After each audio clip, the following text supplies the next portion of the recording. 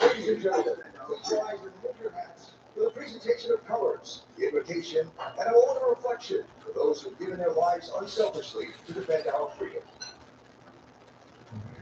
Making sure everything is good.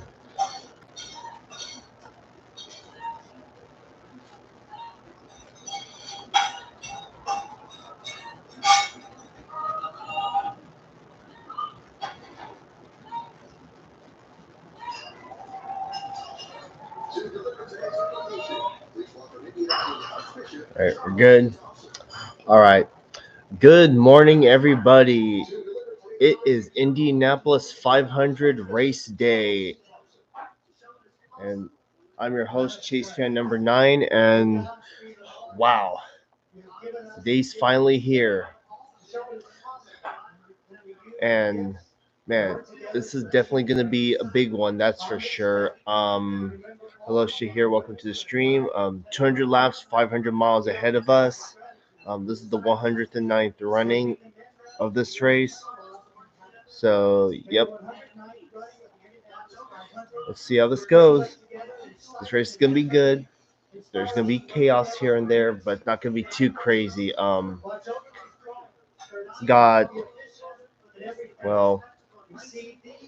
let's see. We got a cloudy, overcast day over there, and let's see how this weather holds up. A lot of storylines going into today's race. Robert Schwartzman, the Israeli driver, is the first rookie to start on pole for the Gray Spectacle Racing in over 40 years.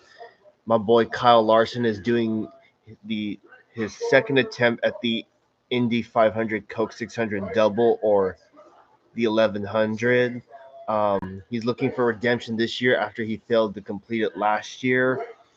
Let's hope he has a good race today. It's going to be good. Just needs to stay out of trouble, not have any issues on pit road. And yep. And then you got Joseph Newgarden. He's trying to become the first three-peat winner of the Indy 500, which has never been done. Then you got Elio Castroneves. He's trying to become a 5-time winner.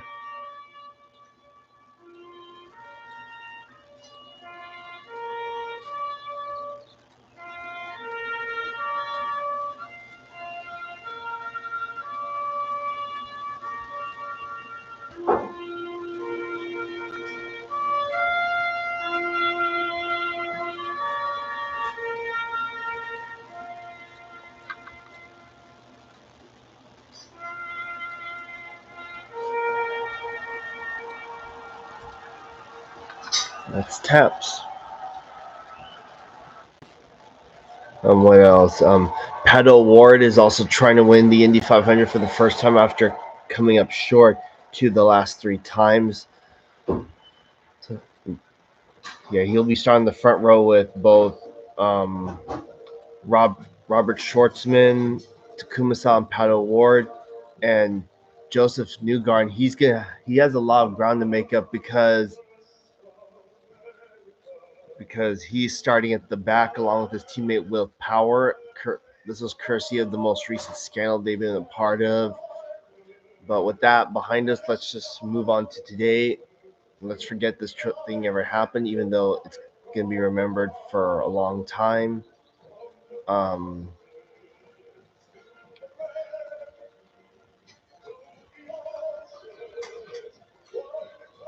And of course, Alex Palou, who's won 4 of the 5 races this season, he's trying to get his first win in this race.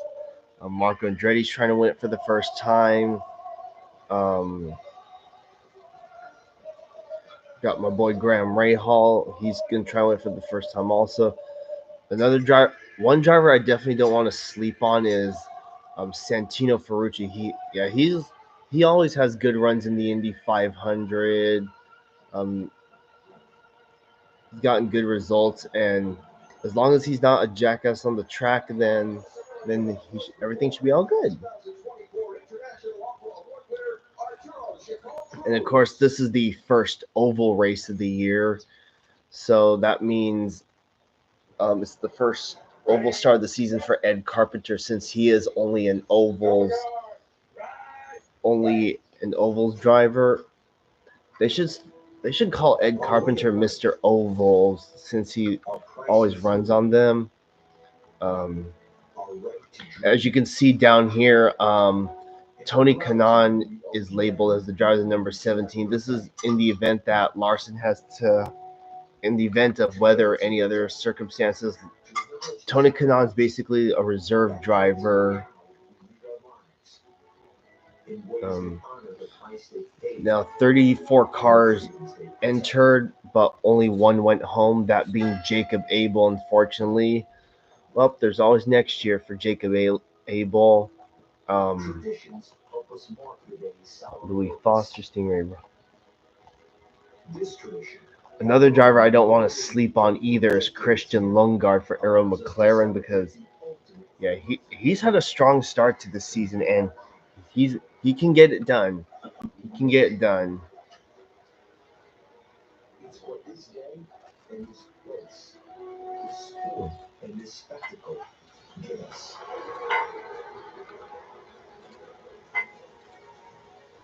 So, let the anthem ring in the roar of speed and the clamor of engine. Let our spirit live in the challenge of the next turn and the thrill of the last lap.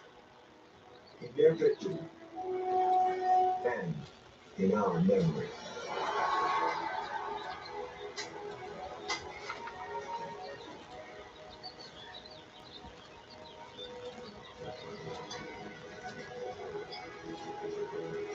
Ladies and gentlemen, to all of America, please stand and remove your hats as 9-time Grammy Award nominee and 5-time Gospel Music Association Female Vocalist of the Year, Natalie Grant, performs our national anthem. Yeah, here we go. Leaderboard is available now.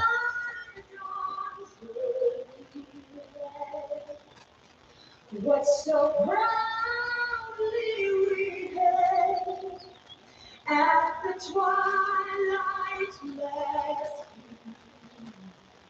whose broad strokes and bright stars through perilous space. That's in Korea. Here's the Philippines. It must be nighttime over there, you think?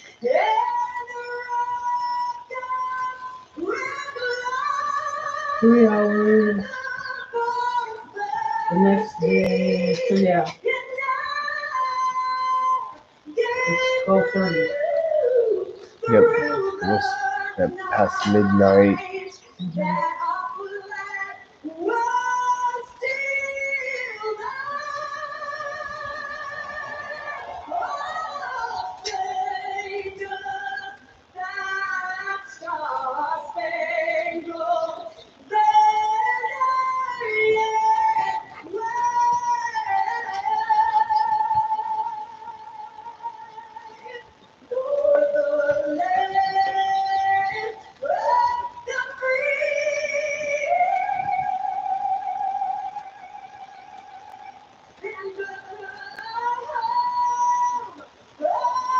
What's the thing?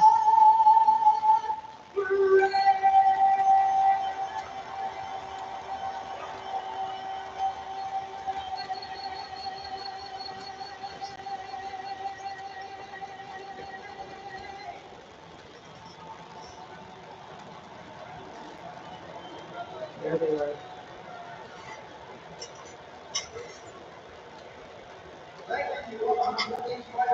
All right. Here we go.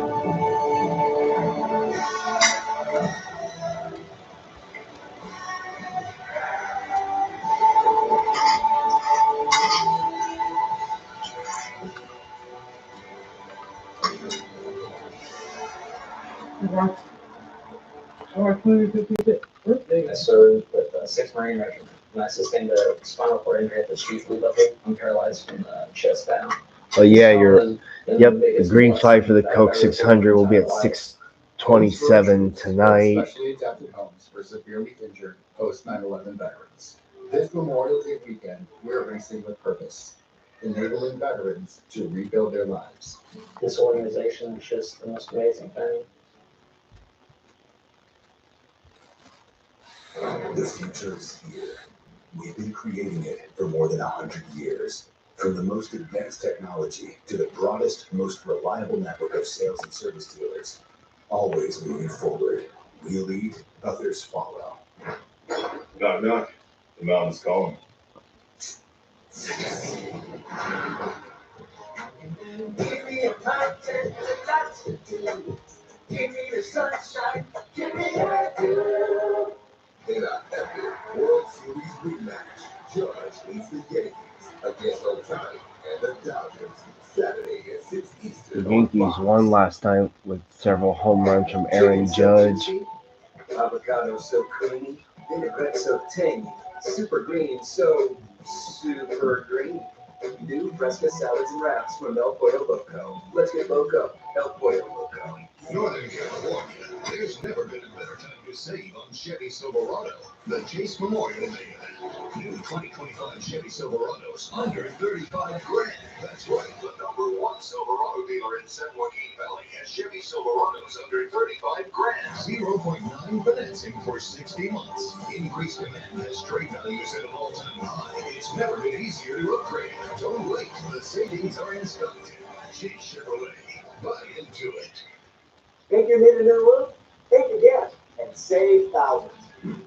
We'll help you put off a high cost of roof replacement for at least 5 The years. signal just turned on. We're America's This is northbound 99 near Avenue 21.5 near Fairmead.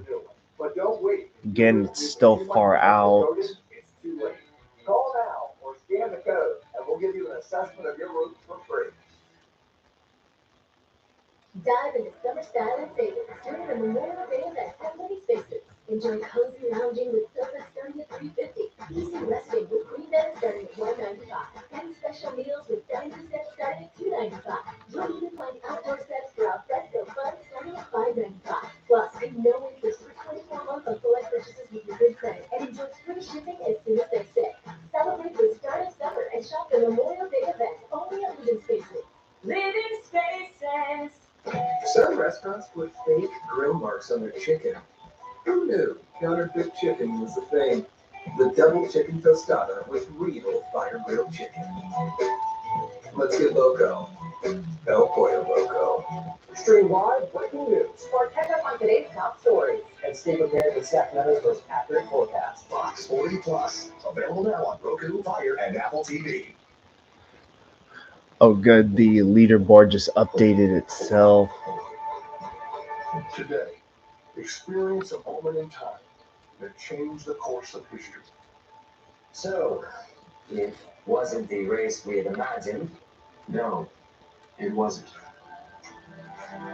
Doesn't mean we were wrong.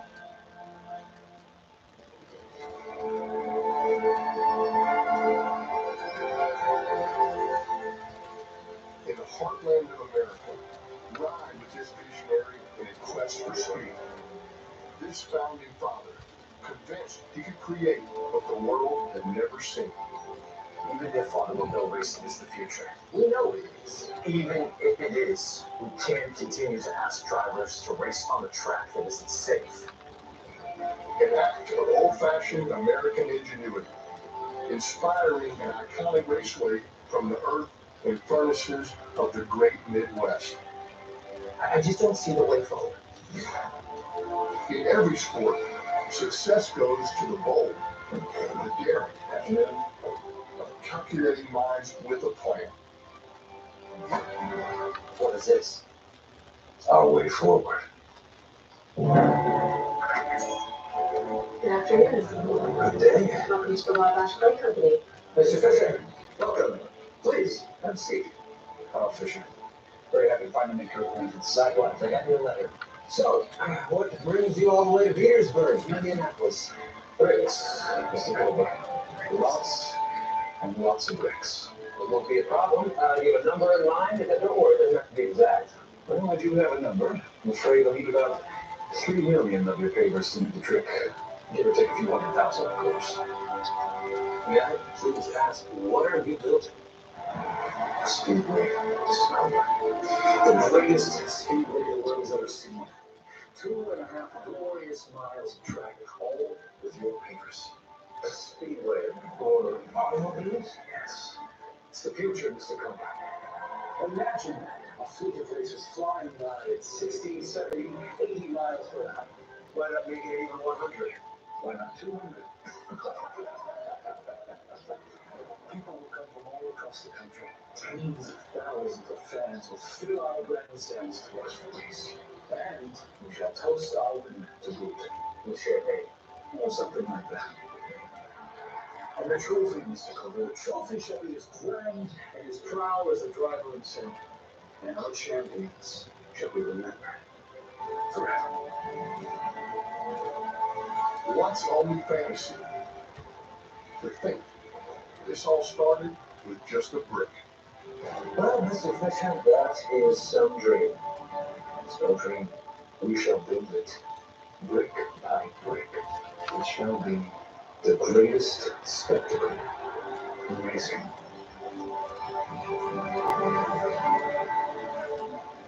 It's May once again. For the 109th time, the sun shines on the brickyard. Welcome to the Indianapolis 500. Those bricks are supposed to put the brickyard. Welcome to the racing capital of the world. Welcome to the Indianapolis Motor Speedway for the 109th running. Yep, of the 10 minutes of the green flag. 500. As you can see, the leaderboard has updated to the current starting grid. So, yep. And I didn't even need to refresh the site. I just need to just let it reset naturally. And we go trackside now. Welcome today's Grand Marshals, 5-time World Series champion Derek Jeter, along with 14-time All-Star A-Rod Alex Rodriguez. This is the moment we've all been waiting for. 2 Yankees. To your cars.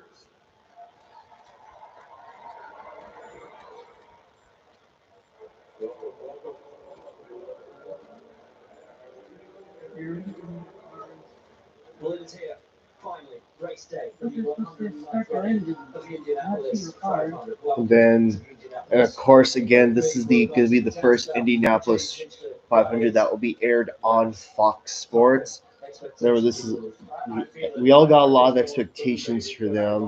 That throwback piece to the creation of this magnificent facility. Thank you, Carl Fisher. Thank you, the city of Indianapolis, for building what has been. Yes, they do.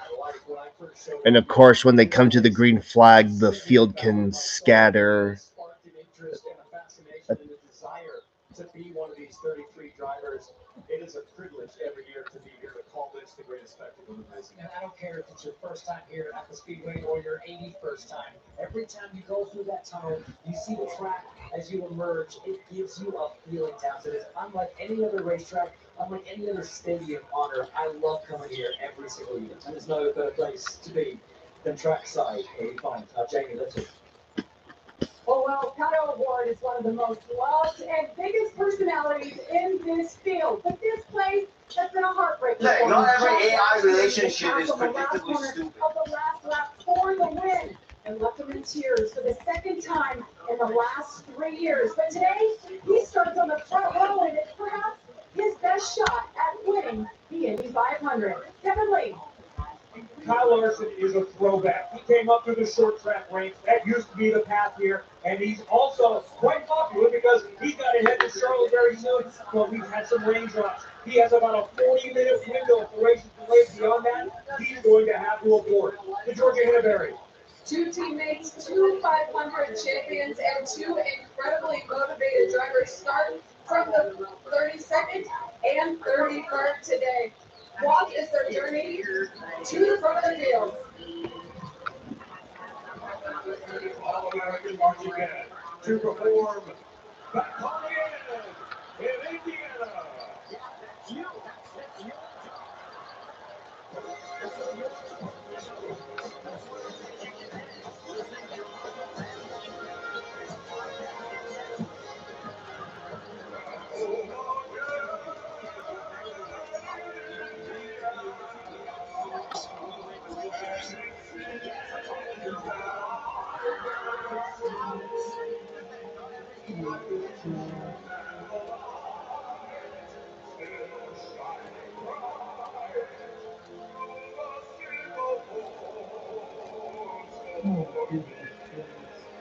What now?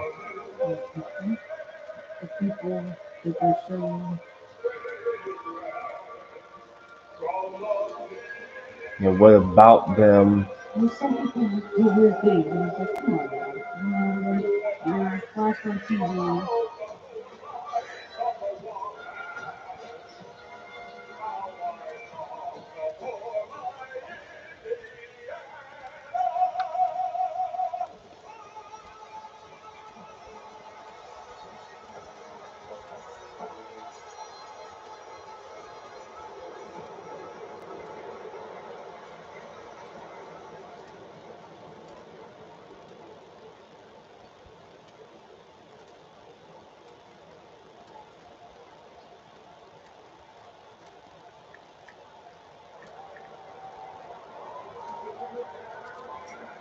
A song that means so much to this place and to this race. Goosebumps, guys. For me, it's my first time experiencing this. It is off the charts compared to anything I could have expected. It is so emotional just to be here on this day. But you think about what this means right now for the 33 drivers that are waiting for maybe just a little bit of a raindrop to pause here, and then the chance to fire off and chase the biggest prize in racing, James. This is the time as a driver where you just don't know, hey, are we going right now? Are we starting the engines? What is going on? As if it wasn't hard enough to kind of manage the emotion of the situation here. This place is so special. Those opening ceremonies, guys, unlike anything else in sports, really.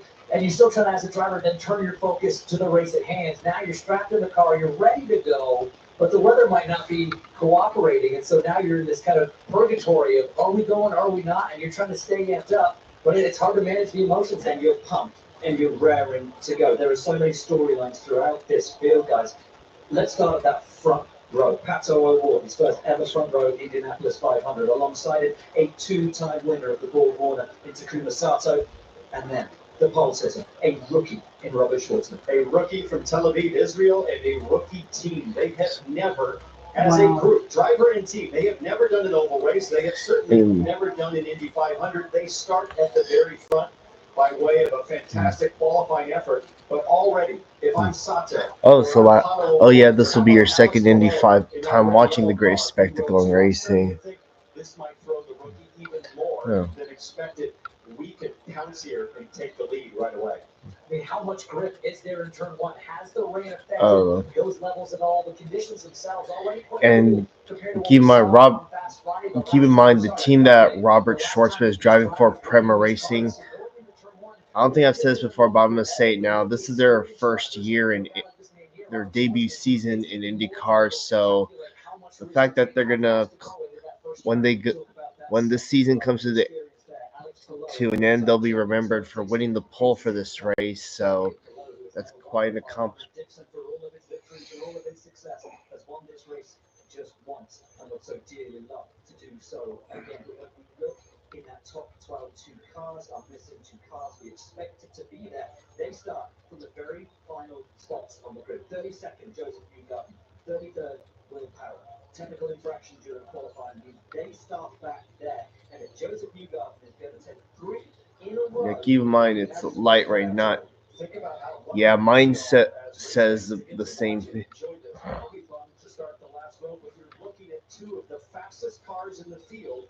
And again, they race for Team Penske. Why does that matter so much? Because when it comes to pit stops, Team Penske better than anybody. They proved it again on Friday by winning. I have to give them props for showing the pictures of the driver's actual faces rather than be a cartoon. Intrigue and interest on every single row with this group. Santino Ferrucci, one of the most successful drivers in the history of this race, finishing in the top 10 in his first 6 years. Yeah, a couple of Connor Daly's got probably one of his best paint schemes that I've ever seen him run. AMPM. It's like a purple, mostly purple race car. Looks pretty good. We've been here for days, for weeks. They've done thousands of laps combined around this place, but never with the grandstands totally full. And from inside the race car, from behind the visor, the track looks so different. All your visual cues are different. Your turning points can be affected, and especially if you're on that front row with that unobscured view into turn one, you notice how much more narrow the track looks because of all the people. Guys, I want you to take me back to your first Indy 500. What is going through the head of Robert Schwartzman right now? Does he have any idea what stands ahead of him? There is a burn in your heart and your stomach right now as you contemplate the opportunity as a driver to make your first start in the Indy 500. You try to block out all of the distractions. Robert Schwartzman has picked up 3 or 4 new sponsors in the last 4 days. They've flown in from Monaco, from Israel, from Los Angeles to support this guy. All of a sudden, he has hoopla around him for the very first time, and you have to block all of that out. But let's not forget, in any other racing series in the world, there is no such thing as a race weekend where you go 48 hours without doing anything before the start of the race. These guys haven't driven anything for 2 days. That is a big deal. We talk about the rookie, Robert Schwartzman, on the pole. A guy who most certainly is not a rookie is Helio Castroneves. At 50 years of age, he stands on the brink of history, James. He has already 4 Indy 500 wins to his name. Today, he could become the first to win 5. And he's doing it with the same team he won the 4th with back in 2021. And look, it had been since 2009 before that. That was his 3rd win. So a lot of people weren't sure he was going to make the 4-timers club. So when we talk about the opportunity and the potential of Helio Castroneves to win that historic 5th, yes, absolutely. Is he capable? Is it possible? The team knows how to do it. He knows how to do it. And this guy is one to watch every time we unload here at the Speedway. And this is the first sellout in 9 years. And we talked about Schwartzman having to focus in. Helio Castroneves completely different. He absorbs and embraces the spiritual tsunami that is this place. So we're hearing that Pato O'Ward might have had some radio communication just a few moments ago, perhaps some coaching coming from the timing stand. Let's listen. I realize you have one of the coolest teams in the world right now. Front row at the 500. Let's have some fun today. Focus on the 5 car and let's go forward. Okay, baby. We've done this before.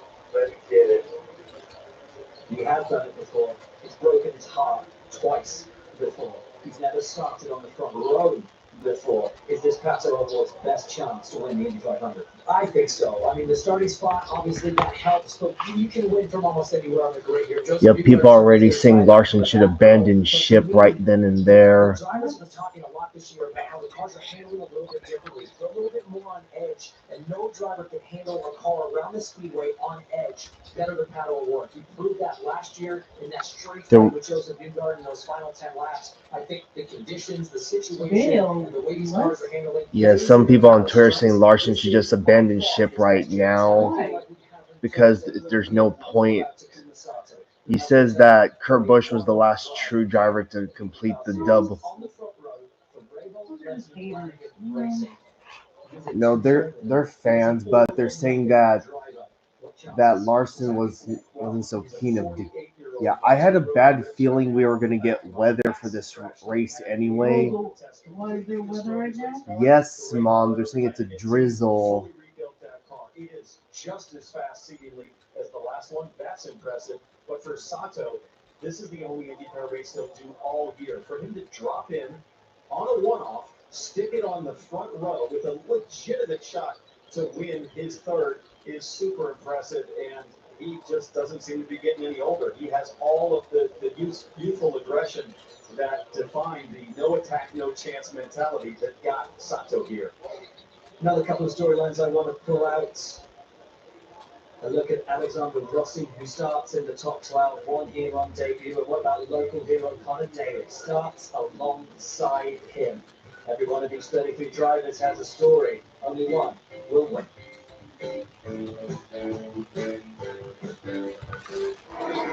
For me, it's not really about the glitz and the glamour. It's about looking for that constant edge and looking for any advantage. If you get on there, some coverage that, it's just rolls right into it, man. He really leaves no stone unturned in trying to find more speed, more performance in the data. The mundane, boring stuff can definitely wear you out, but it's all those small details that make the difference. And that's where the boring becomes brilliant.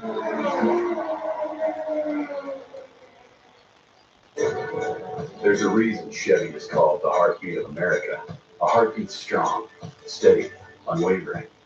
Like the people who keep this country moving, doing what they do best. Helping neighbors, pitching in, and getting it done. For them, only America's most dependable truck will do. And every Chevy truck, like every Chevy driver, dependability comes standard. Your car works hard. It deserves more. More protection, more power. That's why Shell V-Power Nitro Plus Premium Gasoline removes up to 100% of performance-robbing deposits to rejuvenate your engine's performance, giving your car the fuel it deserves. A fuel like no other. Shell V-Power Nitro Plus. More performance with every drive. When it comes to your wireless plan, don't settle for less. Get more with a free 5G phone and real unlimited data from Straight Talk. More ways to connect. I love you. More reasons to share. And when you spend less with Straight Talk, you can get more moments to yourself by getting something for them. Switch to Straight Talk and get a free 5G phone on us, on America's most reliable 5G network. Find us at Walmart and StraightTalk.com. The official IndyCar app, powered by NTT data, puts the pulse-pounding action of IndyCar right at your fingertips. Never miss a lap with the latest news, highlights, and live race coverage. Track every move with real-time leaderboards, interactive maps, onboard cameras, and driver radio. Your all-access pass to every race, every moment, every day. Download the official IndyCar app now. Welcome back to the Indianapolis Motor Speedway, where we are under a rain delay. Thankfully, it isn't absolutely thundering down with rain. There's light sprinkles here at the track, but the speeds exceeding 230 miles an hour. Those small sprinkles serve to make an incredibly slippery and treacherous surface, and one on which we cannot, as yet, start the Indianapolis 500. So why don't we take this opportunity to take a look around the Indianapolis Motor Speedway. Larson is starting 21st. It is, of course, a 2.5-mile oval, one of, if not the most famous racing circuit on earth. A perfect 4 turns at 90 degrees, 5/8 of the mile on the front straightaway, and down here in turn 1, it is rich with history. 40 years ago, Debbie Sullivan spinning while trying to pass Mario Andretti. He comes back and wins the race. What about this back in 1992, when you don't want to spin? Also, I did watch this morning's Monaco Grand Prix from start to finish, by the way, in case anyone's wondering. Yeah, it was a really good race. It was a relatively calm race. Didn't have an open lap crash, which is good. Unfortunately, Alonso DNF, same with Pierre Gasly. Lando Norris did start on the pole, but what baffles me is the fact that Max Verstappen went 40 laps on old ass tires, and I find it funny the fact that he actually pitted on the next to last lap. It's not every day that you see that. I'm surprised he even made that far. I'm thinking to myself, how's this driver going this far without his tire cording or anything? I'm like, it just baffles me how he went so. Oh well, he's because of how spread out the field was. Of course, he's obviously going to get points. Lando's teammate Oscar Piastri is still the points leader, but he only leads by 3 as Norris has already chopped it, has he's already trimmed that lead down to just 3 points. And Verstappen's they got a big cushion back to Verstappen. They just need to not implode on the next throughout the rest of the season, then they should be good.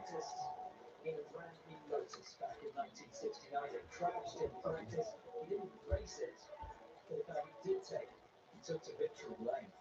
Mario Andretti, 1969 Indy 500 champion, and just so happy to have the legend with us today.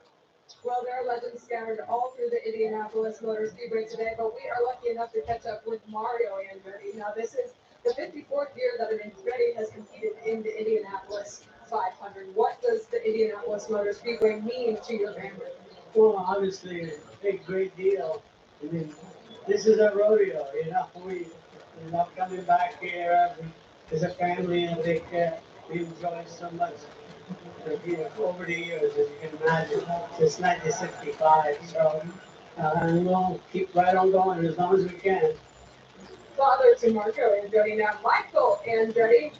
Michael, what advice did you give Marco before he strapped into the car today? He doesn't really need more advice. I think he's got more starts here than me now. So, no, he's pretty happy with the car, to be honest with you. It doesn't have like the speed that he'd like, but the handling's good, and obviously to win this race, you got to have a good handling car, so fingers crossed. Fingers crossed. Thank you, Michael. Thank you, Mario.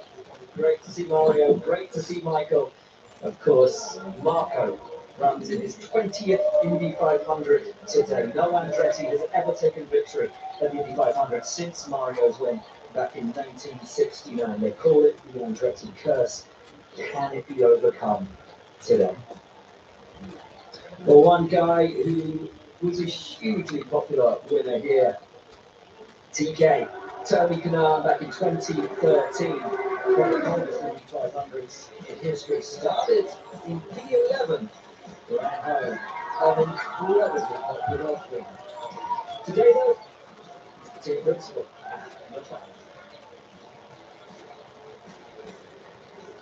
at 9 top 5s in this race, and third as recently as 3 years ago. We know somebody like you could always jump in the car, but you might have to. Who's more anxious, Kyle Larson or you? You are the reserve driver if it rains for 45 minutes. I think I've never thought I was going to experience two pressures. One is to maybe hop in the car, and the other one to have to run 4 cars. But hopefully, looks like it's going to break out. But we want Kyle to do the 1,100 miles. But if not, I guess I'm ready to do it. What is the timeline? What are the circumstances that would have you driving the car today? We're going to play by ear. Obviously, he needs to leave here on a hard like 4:07 or something like that, like 4 o'clock. So we still have time. Mr. H is here. I'm available, but if it takes a green flag, obviously it's over for me or anybody. So hopefully it's what's going to happen. But the deadline for him to leave, it's up to us to decide if it gets too late that he's not going to do that many laps and they want me to hop in the car. Also, keep in mind the Coke 600 is going to have to deal with weather too. Have you guys looked into that scenario? Yeah, if it's just under the yellow, they can actually, if I park it and then I have to jump in and start it from, last. So we'll see. Hopefully, I don't want to play all the scenarios, Kevin, but it is a possibility. One more question. We know you're good at this. We know you're one of the greatest ever, but you've had 20-some laps in the car, not at full speed. How would you approach if you got in and raced the Indy 500 today with virtually no practice? I have 200 laps to try it, so we'll see. Obviously, I'm not going to be out there thinking I'm endangering all the people and myself, but at the end of the day, I think I'm a racer. It will take me a few laps to figure out how to read in traffic, this and that, and yeah, you're right. So if the Coke 600 gets delayed and this race gets, Larson will have somewhat of a win. We'll be me talking to myself, so we'll see. He's a racer. He'll be cautious, but the car is good. Tony Kanaan would go for it. And keep in mind, we got a fascinating story with the number 17 Aaron McLaren Hendrick car today. and keep in mind, I've been watching IndyCar for as long as I've been watching NASCAR, for over 10 years, since like 2012. And yeah, this is well, He's desperately wanting to get this race in. Crazy emotions right now for Kyle Larson, and even more for yeah, let's see, 2012, 13. The last several months, you got that little 20-lap shakedown. Tony Kanaan might be jumping in cold turkey. They're gonna have to maybe throw a seat in this thing. Yeah, I've been watching. Close enough, but there's gonna come a moment where Tony's gonna just have to flat get after it. That will be wild. Yeah, you're correct on that. Yeah, I've watched 12 consecutive Indy 500s, and as far as the weather's concerned, they've all been completed without issue, let alone a postponement. The 2020 Indy 500 was only moved from May to August because of the COVID pandemic, but it doesn't count as being postponed by weather. So. He wears that thing every day of his life to remind himself and everyone else he's conquered this place. I will tell you one thing about that Tony Kanaan victory. The last time the Pacers played on the 500 Sunday was that day when Tony Kanaan won the Indianapolis 500. They play today. Is that precedence? That just seems like part of the magic of this place. And I think the look that I see there on Tony Kanaan is him starting to actually dialogue with specificity about, okay, we might actually have to do this, but we'll find out soon as the weather hopefully improves here shortly. Beat the Knicks. Besides, it says that it's not raining there anymore. It just says cloudy. Well, the crowd are excited. We're getting ready for the cars to roll off. The studio follows, and we'll be back.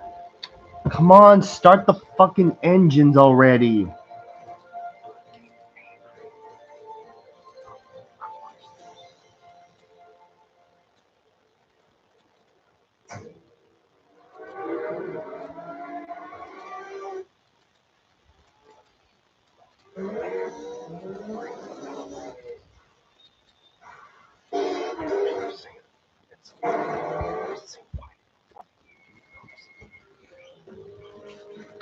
Speed on the track, simplicity on the ranch.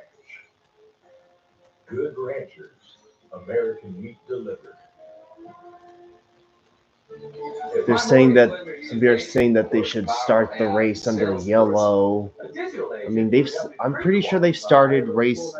I mean, if NASCAR can start a race under yellow, IndyCar can do it. I think they've done it several times before. I don't remember the last time I did because it's been forever. Agent Force helps lenders prevent finance fiascos. It's what AI was meant to be.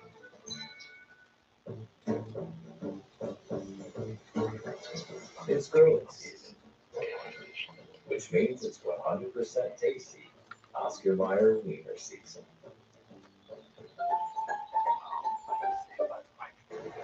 The road to 2026 starts now with the Gold Cup. The U.S. takes on North America's best on Fox and FS1. Saturday is baseball night in America on Fox. I hate how these race. I mean, look, I get it. They want to keep the drivers safe. I understand that, but come on now, we got. Coverage begins Saturday at 6 Eastern on Fox.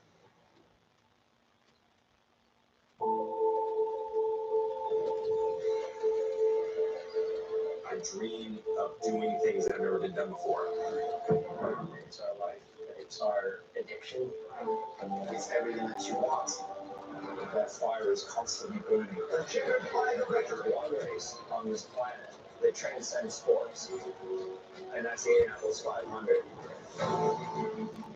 There's no other racetrack like it. There's no other race like it. 500 miles, 400,000 people on the ground. Energy like you've never experienced ever before. It is magical. Nothing like it. How dangerous it is, how fast it is. It's the greatest race in the world.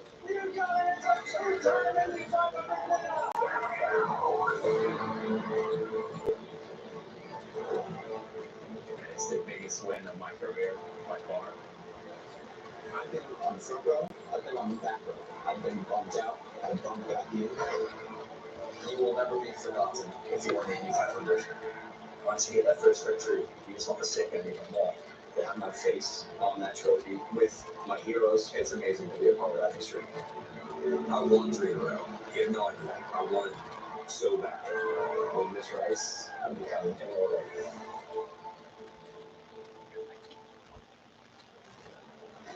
Fox Sports are continuing coverage live from Indianapolis Motor Speedway, getting ready to roll for the 109th time in the Indy 500.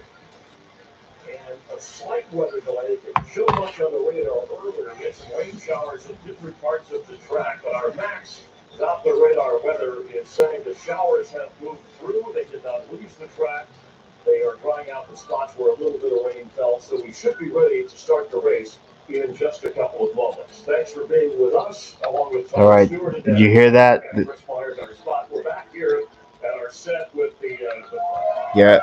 If it were to be a full-on downpour, then yes, they would have lost the track.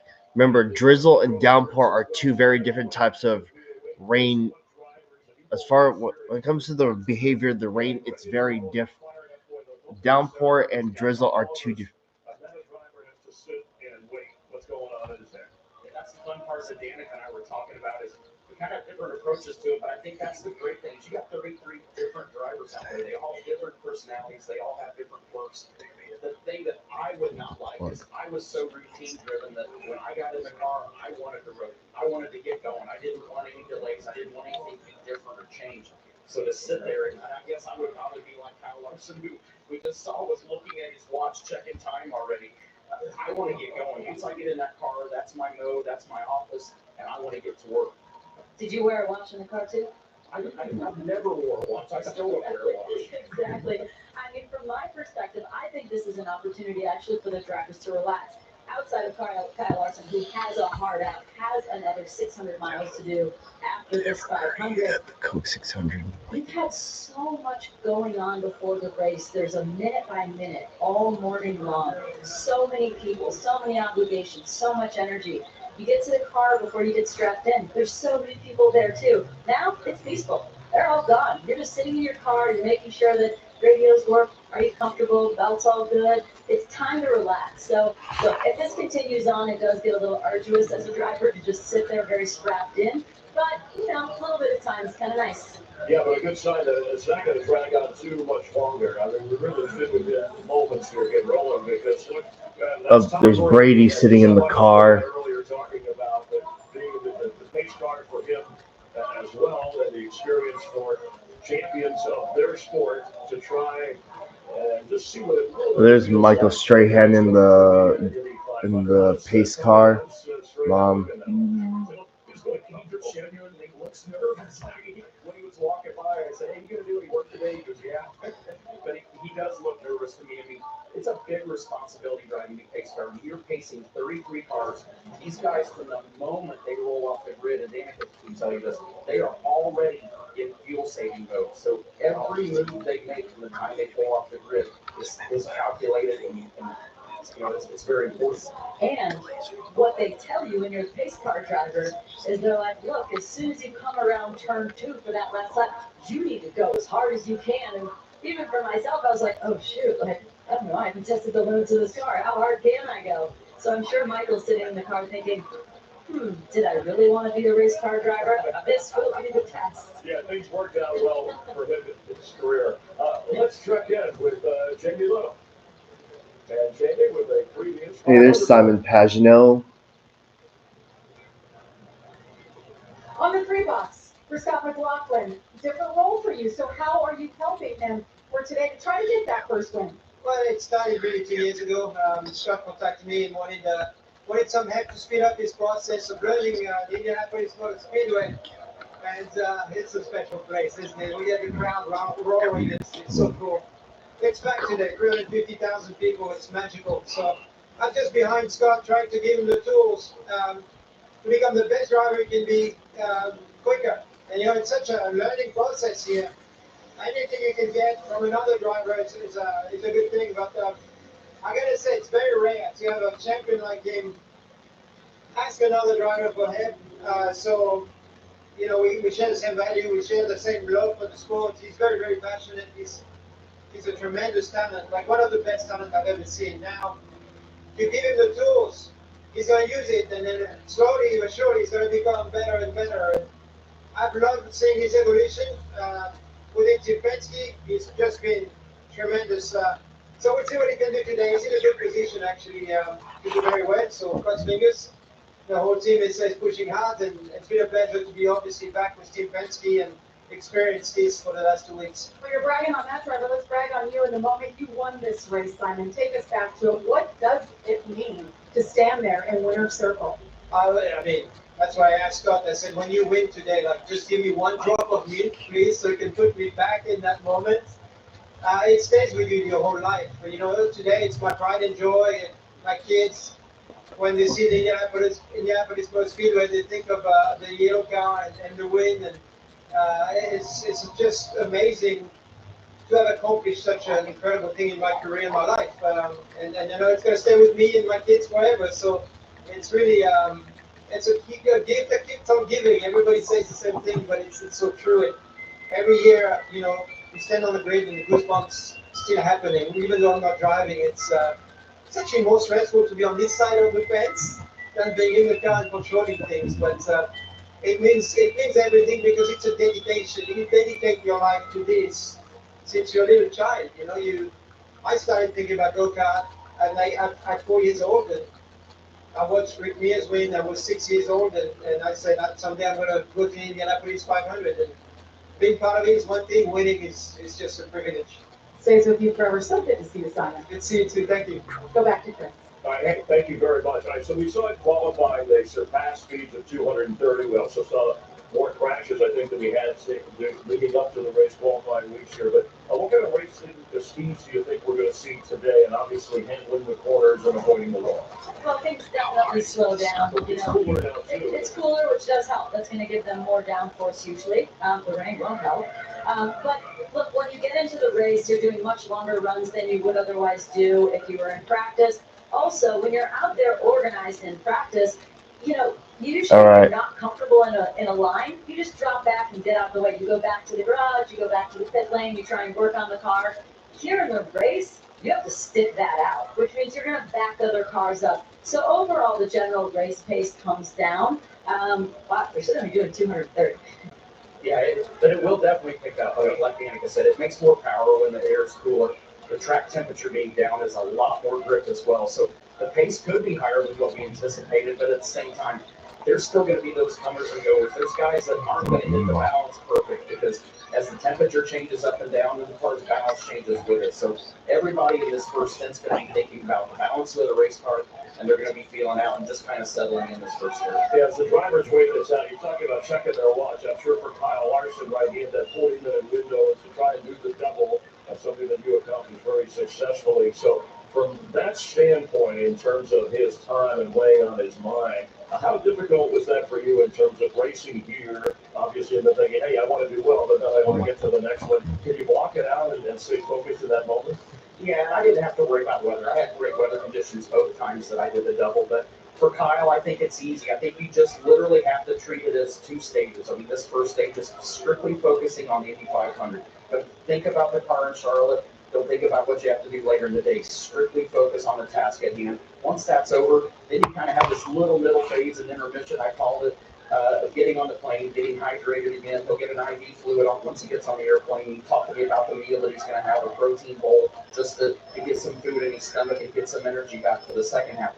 But then once he gets to Charlotte, he lands, his mind will automatically switch gears without him having to think about it, of getting reacclimated to that Cup car. It will take zero amount of time for him to get used to it. He's not going to have salad on the plane. Kyle Larson is a salad lover. The bigger the salad, the better for him. Yeah. I mean, look, the good thing is, as a race car driver, once you're strapped in and you're going, you're not thinking about anything else. Your focus is completely on the job at hand. This is going to be the worst part. The flight, sort of waiting it out. Can the jet go any quicker? Those are the things that are going through his head. But when it comes to the job at hand at 230 miles an hour, you're laser focused. Yeah, so these are the best drivers in the world, and when you think, hey, driving is driving, but the difference that we know about the cars between a NASCAR and an IndyCar, is it like just driving a car versus driving a truck? What's the best way to explain that in a very elementary way?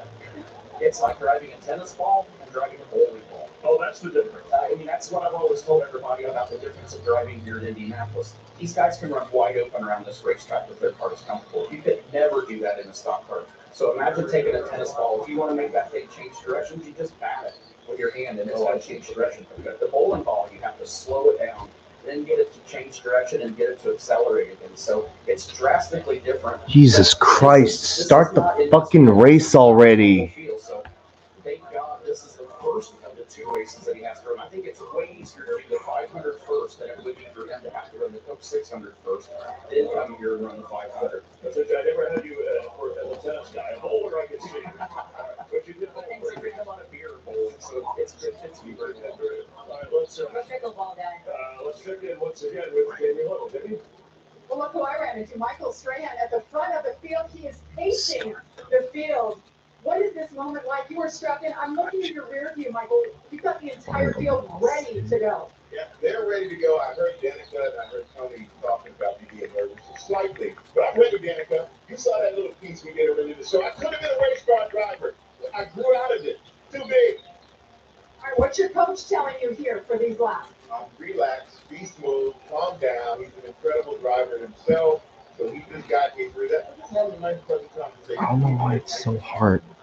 A slight delay, get to know each other a little bit. First off, this view. What do you think of this place and these moments that you've taken in so far? Well, this is absolutely amazing. I've never seen an event with this many people ever. Having been sports event in the world for a reason. And I'm talking to Tom earlier and Jimmy was saying when you come down this straight and just that line of fans, you get that nowhere else. So I'm looking forward to that. I'm looking forward to pacing the field. I'm looking forward to getting off the track. You're going to do a great job. We saw you talking to David Letterman. How did that go? I think you picked him up last week. I saw some footage of you guys. Yeah, I picked him up when he had his show. He had me pick him up again last week. I said about Dave, I'm always picking up Dave, but he's great. And I'm happy for him and his team to be starting where they're starting the race. I'm excited about. I'm wishing him a lot of luck. Well, we're wishing you luck. Keep those nerves at bay. We're going to go here any minute, all right? Good luck. All right, I'm ready. All right. Tony, you're lucky you retired. Take the job. Oh, we got a little Ballard Brothers scared one. Oh, Letterman's working on the. Come on, start. Calm down. Yeah, in case you missed the AI thing a little bit earlier, it's the set. Michael, who grew up a car fan and is a car fanatic, if he had been a race car driver. Yeah, and also someone even tweeted saying, gee, it's like Mother Nature sure hates Kyle Larson, that's for sure. Flying around on the Autobahn, I wanted to race cars. Eventually, I moved to the States and found a new kind of rush. Second quarterbacks. But I always wondered, what if I chased my first love?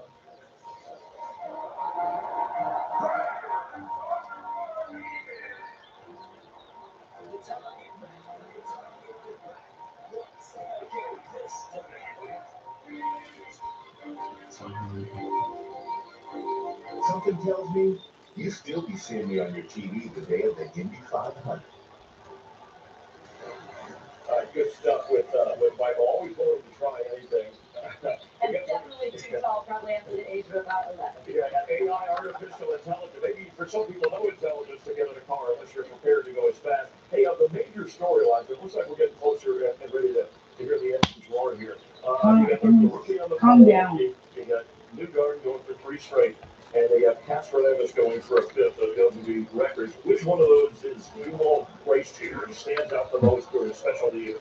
I'm kind of going front row, back row. I think Robert Schwartzman on the pole. I think this is what I'm going to be looking for off the start. How's he going to handle starting on the front row, starting first place, not making any mistakes and not getting jumped? Because if he can, Sometimes you kind of wonder if IndyCar is trying to fixing it for a driver. I don't know who.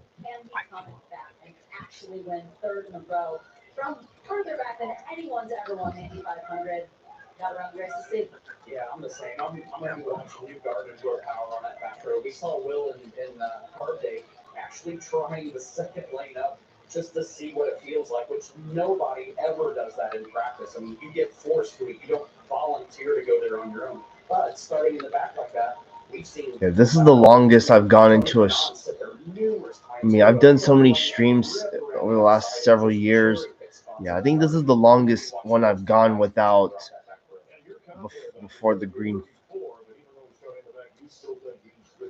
I do. I mean, when you've won 2 in a row and you're coming into a 3rd year behind that, and your car's fast and it looks comfortable, how do you not have the confidence in the guy? You can see the way he's driving the car this month that he has the confidence in his race car. I don't think you can start him a lap down. I don't think it's going to matter. He's got enough time in 500 miles. But this first stint is really, I feel like it's going to tell the story of what his true odds are. If he doesn't get to mid-pack, I think by the end of this first stint, I think he's going to be a little more nervous about his odds. No lucky dogs here, though. No lucky dogs here in Indy. It's a different animal. The age range, we have a couple of 20-year-old drivers in this. There are 3 rookies, including Schwartzman on the pole, as we talked about. And we have 8 drivers who have won the Indy 500 months before that are experienced. And we're getting closer to the command. We're within 2 minutes of the command for this outstanding event. And we thank you for being with us. Our live coverage continuing on Fox from Indianapolis Motor Speedway. Tuned in a little bit late because they had a slight weather delay, but the update on the radar wasn't there initially. It has moved through the track that never lost it. They've cleaned up a few of the rain showers that are there, and we should be rolling soon. And the guys that'll take you through it, Hinch, Townsend, and Will, take it away. Thank you so much, Chris. Guys, we are moments away now.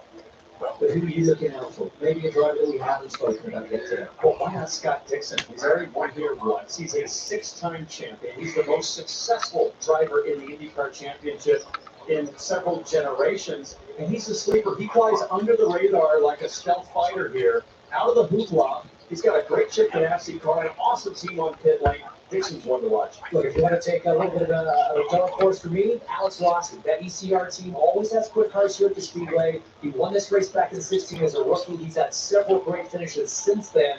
This could be the magic combination. This could be the magic day. Starting inside the top 12, I think he's got a great shot. I like both those picks, but he is the guy starting alongside Alexander Rossi. Connor Daly, local hero. And of course, the last time we had a Pacers game on Indy 500 Sunday, and it was cold like it is today. Tony Canardi started where? Oh, Pacers. I'm thinking, why was I thinking of Colts for some reason? It's going to be a thrilling day of racing. We are not far away now, folks, from the words that we have all been longing to hear. We had a small rain delay. That rain has now passed. The track has dried. The drivers are prepped and are ready, and we can now go trackside. All right, here we go. Finally. And now for the most famous words in motorsports, please welcome the chairman of the Indianapolis Motor Speedway, Roger Penske. All right, here we go. This is a great day for all of us, and to thank you, we want to say thanks to all the fans, the 300,000+ fans that are here with us today, and the millions of fans that are watching on television around the world to see the greatest spectacle in racing in the world.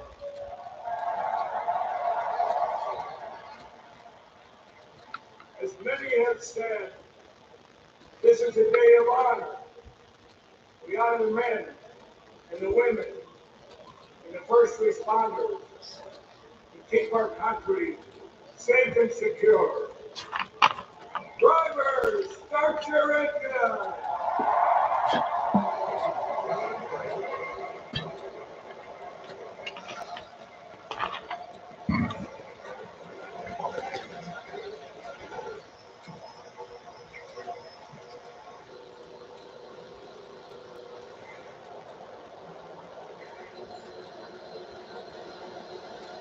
You're fine.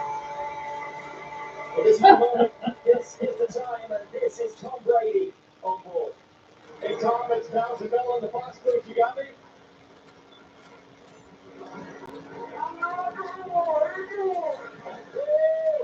Tom, you put plastic past the state. I don't know if you can hear us. You won 7 Super Bowls with the best you in the house, but what are you seeing and feeling right now? It's incredible. Jimmy driving, all the fans here. I can't believe this is the first time I've ever been here. Hey, thanks for throwing the ball around with me backstage there. You throw a tight spiral, my friend. Hey, you have better hands than I thought. I'm going to replace you with Edelman. Edelman out. Get you in there. All right, well, have a great day. Thanks for coming. Thank you, guys. Have a great broadcast. There's Tom Brady and Jimmy Johnson. All right, here we go. About this. Look at the helicopters flying. The pace lap for America to honor Memorial Day and the U.S. Army's Hey, where's Trump in this 250th one? How come you're not here? to all the men and women. Yeah, I'm surprised he's never thought about being in this race. It'd be a spectacle, Cameron. Think of the Secret Service, the security that would have to occur here, Captain. Yeah. It'd be so tight. People, yeah, this would be, it's already chaos already. Add more to that, Captain. Yeah. Who's at Daytona? Yeah, he was there in 2020 and this year. Yeah. Remember, this was before the pandemic. Oh, look at that. Look how low this was. Yep. Well, they're being flown by some of the most experienced pilots out there.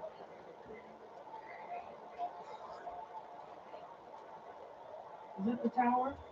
The It's called the Pagoda. no, that stat column. The leaderboard. Oh, the leaderboard. Okay. Yeah, it's been there for a long time. Okay. You cleared it.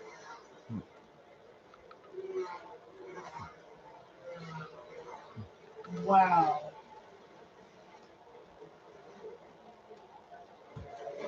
That is so cool. They're going around the track.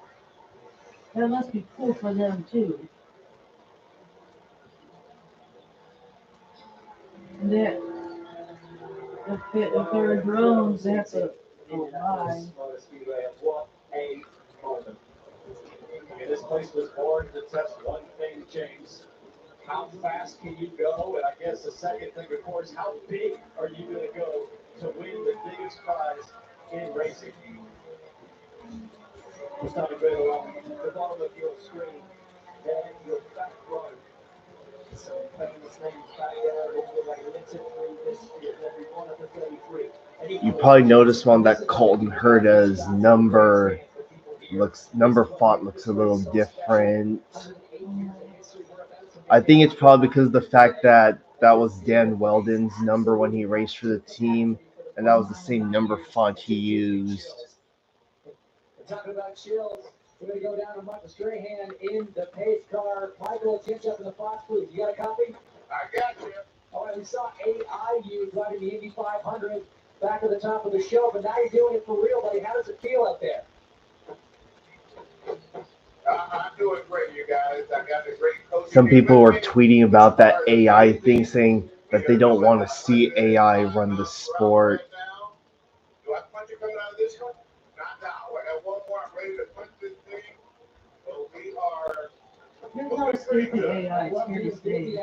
Yeah, well, some people don't want it in certain things. Too bad. What does it feel like to you? It feels amazing. When you come down the straight, and you see Do you see the drone?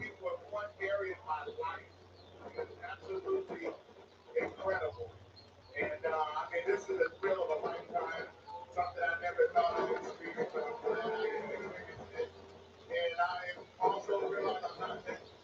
a professional racer, but I intend to come out and do this at least once in my life to take it off the bucket list, and I thank those who made it possible. Well, we thank you for being here as well, buddy. You've got about 23,000 horsepower behind you, ready to get unleashed. So we'll let you focus on the rest of your job. We appreciate you being here. All right, thank you, bud. Have a good one. And the great thing here, folks, is seeing that that track is not looking too slippery. It is pretty dry. Wow. You should be good to take good green.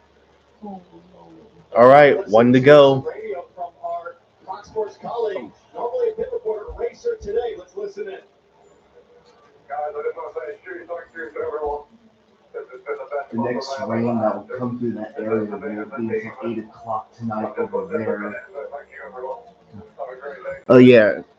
Great to see that. Great to hear that from Jack. Thank you to the team. It takes a tremendous. All right, they're lining up. From everybody. Oh, What? What the fuck? To have your race ended before it's even begun. It is over. Oh, wow. 1992 was cold like this as Scott Dixon, the number 9 PNC Scott, car, how the smoking, and you have to wonder, was there contact?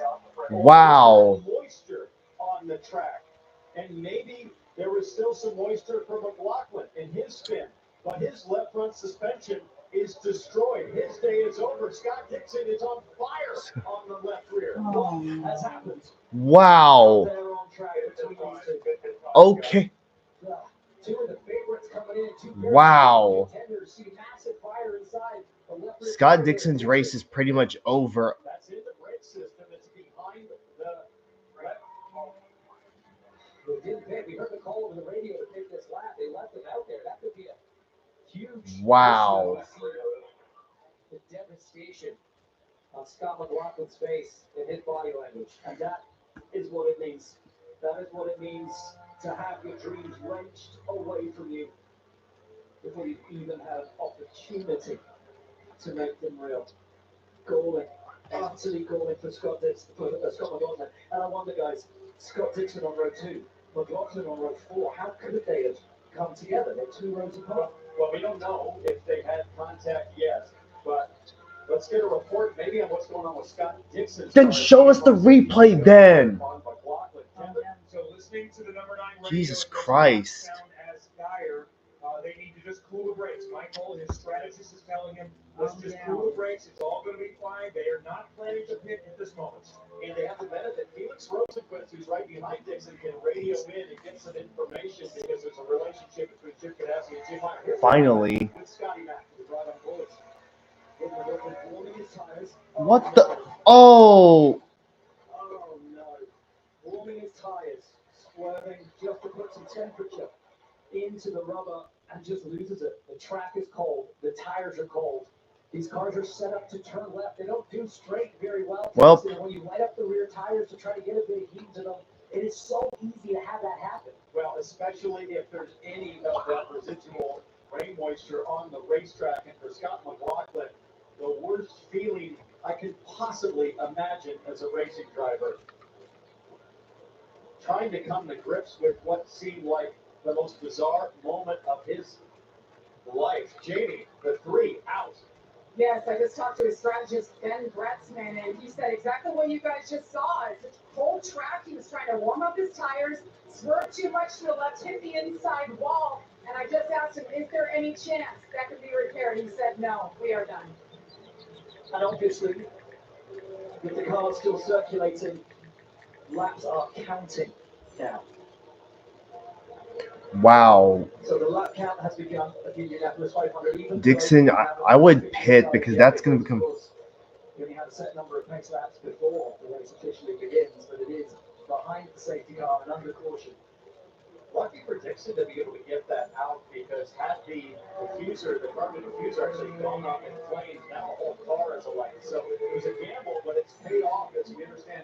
Dixon's left rear braking system is pulled back down as Scotty Mack's yellow submarine defense on number 3 goes back to gasoline.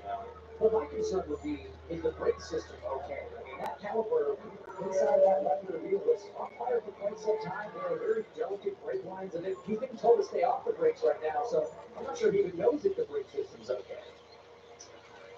We wait to see. Scott Dixon waits to see. We wait to go racing.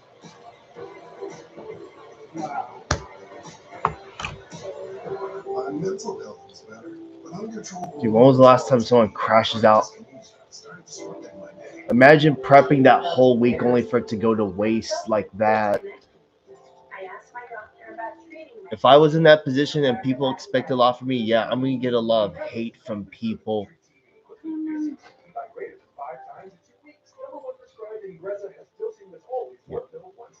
Negative like a grandma. You better knock it off. Ingrezza can cause depression, suicidal thoughts, or actions in patients with Huntington's disease. Call your doctor if you become depressed, have sudden behavior or mood changes, or suicidal thoughts. Don't take Ingrezza if allergic. Serious side effects may include allergic reactions like sudden, potentially fatal swelling of eyes, sleepiness, the most common side effect, and heart rhythm problems. Know how Ingrezza affects you or operating a car or dangerous machinery. Reports fever, stiff muscles, or problems thinking, as these might be life-threatening. Shaking, stiffness, drooling, and trouble with moving or balance may occur. Take control by asking your doctor about Ingrezza.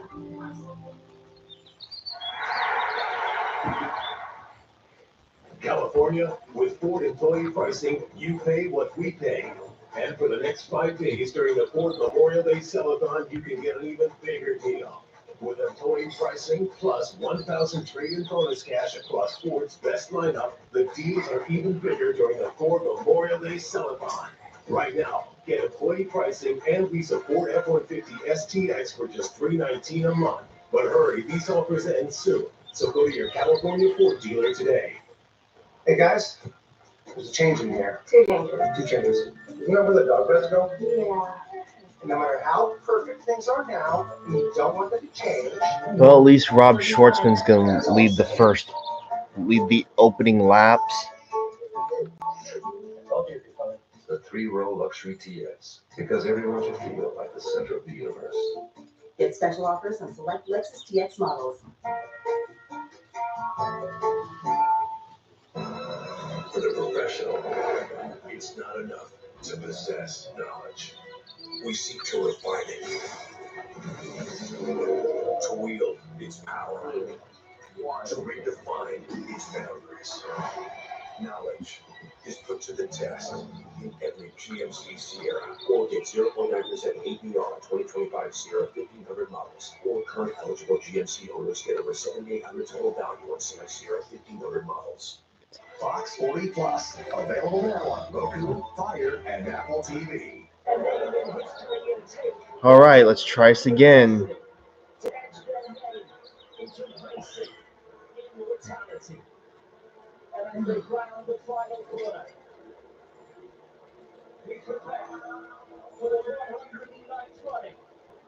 All right, finally we're gonna get this thing under.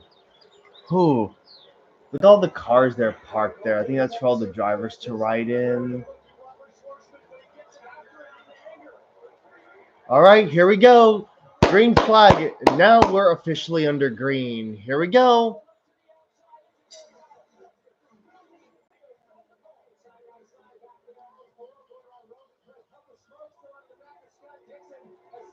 Oh, crash again. Marco and Dre.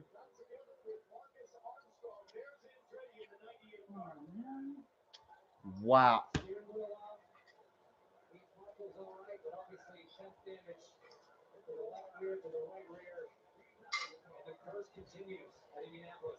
Yep.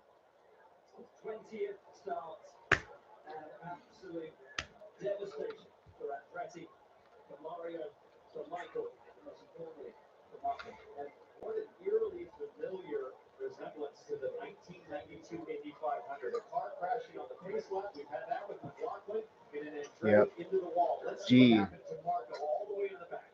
5 wide there. The fucking Jack Harvey. You fucking. No more question. Yeah, whatever. Of course. Moved up a little bit, got into his teammate Harvey, and that's what forced Harvey high as we get a late shot here of Marco trying to save it. He was sideways, thought he might get it.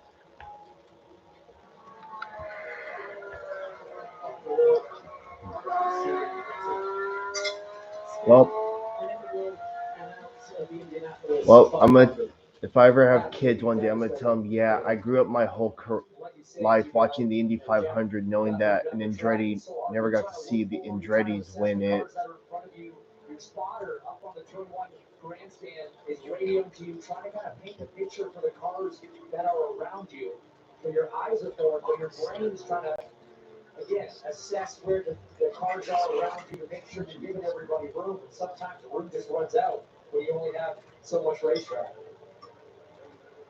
Marco climbs out, not even making it through one corner of 800 today. He waves to the crowd. Now watch this. Watch Brian Hunter-Ray there move up a little bit. And Jack Harvey, he went to avoid Hunter-Ray, but I think he expected Hunter-Ray to keep coming up. It might have been a bit premature there from Harvey. But let's take a look at an onboard again. Onboard with Newgard. Wait, smart move from Newgard, just hanging back, assuming that maybe there was going to be some incident in the first turn. Boy, that is a veteran play there for Newgard, trailing way back. Even though it's slow, his first lap of the race, that's still a good lick of the wall. First back-to-back DNFs for Marco Andretti in his Indy 500 career. And the devastation will come because this is his only race of the year, and it means so much to him, so much to his family. These guys go through so much on qualifying weekend, having to go into bump day and make his way into the race. Yeah, because freaking Jack Harvey's a freaking. He just moves him up the track. Dumb shit. How do you dissect a moment like this? Rookie, I don't know I really had no idea what happened. Just really upset for my team. They built me a fantastic car again. I'm really sorry to my sponsors, my fans, my family. I don't know what happened. I can't believe we're out of the race. I just had so much hope today, and yeah, by far the worst thing of my life. So I know it's probably dramatic and it's whatever, but it's just like I put so much into this race that everyone does, and I just think it's sitting there like. Devastating moment for Scott McLaughlin. And this is the thing, isn't it, guys? This is more than a race. For so many drivers, this means more than a championship. It's an entire year's worth of work as we get stops under caution early doors for these drivers. Where Power was in, just a few guys was in, making up a couple of places there ahead of Marcus Armstrong. Here's VK just ahead of him. Between here, the worst day of his life for Scott McLaughlin, and you, more than anyone, guys, having raced in this incredible event, you know exactly how that feels. I can't imagine what it feels like with McLaughlin, a favorite for this race. A massive crash on qualifying weekend that destroyed his primary car. Team Penske, as McLaughlin pointed out, worked tirelessly to build an equally as quick backup car. He's starting inside the top 12, and for it to go down like that, James, is just it's impossible to put into words what you must be feeling. I mean, it's so hard for a driver to reconcile, that kind of thing. As you said, they didn't even take the green flag. It's not like you can talk about the lack of downforce back in the field, or maybe the track conditions are get out once you're up to speed. But look, grades have done the same thing. It is not an uncommon thing to see on ovals. It is just, as we say, the tough one. I will say this though, Will, track temp at 72 degrees. We haven't seen an Indy 500 with a track temp that low for a very, very long time. The last I can think of, 1992, which is where Roberto Guerrero, as you documented, spun on the backstretch on the pace lap, 84 degrees, from pole position, no less. And it was a day filled with many cautions because of the low track temperatures. How much will that come into play when we finally get back to racing? Here's the news that Robert Schwartzman from Paul managed to hold off Pato O'Ward. 17. Let me see where he's at. He's 18th. He's up 3 spots from where he started. I'm baffled by the fact too that these people aren't acknowledging the fact that the Coke 600 could get delayed by weather. What? The Coke 600 might get delayed by weather. The start, so that means Larson might be able to start both races. Is what I'm trying. Well, think about it. It's going east. So it's going to be in Indiana, then it's going to go to Sharp, you know what I'm saying? Yes, ma'am. All right, they're gonna restart single file. All right, let's try this again. All right, here we go. And here we go. And Pato Ward's gonna waste no time taking the top spot.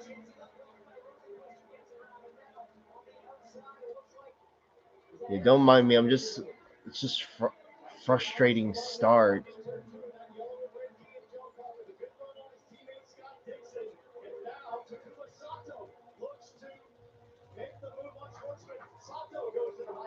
Well, at least Rob Schwartzman got to lead the first few laps, albeit under yellow condition.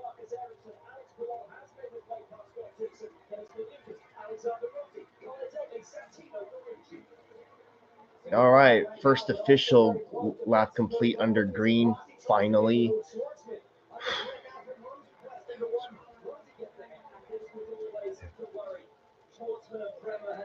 I do feel bad for Scott McLaughlin, though. He's got a long career ahead of him. It's not over, and he hasn't won a race this year, so there's always next year. And Takuma Sato goes to the lead.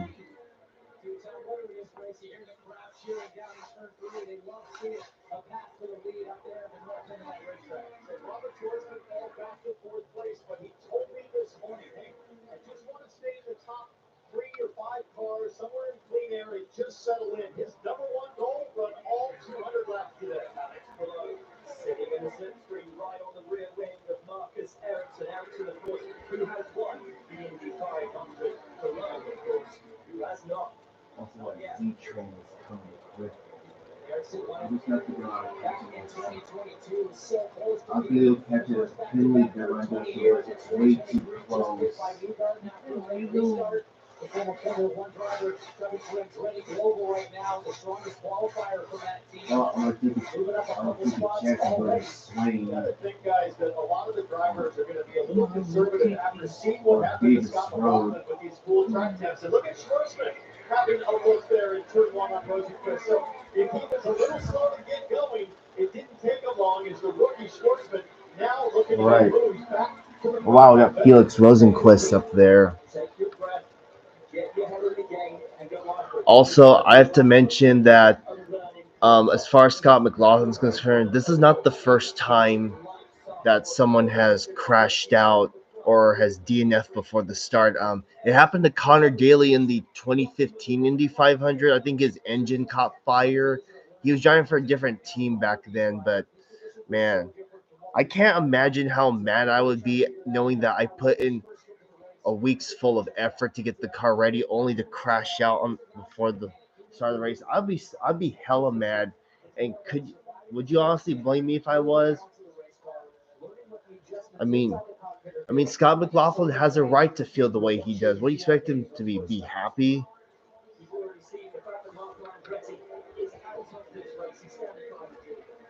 This race is also out of the IndyCar medical unit. Marco, do you feel like you could have done anything? Yeah, just been, I guess, patient. But I mean, I couldn't have moved. Once I was committed up there, I couldn't move. I was kind of at the wall. They must have been 4 wide. I haven't seen it yet. But whoever was next to me definitely proud of me. I ran out of room. Thanks. Good to see that Marco is okay after that hit that took him out of the race. Meanwhile, the news on the 17 Cup. That's Kevin. Well, they're very much watching the clock. So the goal is to be out of here, leaving pit lane in an SUV at 3:57, wheels up from the Indianapolis International Airport for an hour 10 flight at 4:15. That would get Kyle Larson there in time for intros. With cautions, the race may not be over in time, but he still has about a 45-minute to an hour buffer to make the green flag at 6:37 in Charlotte. So Larson is still in play to be able to run 500 miles today and 600 tonight. Jamie. Robert Schwartzman, the man that started on the pole, slipped back to fourth. Now it's listening to his radio before that last restart, and they told him, they were coaching him through it, said, it's going to be a day of patience. It is cold up there, and we're going to deal with it all day. Just be patient. Take what the car can give you at this moment. Great advice on the radio. As my first Indy 500, every veteran driver that I spoke to, they said the only thing you got to think about is being patient. It's the word of the month when you're here as a rookie. There's so much to learn, so much to take in. So Schwartzman absolutely getting the right advice right now. What's great for him and all the rookies in the field, we have a few others, is that the conditions are so consistent. I don't think the track is going to be changing as much as it sometimes does. So he's in a nice, consistent environment. He just needs to long laps and work. Schwartzman sitting steady in fourth, and then Rosenquist ahead of him in third. O'Gorman in second. Takuma Sato still leads.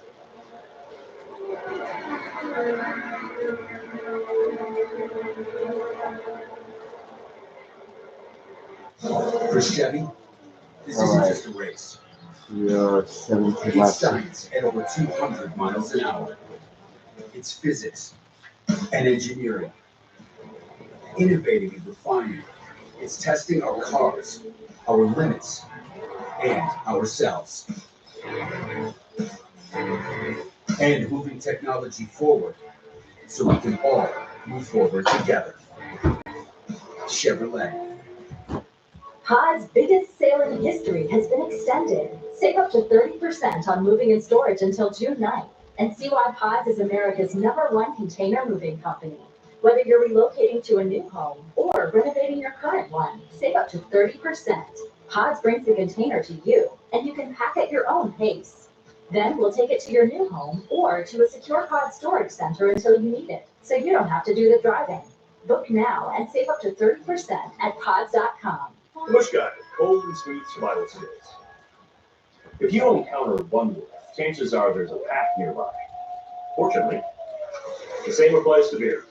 Head for the mountains of This is a meal. Melty, cheesy. All right, y'all. I'm gonna be back. So one of y'all's got to hold it down for me. Fantastic. Try the new croissant toast sandwiches. Yellow's It out. just meals good at Banana. It may not sound like it, Okay. but this is actually progress at 225 miles per hour. Shell Renewable Race Fuel. Reducing emissions by 60% in all NTT IndyCar Series It's better be a races. reasonable. We're moving forward with IndyCar because we're moving forward with everybody. Shell, powering progress. When it comes to your wireless plan, don't settle for less. Get more with a free 5G phone and real unlimited data from Straight Talk. More ways to connect. I love you. More reasons to share. And when you spend less with Straight Talk, you can get more moments to yourself by getting something for them. Switch to Straight Talk and get a free 5G phone on us, on America's most reliable 5G network. Find us at Walmart and StraightTalk.com. The return of a sprinkling of rain has brought out a caution here at the Indianapolis 500. So with the field packed up and under yellow, why not take the opportunity to play the Fox Super 6 Indianapolis 500 Challenge? Download the Fox Sports app right now and enter for free for a shot to win your share of $10,000. Plus a VIP ticket and travel package for an IndyCar race next year. See the Fox Sports app for details. And guys, conditions ever so treacherous when you just get that light sprinkling of rain here. Drivers on the edge at 230 miles an hour just can't play with conditions when they get like that. Yeah, they never mess with it. As the track official stopping and also collecting a piece of debris on the front stretch. But, really not heavy precipitation in the morning, really none for today. So hopefully this is just one of these weird little pop-up days. And it didn't take long for things to fully dry out the last time this happened. And for the drivers on track right now, again, memories of McLaughlin's pace lap crash must be replaying in their heads as they contemplate how much do you want to warm your tires here or do any swerving. If it were me, I would stay chill, patient right now. Pretty minimal right now is what you want to do. But some other drivers were having some issues. We're going to take a look now at something happening to Christian Woodgard in the center machine. This mission includes onboard. You see the green lights. This is on the start. backs off to give lots of room to the cars in front, but then just somebody gets swarmed. That's Daly, I think that's Christian Rasmussen going on the outside, maybe Ferrucci as well going by there. Wow, very conservative, very, very conservative, but not a terrible move as we see even Ed Carpenter going by. Is that just trepidation? I think so. The conditions? I think so. Probably not sure. Might have had some communication on the radio. And look at what Christian Lundgaard sees right now as our camera lens picks up some of the sprinkles out on the track. So kind of a treacherous situation, especially for a driver like Lundgaard here, who doesn't have a lot of experience here in Indy. So with the race still on the caution, we already have 2 retirements.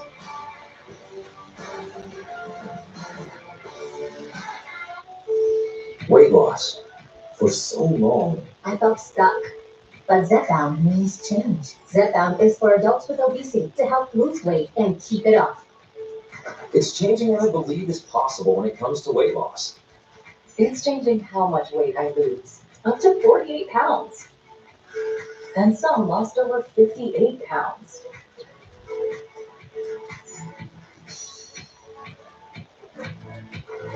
Don't take if allergic to it, or if you or someone in your family had medullary thyroid cancer or multiple endocrine neoplasia syndrome type 2. Tell your doctor if you get a lump or swelling in your neck. Stop Zepbound and call your doctor if you have severe stomach pain or a serious allergic reaction. Severe side effects may include inflamed pancreas or gallbladder problems. Tell your doctor if you experience vision changes, depression, or suicidal thoughts before scheduled procedures with anesthesia. If you're nursing, pregnant, plan to be, or taking birth control pills. Taking Zepbound with a sulfonylurea or insulin may cause low blood sugar.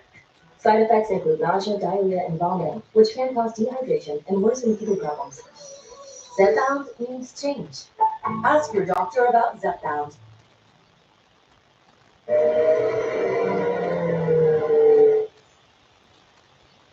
California, it's the 4th Memorial Day Sell-a-thon plus employee pricing. 5 days of the biggest deals on our best lineup. Get employee pricing plus an extra $1,000 trade-in bonus cash and lease an F-150 for just $319 a month. Only at your California Ford dealer. There's a reason Chevy is called the heartbeat of America. A heartbeat strong, steady, unwavering. Like the people who keep this country moving. For them, only America's most dependable truck will do. In every Chevy truck, like every Chevy driver, dependability comes standard. Now, well-qualified buyers can get 0.9% financing for 60 months on this Silverado. Visit for $6,600 in average finance savings, or get $7,600 total value when you trade in an eligible vehicle. See your Northern California Chevy dealer. See it, hear it, feel it.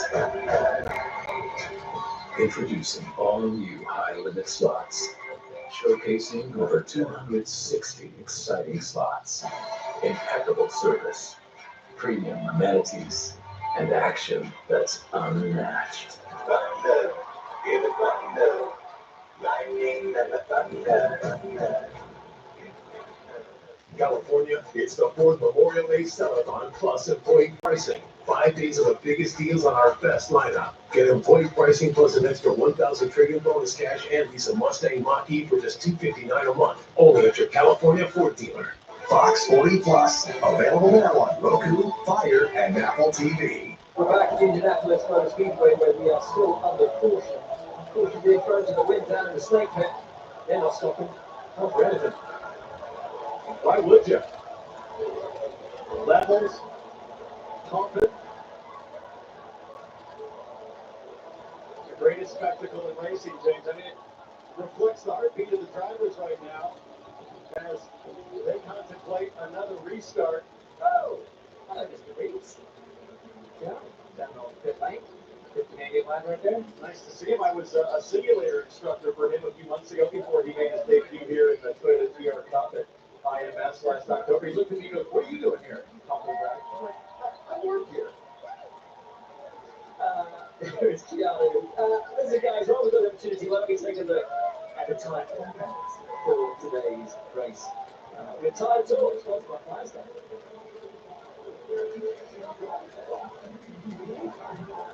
Eric Kostolic is the chief engineer at Firestone. So teams are dealing with colder temps than they expected. How do you deal with that, and how do they deal with it? Well, luckily we have much colder temperatures here and on these tires too. So our tires are designed and engineered to work from 50 degrees Fahrenheit to well above 100. The group has done a phenomenal job and really putting sustainability in the forefront as well. So we're proud of our team.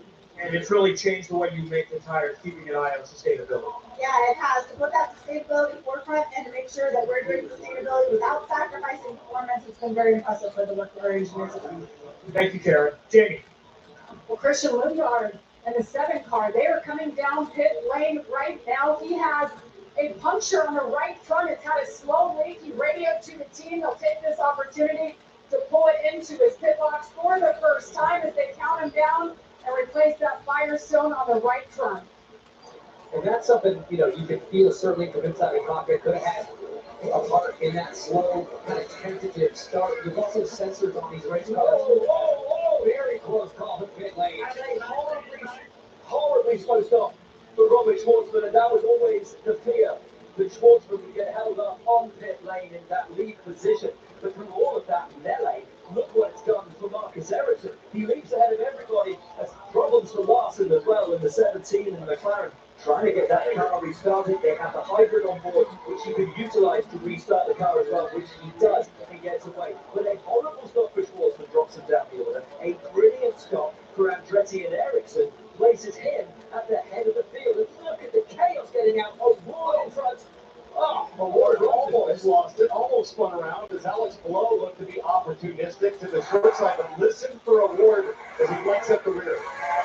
Yes. He's getting told in his ear, there's a driver to your right, keep it into the left lane, that's the transition lane, that sets him wide. Rosenquist has to hit the brakes to avoid running in the back of Award. Below heads left to avoid running in to the back of Rosenquist. Absolute chaos on this first stop here for Arrival. As you see now, air jack issue. Air jack failure, or it came out. The driver was secure as Dixon went out, kind of heavy wampus there as we take a look at Robert Schwartzman's stop. As he said, the top of the show, 13, first Indy 500, over 6th IndyCar race, over the line for good luck. And that outside rear, you're having to focus on that job. When you've got IndyCars going 60 miles an hour right behind you, inches from your back, here's on board of Rosenquist with the Sirius XM machine. Oh, so close. Almost took out with front wing, did Rosenquist there. Guys, first round of pit stops under yellow. This is the one where it's supposed to be chill and conservative. Can you imagine what's going to happen when we get to the last round of stops? I was just going to say, this is the most chaotic first 25 laps of an Indy 500 I can remember. Since 1992. The cars serviced and sent full of Shell 100% renewable fuel. Alexander Rossi leads from his teammate Rasmussen, from his teammate and team boss Ed Carpenter. Find something a little different here by not coming in along with everybody up there. First, second, third. Devlin DiFrancesco up to fourth, and in fifth, it's a Hollywood party. Jamie Little down up the lane. Well, I'm here with Sergeant Major Michael Weimer. So happy to have you here, sir. First of all, what did you think of that whole opening ceremonies and the pace lap for America? It's pretty surreal. I mean, honestly, it's overwhelming. I've never been able to participate in anything this large, and to see how that they merge Memorial Weekend and what it really means to be free with such a race, it's an honor to be here. 250th birthday of the Army coming up this summer. What kind of big plans do you guys have to celebrate? 250 is a big one, and we're going to go big, and everybody's starting to hear that. So we're going to celebrate the nation's capital, but we're also going to celebrate at all our posting camps and stations around the world, really. But we're going to have a festival, a fitness event. We're going to have a concert. There's going to be a big parade. We're going to show off a little bit because we should be proud. 250 years of honoring what this will defend means, our motto. And we have a commitment to that, and we're going to show off. On behalf of all of us here at Fox Sports, thank you for your service. Thank you very much, Jamie. It's an honor. Well, it was an incredible sight on the formation laps here in Indianapolis Motor Speedway. And so fitting to come on Memorial Day weekend. And fans absolutely loving it. Now, to matters on track. Your top four, Rossi, Rasmussen, Carpenter, and DiFrancesco have not stopped. The next three, Harvey, DK, Rahal, all pitted on lap 7. Behind them, you have Takuma Sato, who emerged ahead of the rest of the pack, which was led by Ericsson on Roosevelt and Lucas, but they all stopped together on lap 20. Before from the lane, Well, we saw Kyle Larson with a slow stop, and he's falling all the way to the tail end of the field. He dumped the clutch too soon and then put it in second gear, so they've kind of gone through the protocol of how he can make sure that he exits the pits most efficiently and make sure that he finds the right gear. And still learning. We forget that this driver with so much experience, so much pedigree, is still learning with every lap turned around the Indianapolis Motor Speedway. Of course, he tested the 500 last year, but spent the last 12 months doing everything but racing in IndyCars. Great effort from Takuma Sato's team to effectively get him out in front of all those other cars he was racing. Ericsson had jumped 6 cars in pit lane. Amazing work from 28 crew down on pit lane. Those yellow flag stops, guys, they can make or break your day as you try to move forward. And just to keep an eye on the Penske watch, Newgard up to 24th, Will Power right behind him in 25th. So they're slowly making their way up. They pit on that last stop with the rest of the field. Georgia with more on the Penskes. Yeah, and Joseph Newgard and Will Power, as you alluded to, 24th and 25th. When Joseph was asked how his car was, he said it was okay. He was battling a little bit of understeer, but they're going on a little bit of a different strategy. They have both pitted twice. And Joseph has been pretty vocal through the race. It would be hard to work with your teammate. But I did talk to strategist Luke Mason, and he said that Power and Newgard will help each other on pit lane. You can see them working through the same strategies as we already started out with both of them pitting twice. If working together on the racetrack is so tough here at Indianapolis, there's not really a lot that teammates can do short of maybe giving them a couple extra inches, on the inside, put some clean air to the car behind, but it is sort of tough to work together. We see this unprecedented ECR 1, 2, 3 in the front of the field. How intrigued are you by their decision to run alternate strategy here to take this place so early? Well, very intrigued because you really have 30 lap stints to do it. And so this yellow came out for the lead group to bid on lap 24. It's sort of in that window as we ride on board next to Honda. And the hottest man in IndyCar racing, frankly, the last several years, Alex Palou, thanks to the Fox driver's side. Beautiful look out the DHL car. Let's listen to a little radio. Well, a lot has happened already in this 25 laps. We'll work our way back to the front. Yeah, I can see that. No worries. Car's good. Lights off on the pace car means we will go racing next time, but no worries, car's good. That's the reply from Alex Palou. You don't have to tell this guy to stay calm. This is what he does. This is why he's been so successful. Yeah, on calm, raised calm as the number 9 of Scott Dixon comes down pit lane. Remember that air jack issue the last time? We'll have to see what they do. Is this a top up? It is. Something, maybe that brake. Remember at the start of the race, hot fire back here. They take the brake cover off, and maybe they're going to start ducking this a little bit more. There's actually some debris. Kevin, what do you see? So they're going to perform a brake and caliper change is what I'm hearing on the left rear. So as you guys wondered. Yeah, I just couldn't help but think. Sorry, Kevin, I just couldn't help but think that there may be some damage with the fire burning that long. As we see Christian Rasmussen out of Alex Rossi in 2016 winner. You got to think team owner Ed Carpenter, who's 6th in line. Maybe he has some instructions for his 2 young guns up ahead. How does Rossi play this one? What is competency? Does he play free at the underwrite? Cool. Let his boys get away. Rossi brings them back to 3. From Rasmussen, it's an ECO. 1, 2, 3. Indianapolis Motor Speedway. Rasmussen already tucked up behind his teammate as we go 3, 4, sometimes possibly 5 wide. Go down into turn 1. 4 wide there in the 1 for this group. Rasmussen made a move on Rossi to the outside up front, but they are stacked up in the back. Right in the middle, that was a championship winner for him on the high side. One of the players, I think that's a Lord maybe trying to make some moves on the outside of 2.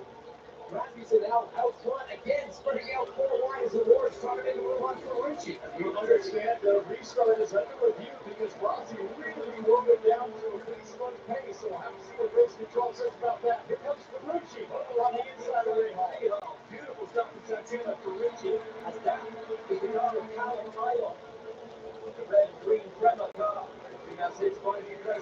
teammates away from you. Quarterback is running for a place, and Rayon is dropping like a stone. Past goes Hamilton, past around the outside. I think that's Rosenberg going around the outside of him as well, and Holman on the inside of Rayon.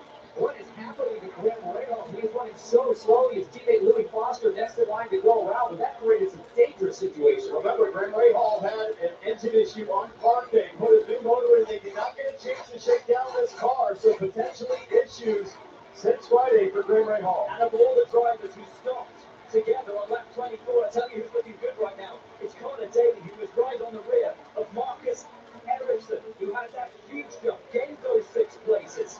But all of this is good news for Joseph Newgard as the number 2 shell car pops to the outside of Rahal. The chaos has allowed Newgard to start to march his way forward. Rasmussen has got Rossi for the lead. It's Rasmussen who leads Rossi. Carpenter is third. Sato, who was the race leader, sits down in 6th. And it's PK Ericsson and the aforementioned Connor Taylor to sit on 4th for Joseph Newgard. It's a roll bar adjustment with his right hand. He goes down and begins to stiffen the front roll bar as he picks up clean air to his front wing. And a change of the lead about to happen. Rossi to the outside. Now this is where the teammate work can come in. Sometimes it's beneficial if you can swap places up at the front there. It helps drivers save tires, save fuel. It kind of just helps them get into the rhythm here. There's 34 laps into the race. That's kind of what you want to do. Carpenter behind, almost just playing gunner, protecting his 2 young chargers in front. The rest of the season, Ed Carpenter has to watch from the timing stand, but now he's got the best view a team owner could have. And look at Connor Daly in that purple ASPM car start to work. Marcus Ericsson for position. Boy, that was a crazy restart. There were so many times things could have gone wrong there as the field was really checked up mid to further back. Takuma Sato has worked his way back up into 6th place on merit. Right in and amongst the drivers who stopped as early as lap 7, getting towards those who haven't yet stopped. Sato is on an absolute tear at the moment, ahead of DK, who stopped on lap 7. Then it's Ericsson, Daly, and Malukas who all stopped on lap 24 with Sato. Down the same strategy as Daly has it at Ericsson. And Daly's made it past Ericsson. Fantastic move from the local hero. Connor Daly next has Remus BK, and then he'll be going after the de facto race leader on that primary strategy. Huge thing. Connor Daly looking super quick. Looks on Remus BK there, but he'll tuck back in as they go too wide into turn 1. Malukas now having a look at Ericsson. In the AJ point entry, brilliant qualifying run from David Malukas to get up into the top 12. Sensational effort from him. Back from race control, there's no action on the restart, so everything looked good. Yeah, they could have someone come up close, put his arm further back, as we see a nice draft from Malukas and Ericsson there being smart. Wasn't forcing the issue, got a back end over, gave him the place. He knows this isn't the time to be pushing the envelope. Seems like a lot of really high percentage decision making in the front 6 or 7 cars so far, but in the back, every man for themselves is hand-to-hand combat as everybody wants to take advantage early on here and get themselves into that top 7 group. It doesn't look that easy to pass once things settle down right now. Rasmussen and Rossi playing a perfect game out front, turning each other around, giving the slingshot, return the favor, lap after lap after lap. Save the tires, save the fuel, help your teammate out. As you heard him saying, they're just sitting there calmly, really going. Driver these top 4 cars, they have not hit yet. Some cars have hit, some cars have hit twice already. So with all the cautions we had in the early stage of this race, several different strategies already playing out. Because we only had to go to Vincent against Bailey, who was absolutely up on the wheel, man. He was just making moves happen. I can tell you that Scott Dixon has come back out on track. He's lost, I mean, quite incredibly, only 3 laps for a great change at the rig. Incredible job from the 9 crew on the PMC back conduct. Dixon back in the rest. 3 laps down. Rasmussen, the leader from Rossi and Carpenter.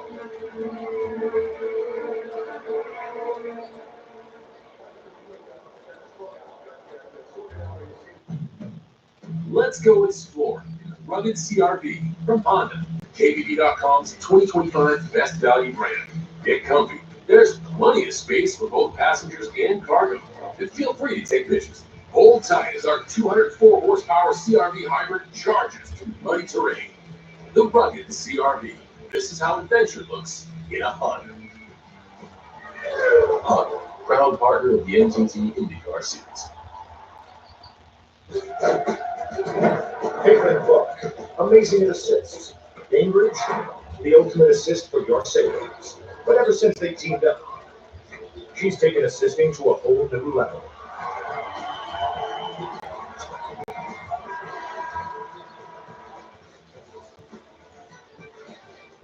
Caitlin Clark, great at assists.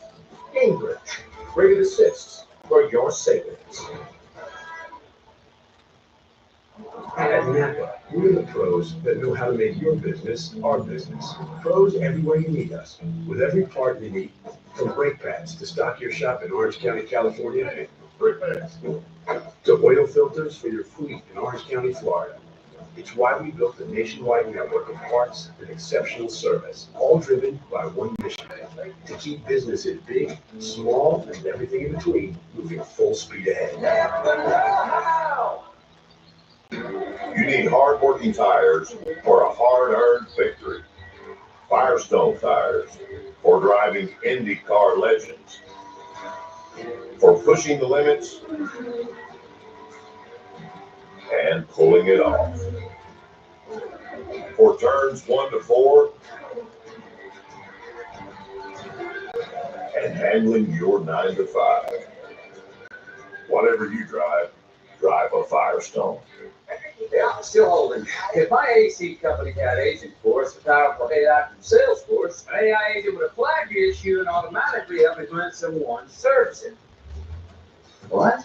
Wow, you are moist. Why don't you get an appointment? It just magically showed up. Agent force, sir. Huh. Now, Agent Force helps manufacturers prevent appliance defiance. It's what AI was meant to be. Welcome back to Fox Sports coverage of the Indianapolis 500 presented by Cambridge. Out on track, David Malukas looking very racing behind Connor Daly. This in the fight for 8th place as BK holds steady in 7th. Jamie down on pit lane, what's going on? Connor Daly in the 76 up to 8th right now, one of the local hometown heroes. He's had a great couple of weeks until Monday. On Friday, he said his car absolutely didn't feel anything like they had had the last 2 weeks. They took it back to the garage, threw a bunch of things at it, went back to their original setup. And right now on the radio, he said the car is back to good. And obviously, he's looking forward, Georgia. On the opposite end of that, Graham Rahal said the car has no speed. He tried to lay out the first couple laps to see what shook out, but then found quickly they were not catching that speed. Over the course of this month, he's described the back of that car as just numb, and he can't find speed to go along with it. Alexander Rossi won the last time this race was a sellout, the 100th Indianapolis 500. Leading again, he told me the car is really good. It's good enough to win. He's making his first stop of the day, coming down pit lane in the Java House car with no changes. The car is strong. Front rail and rear left. On the 7 Euro shot goes in. Di Francesco almost out ahead of Rasmussen. Said brilliant stop from the RLL guys. And this has allowed their team boss, Ed Carpenter, to take the lead from Harvey, from Sato, BK, and Daly. There comes Ed Carpenter down at pit lane, so that puts Hollywood, Jack Harvey to the lead of the Indy 500 as team owner and racer Ed Carpenter hits. Pretty cool moment for a guy, Jack Harvey. It's him. Awesome, man. The one-off. Once the Bay only driver will one-off team and dry rival racing, but they're no strangers to Indianapolis Motor Speedway. But storied history here. Right now, the boy up front leading laps as he gets hounded by a two-time winner, Kumasato for RLL. We have to be impartial. Of course we do. It's going to be a limited joy for us seeing our friend Jack here in the Indy 500, not just at the Indy 500, but leading the Indy 500. And Daly now puts the moves on BJ right outside the turn one. He's going to have that pretty tough to get around there, and BJ can't sit with it. Oh, careful, Connor. Now, Connor might get some trouble from David Malukas on the back straightaway as both the AJ Boyd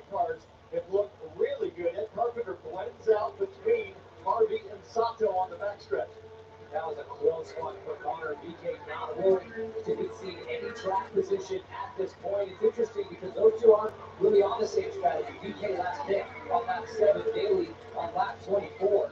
A few of the fastest cars on the racetrack right now. Field Di Francesco now trying to clear Christian Rodriguez. But here's the issue with that strategy that ECR employed. You see them roll through there.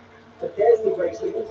They come out to put a lap on the that is the risk you run when you take an alternate strategy, when you take that chance and stay out, and everyone else has stopped on the caution. Yeah, it'll be interesting to see if Harvey can pick up the draft of that group that's off strategy. Talk about a draft. Here comes Daly up the inside of BK. Wonderful move for the boy from Noblesville, Indiana. The home hero, the local favorite. The crowd will love that kind of a move today. Not driving like we're in the first quarter of this race, guys, but one of those guys. As you see Harvey dive into pit lane from the lead of the race, which puts Sato now back to the point. And what a lead Sato has over the rest of the field. Came out from those caution stops out front. Georgia down on pit lane. Yeah, and as Jack Harvey made that pit stop, I just want to reiterate and emphasize just how special of a moment that was for him. He said now that this is just a one-off race for him because he's on pit lane with us. This whole month means more. Every dinner, every appearance, every on-track session, and the opportunity itself. So I know that was a very intense and cool moment for Jack Harvey. All the way back out on track. Now in comes BK. We will release the rest of the field. There is Sato. Now P1. And Carpenter a lap down. Connor Daly moves into second place in this race. David Lucas in his third Indianapolis 500 sits third. Then, guess who? Mr. Perfect. Alex Palou is fourth. Santino Ferrucci fifth. Pato O'Ward is sixth. And it's Ericsson. Callum Ilott in the Prema is up to 8th.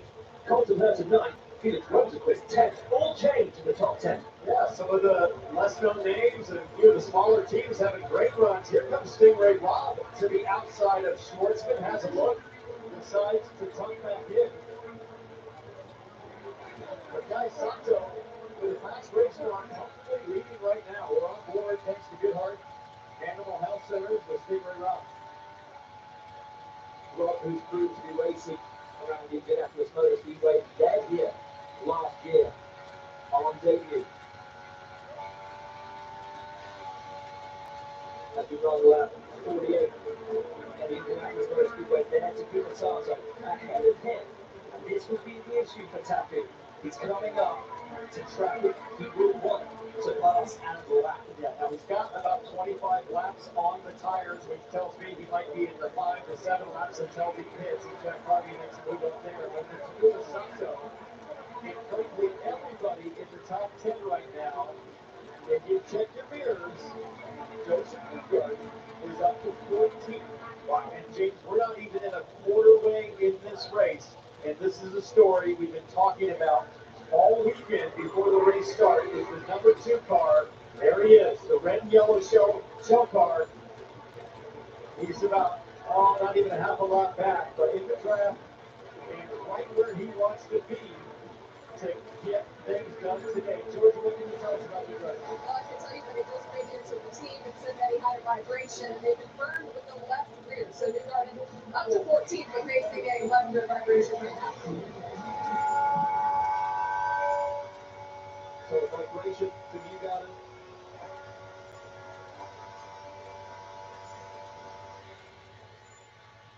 You can see the front wing looks to be flat in there for Joseph Newgarden. We go down to the rising car, the number 12 of Will Power. Will Power told me, hey, if my teammate Newgarden goes big at the start of this thing, I'm happy to just fall in line and follow him through. And Will Power right now having a decent run. He's up to 19, but Newgarden's the one I'm watching.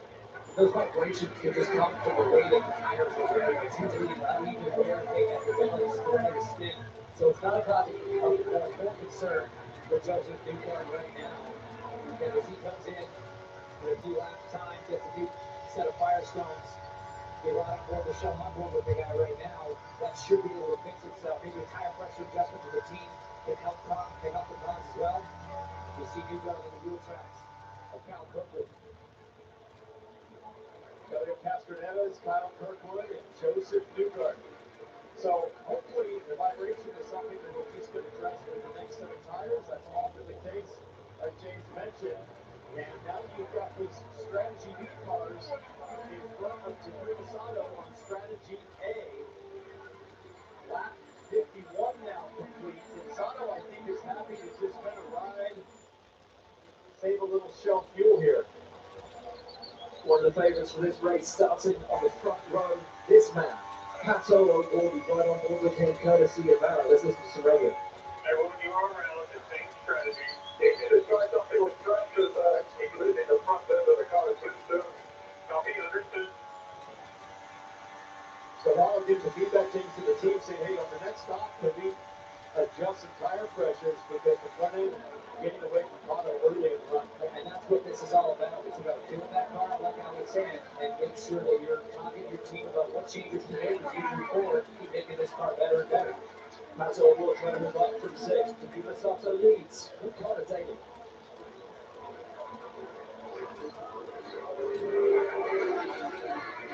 Zero calories and made with the leaves of the stevia plant, grown in the USA. Splenda stevia. Wait, stevia is a plant? Yeah, but Well, if stevia is a plant, then what's stopping people from growing their own? nothing. We just Look at me, Splenda. I'm growing stevia down here in my basement. okay. Look, stevia is a plant, but to get the best tasting stevia, you need the sweetest part of the leaves. I go in my closet, and there's nothing you or my mom can do about it. Okay, or you could just try the great taste. I'm going to turn my backyard into a stevia grow operation. Take that, Splenda. Or you could just We could grow our own and make sweet tea with it. Hell yeah, we could. okay, or you could just try the convenience and great taste of the stevia we already grew. Splenda I'm stevia. going to grow my own and take it to the coffee shop. It's a really bad idea. Splenda stevia. It's the sweetest thing you could grow. I mean, if you had time and you liked gardening and, you liked kind of doing stuff the hard way. Pain is fast, so get relief fast. Only Tylenol rapid release gels have laser drilled holes. They release medicine fast for fast pain relief. And now, give Max 3 topical pain relief precisely where you need it with Tylenol Precise. Your car works hard. It deserves more. More protection, more power. That's why Shell V-Power Nitro Plus Premium Gasoline removes up to 100% of performance-robbing deposits to rejuvenate your engine's performance, giving your car the fuel it deserves. A fuel like no other. Shell V-Power Nitro Plus. More performance with every drive. Pod's biggest sale in history has been extended. Save up to 30% until June 9th and see why Pods is America's #1 container moving company. Whether you're relocating or renovating, save up to 30% at pods.com today. Since the dawn of baseball, Care has honed their unique skills.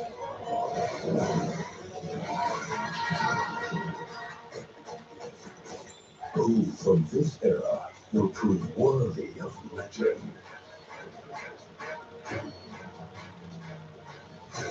The world watches as the journey unfolds. Baseball Night in America, Saturday at 6 p.m. Eastern on Fox. Earlier this week, Joseph Newgarden was at the Macy's Fragrance Department in New York City to meet with fans. Was Macy's Fragrance Council had to do with Joseph Newgarden? It all started last week, where Joseph posted a fake commercial on Instagram for his fake cologne called Anthem. Macy's folks commented on the ad and said to Joseph, if you really want to be in the cologne game, come on down to our store. Well, these days are 2 weeks away. Macy's has you covered if you need some actual, real cologne. Maybe they'll carry out an old next year. Anyway. Back to matters at hand, back to racing at Indianapolis Motor Speedway, and we have a fascinating dichotomy of strategy. Takuma Sato leads, there he is for RLL. Bonatelli behind him, David Williams is third, then it's Alex Palou and Santino Fucci, your top 5. However, the ECR cars, Jack Hartley, Declan Di Francesco, all stopped off strategy. And if our calculations are correct, and if is a huge word in IndyCar in particular, at the Indy 500, this thing goes green for the next 114 laps.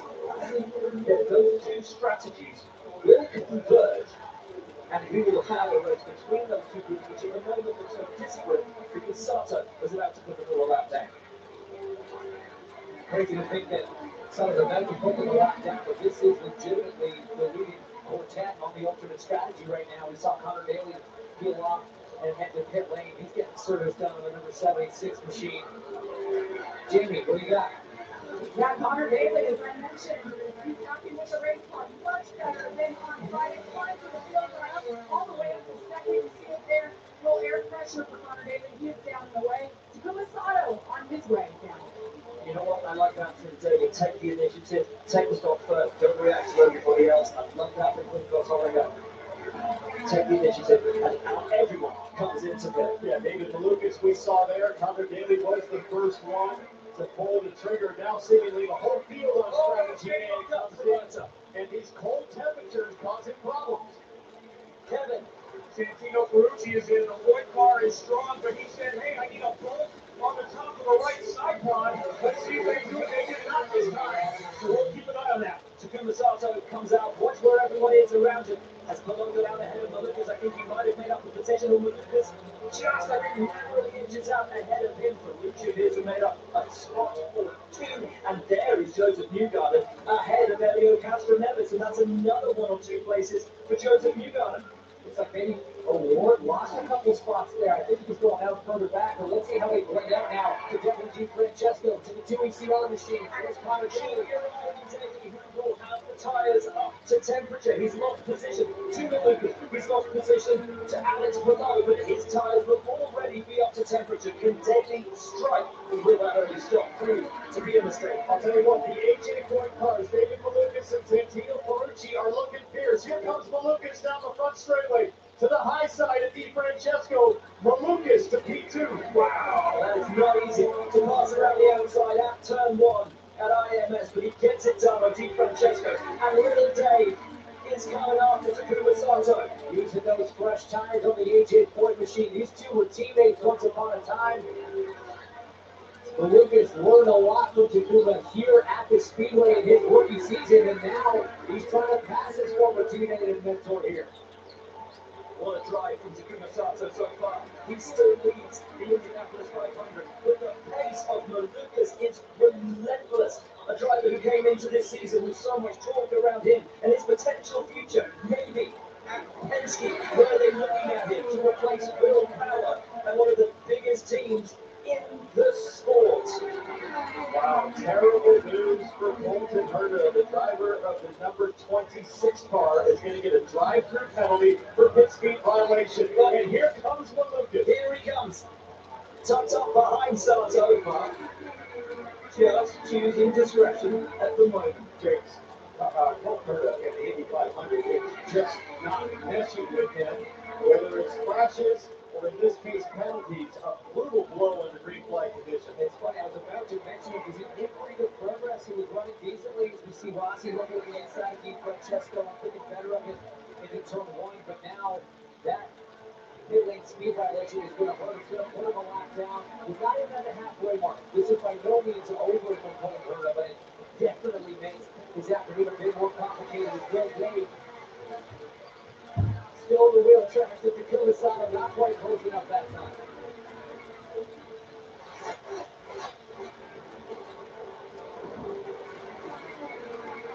Sato has a great car, guys. We've seen him both in traffic and out front. His pace that last lap at 2:20.4. That's awfully quick as Malukas seems happy to get turned around right now, but also seems happy with the balance of his car. Look how close he can follow mid-corner. Great shot right here. I was going to say, he is choosing to stay in second place right now. He wants to protect those tires a little bit. He wants to just let Takuma pull him around. It's a smart move, very mature approach from the 23-year-old from the Chicago area. In his 5th season in the IndyCar Series, best finish here at the Indy 500. He was a 16th back in 2022, tracking to do much better than that. And that's David Malukas sits in second place, eyeing the move for the lead. His teammate Santino Ferrucci is in 8th, and we know Santino Ferrucci has a history of top 10 finishes here. Kevin down on that. But I mentioned he was asking about the right side pod. They did not adjust or do anything there that time. Let's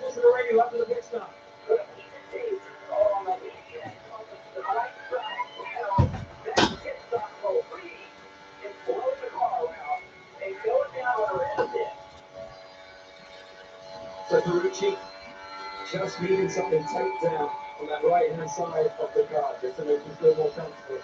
And of course, decrease that amount of drag if it's flapping around on the straight. David Haley was tucked up behind Takuma Sato. What a run for Taku. 68 laps completed here. He's led the vast majority. The 48-year-old Japanese driver in a one-off for RLL is leading the field as he pushes for his third forward corner.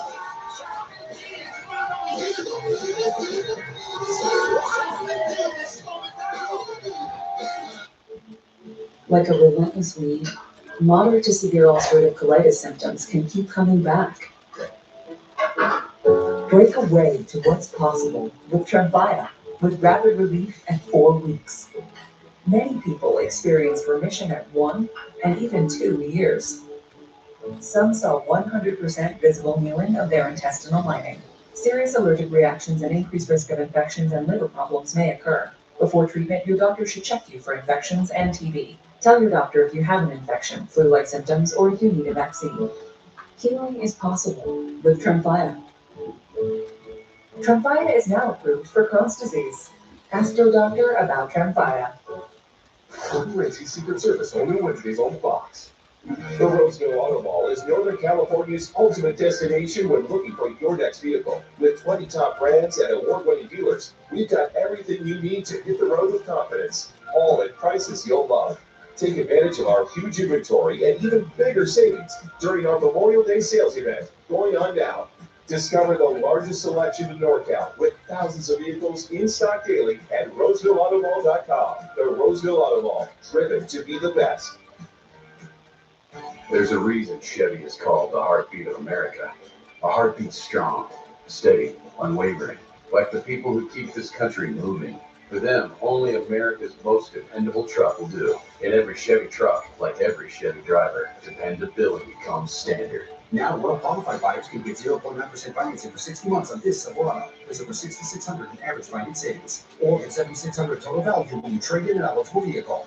See your Northern California Chevy dealer. Northern California, there's never been a better time to save on Chevy Silverado. The Chase Memorial Day event. New 2025 Chevy Silverados under 35 grand. That's right, the #1 Silverado dealer in San Joaquin Valley has Chevy Silverados under 35 grand. 0.9 financing for 60 months. Increased demand has trade values at an all-time high. It's never been easier to upgrade. Don't wait, the savings are in stock. Chase Chevrolet, buy into it. Fox 40 Plus, available now on Roku, Fire, and Apple TV. Welcome back to the NTT IndyCar Series on Fox Live from the Indianapolis 500. We ride on board courtesy of NTT with Alexander Rossi. And just moments ago, that Java House machine was smoking. And is that a dry part of the track, or is that smoke still coming out of the back of that Is car? it steam or is it oil? That is a critical question. As you see the left side dumping a tremendous amount of either smoke or steam. And James, there's not much either oil or water to supply that smoke. And Rossi smoking it on track. He just passed Di Francesco, but now slow on the front straight. Di Francesco passes it back. Alex Perot tucks that one. Oh, he's getting loose. He's getting really loose there too. And Alex Perot is right behind and look at what Perot is seeing. Fluid all over the visor. They need to tell him it's a problem, not just a pit, because he could have an issue here in turn 3. Rossi way off the pace. Very wisely being conservative, but look how much is going on the camera. So that's what's on the windscreen of Alex Perot right now. Perot must be screaming on the radio saying, hey, you got to get that guy in. Now, luckily, Perot's able to clear him. Rossi comes to pit lane. Terrible luck for Rossi, who was having a great day. We're going to stop here, and we're going to have to take a look at it. Kevin? That's Tim Broyles talking to Alexander Rossi right before you guys noticed things. He said it's getting really loose. Whether is this a gearbox issue? Remember they lost some water during the final practice. They've now just told him to shut it off and get a fire extinguisher out. Yeah, they lost the water pump on the hard day. Yeah, so It's fine, roll over the car. Fuel had gone out. and fire down on pit lane. It's something you never want to see Rossi out of the car as flames engulf the number 20 ECR. And that is Rossi's day over. He is furious with a race which had looked to be coming to him.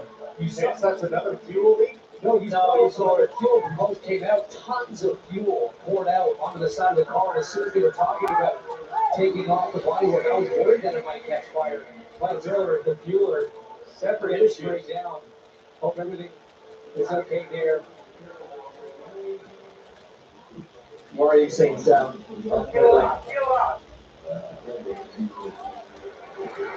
Track stays green as all of the extinguisher fluid is on pit lane. Now all the crew members do wear a 3-layer fireproof Nomex, but there's a limit to wearing protection after a certain amount of flight time. But back on track, looking at Kyle Larson there, back up to speed behind Nolan Siegel. Terrible day for Rossi, just awful luck. And the car is looking so strong. We talked about how this team and this driver individually in the past have had great success, and together with such a promising duo, but you see attention being given there to the dealer, Mike Miller. Very experienced, long-time dealer here in the IndyCar series. Scary stuff down on pit lane. As you say, James, when the fuel nozzle was built out inside of that 20 car, a splash of fuel, of course, in a live stop when it's fast, you get the retardant liquid which is sprayed after a fuel stop. This is after the fuel leak. You see Mike now on fire himself. He's trying to put out the car, his hands have caught fire. And the fuel was on the other side of the pinball cage. It was still burning from the residual fuel. As Rossi, understandably disgusted. And Rossi will have had no idea what was going on with his crew at that time, with his fueler. His frustration with his race over, but now his concern will be, of course, for his team and his colleagues. That's the fuel probe, which had all the fuel in the fuel line and the fuel tank right by is Malukas making moves on Rasmussen. Rasmussen came out of the pits. Malukas was in that fight with Sato. It's Sato, Malukas, Perot, Daly, and Harvey, the top 5 as things stand. But Rasmussen, having taken that stop, goes a lap down. It's complex and confusing because they're on that different strategy. As Jack Harvey now comes in as well.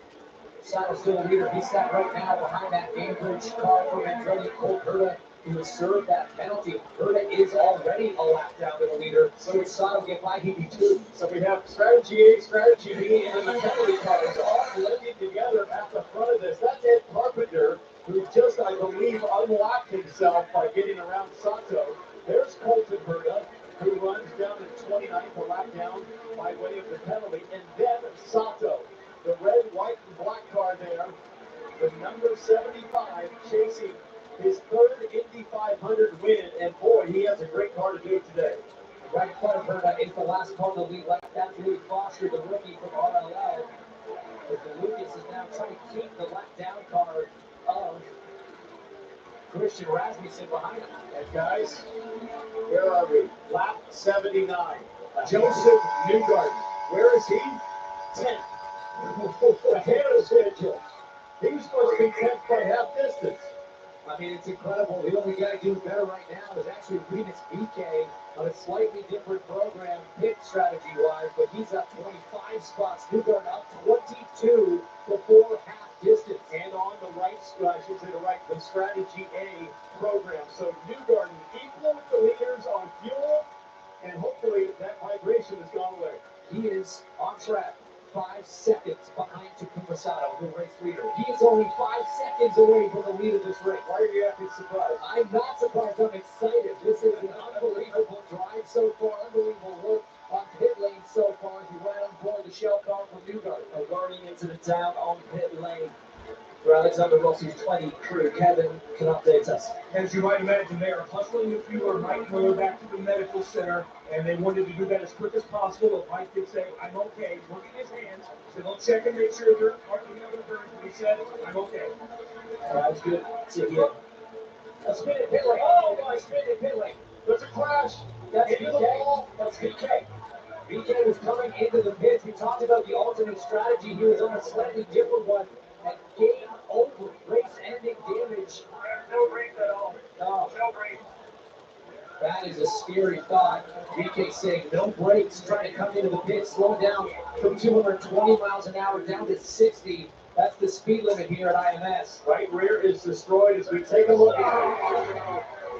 Loses the back of the race car violently. What on earth is going on at the Indianapolis Motor Speedway today? We have seen it all. I mean, he had brake strings, but maybe they were out of balance. It looked like too much rear bias potentially. Maybe he was pumping the pedal because of the pad knockback. But either way, for the 18 car in Dale Point Racing, they are done.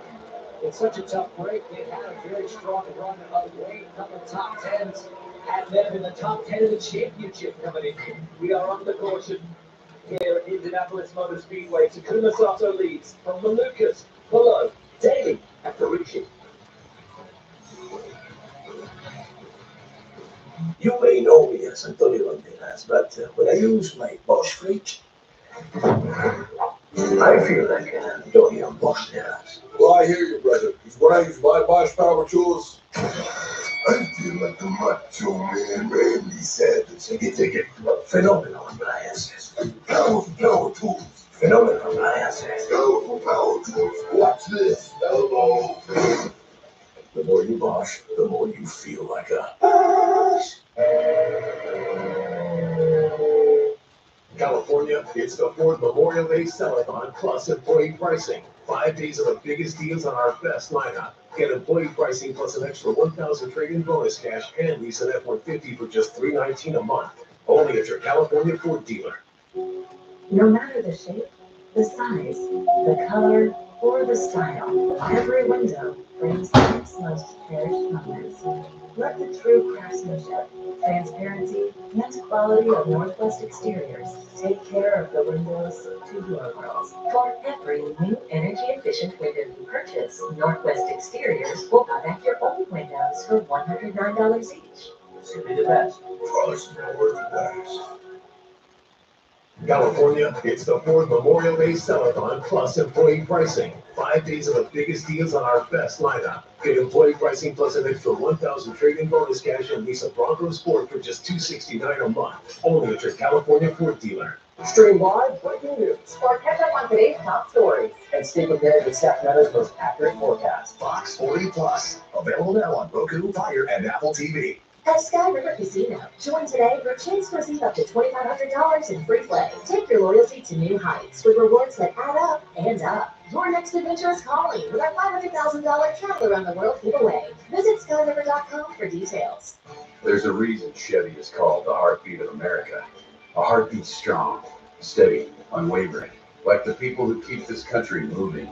For them, only America's most dependable truck will do. In every Chevy truck, like every Chevy driver, dependability comes standard. Now, well-qualified buyers can get 0.9% financing for 60 months on this Silverado. Visit for $6,600 in average finance savings, or get $7,600 total value when you trade in an eligible vehicle. See your Northern California Chevy dealer. At Sky River Casino, get in on the action. With over 80 table games, more than 2,100 slot machines, and our thrilling high-limit room. Thursdays are hot with our $130,000 weekly baccarat tournament. Visit skyriver.com for details. Fox Sports is airing the Indianapolis 500 live on the Megazilla screen in Times Square, bringing the greatest spectacle in racing to the crossroads of the world. A 20,000 square foot Ultra HD screen dubbed Megazilla, located in Manhattan, and takes up an entire city block. It's considered the largest and most impactful digital screen in the world, measuring 329 feet, 10 inches wide by 77 feet, 8 inches high. Now that glorious moment with Paul Rossi on the screen, and Rossi standing by the camera. Every racing driver's worst nightmare. You're sitting in the cockpit with an aero screen and it's on fire. Are you okay, Alex? Yeah, and thankfully, Mike's okay too. It's always a terrible situation, and it's so disappointing. Like it was such a phenomenal race car, and The team made a great decision to stay out there when that first split happened with the strategy, and everything that we were doing on the $20 house stand was awesome. So that's what's so painful about this place is you have to have so many things go right, and it's just disappointing because it's another opportunity gone, but the way it goes. What was the issue? What led to the fire? Yeah, I don't know the full details. All I know is the gearbox was starting to go up and tap the lot, and I don't know if oil was starting to come out or what, but it was a gearbox issue. Thank you, glad you're okay. Really scary scenes. Quick reaction from the crew down there. Credit to Mike Bill, he was still trying to put the fire out of the car with the fires on his hand. Yeah. Some issues thus far. Scott McLaughlin, of course, crashed out on the pace lap. Unbelievable. Brutal from McLaughlin. And then Marco Andretti crashes on the restart. Really the first lap of the race down there in turn 1. Alexander Rossi, you've just seen his fire on pit road, and Rinus VK a spin and crash as he entered the pits, seemingly with little to no brake function. Right, still under caution here at Indianapolis Motor Speedway. It is Sato from Malukas and below the top 3.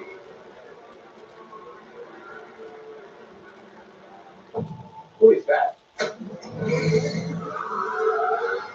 He's with me. Some people look at Sonny Hayes, they see It has been, overrated. and never was. It's really wonderful that Apex are giving second chances to the elderly. You just wait, I'm quicker than you. Hi, I'm Sonny. You say he was old, he not that old. But I was The absolute best in the world. I've won the movie. Rated PG-13 and Peter's not back since 27.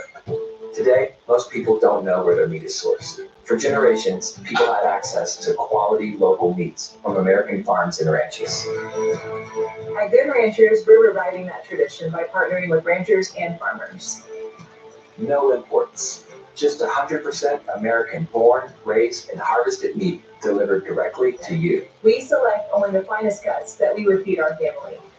Visit goodranchers.com and discover American meat delivered. And I said, Saturday, no one's here. Are you getting this?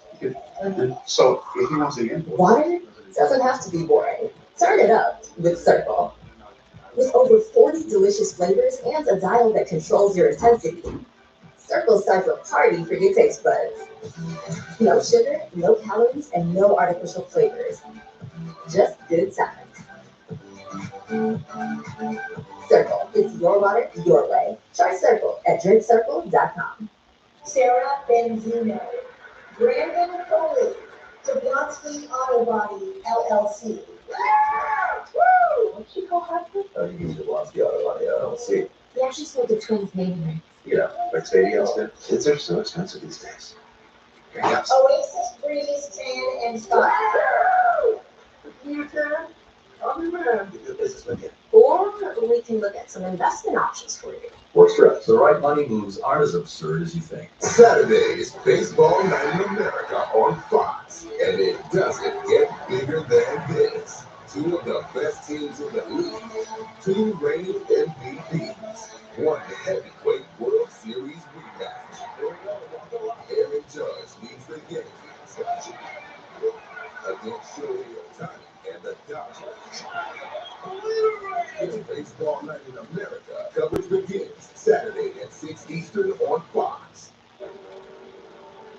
Welcome back to Fox Sports coverage of the Indianapolis 500 presented by Gamebridge. You see from your screen Alex Palou in the lead of this race from David Malukas. Big changes have happened on pit lane as it opened under caution. Here's a look at what happened to the race leader, Takuma Sato. He came in hot in the lead of this race, hasn't been to the front row all day. Locks up, you see the fronts there, skid off long in his box, 6 feet long, just an absolute disaster. And then, once the frontal chain, once the rear left starts to spin it. How about Robert Schwartzman? What? Goes in hard. Oh no! Like a bowling ball, takes out 4 members and the fueler. We will hope that everybody's okay. Oh, that's horrible. When we talk about a rookie in Indy, it James, there's no way to practice for what Robert Schwartzman just had to deal with, hitting in anger under full don't know if there's damage to put them out of this race, but the pole sitter is well back at a minimum. I mean, you talk about the problems for a rookie. Takuma Sato has been doing this for decades and also locked up as well. Such cool temperatures here, and of course, brakes that haven't really been used in anger. We've got the car stuck down. There was going to be a penalty even if they had got the car back on track for hitting crew members as the wheel comes on. The pole sitter's car. What a sad end to a glorious day. But what an impression this team and this driver have made by turning up here and taking the pole. It was always going to be a challenge for them in the race itself, and nobody wants to see the race end that way with the car hitting crew members on pit lane. But what an impression. Schwartzman is a rookie. Well, let's take a look at what you want to see on pit lane as a driver. We're right on board with Joseph Newgarden, the number 2 shell car. Now, he's all the way at the back of the line here, but let's just listen. And to the number, perfectly on his marks. Team goes to work. They want to pick that competition. Caleb Brown crushing it on the left front, as always, and watches you pit around. He's got this long drive. Now, if you're Newgarden, you're thinking, okay, who's going to pop out? Who's going to try to cut me off? He just had a lightning fast Penske pit stop, and he gets all the way down to the lead grid. Okay, there's 1 in front of me, 2 in front of me, 3, 4. That puts Newgarden P5 on this strategy.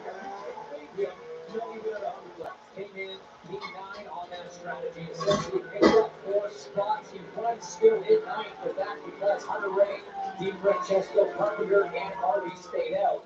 Those 4 positions on a slightly different strategy at the moment. You see Graham Rahal in there as well. He is currently a lap down and trapped behind Ryan Hunter-Ray, who's on the lead lap. So Rahal not able to get it lap back. I've done some rough numbers there on fuel strategy, James, and I think that Di Francesco and Carpenter could make it on 3 more stops.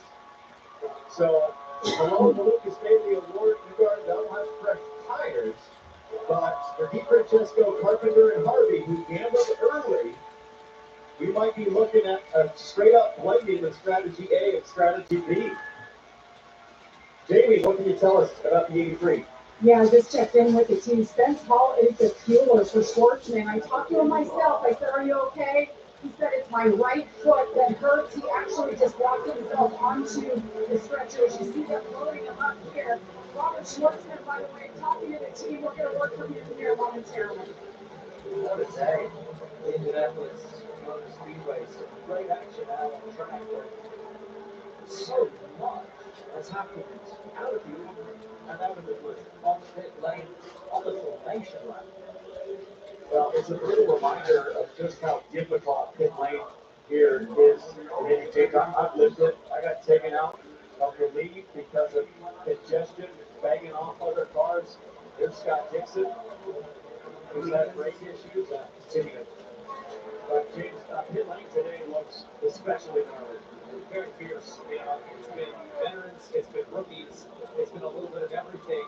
We've had issues, we've had fires, we've had it all, but now we're gearing up to go back racing. We will have a restart, and leading us back to green will be Brian Hunter-Ray, who has so much experience in the one-off entry for Team He's an IndyCar concrete arena.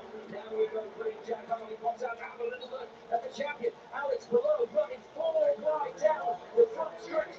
Brian Hunter-Ray has the lead. Team Francesco goes up with the move for his own teammate Rahal, who draws the front, and then comes Jack Harley and Carpenter. And the move gets up on the inside as Below gets squeezed and Below comes back. How did we get through that? That was some heads-up driving from Below on back. And then we got a spinner. Simpsons. I think Skipper Rob may be caught up in that as well. It is game over for Larson. And that is the double. Done and dusted. 1,100 miles will not be completed by Kyle Larson today, unfortunately.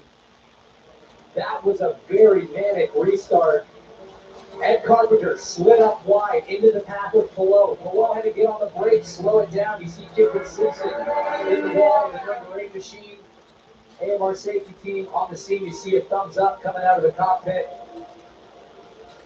And that's good to see. I thought we hit the show. Oh, there's someone else. I think that's Stingray Rob. That is Stingray. You're right. Oh, that is Stingray Rob, who has gone into the tire barrier on left-hand side of the track. Not often you see a driver end up down there. Safety team helping as Stingray Rob looks to be climbing out under his own power. AMR safety team dispatched in multiple locations here for Larson and Simpson. So out climbs Kip and Simpson. There goes Stingray Rob. That's a great sign. But boy, guys, dramatic. These restarts. You know, one of the issues, James, is I think the leader speed has been very slow on these restarts. Everybody's getting pretty bunched up in the back. Great to see the AMR IndyCar safety team on the scene as fast as they have been, not just this month of May, but everywhere we go and everywhere we race. Best in the business, no doubt about it. It gives every driver an extra sense of comfort strapping into one of these Indy cars, knowing that that team is with them, not just here in the Speedway, but all 17 races in the IndyCar Series. There's Kyle Larson. He was so looking forward to being the next guy to complete all 1,100 miles. Or Tony Stewart, the only one that's done it.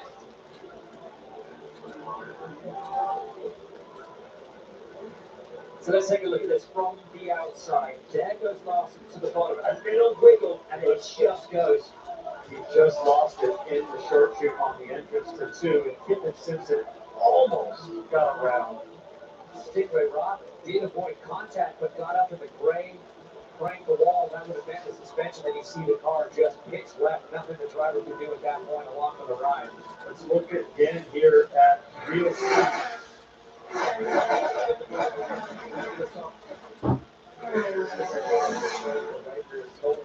that point, he's a passenger, as we'll take a look at Kyle Larson on board.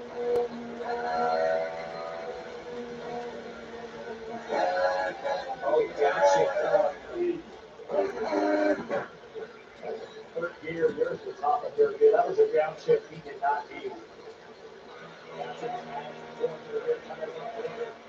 Marcus Erickson had a good run. The car speeding it so hard that it was going to go in that moment. He kind of just got steady. Didn't make anything. Good stuff moves. Here's not better to speak like Rock outside of Larson on the restart. Down the front straight. But Larson's going to have that massive toe to his left. Stingray coming out on his own. 66, I believe, with Armstrong on the outside. Oh, Larson fires it right back in. Now watch this. Larson's going to slow up and then grab that fateful downshift that hits him sideways. Oh, and it's almost like he reacted to Larson spinning alongside it, trying to get it to the middle. Yeah, oh, you rarely see cars get down into that wall. How about that hard impact? Even at a relatively slow pace for an IndyCar. And it's just in his peripheral vision, as though he just saw Larson coming toward the side of his car and in the rear view mirrors, and just reacted to that, and that inch or two movement to the right at that speed, up and into the wood. Well, Monterey still leads with Di Francesco under caution at Indy.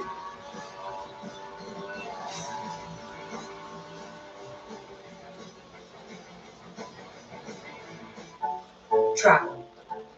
It's gone from being an adventure to a checklist. But the world is still full of wonder. You just need a better way to find it. Introducing Airbnb Experiences. Master ramen with an award-winning chef. Dive into underground jazz with a renowned bassist. Or see Notre Dame with her. She helped restore it, by the way. Don't just see a place. Experience it. Well, look, we're great with teeth. We're toothbrushes. But we're not the best with tongues, cheeks, and everything in between. We need backup. The clinically proven essential oils in Listerine clean every surface of your mouth. For whole mouth health, Listerine. Wash your mouth. Do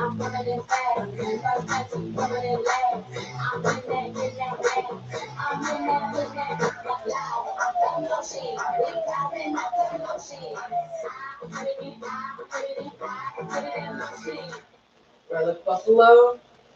Disappear. How did you do that? Pass me on your honey, my Susan. Those are dads, all right? I think we've had enough magic at the dinner table. You may know me as Antonio Banderas, but when I use my Bosch fridge, I feel like Antonio Banderas. Well, I hear you, brother. Because when I use my Bosch power tools, I feel like a macho man, Randy Savage.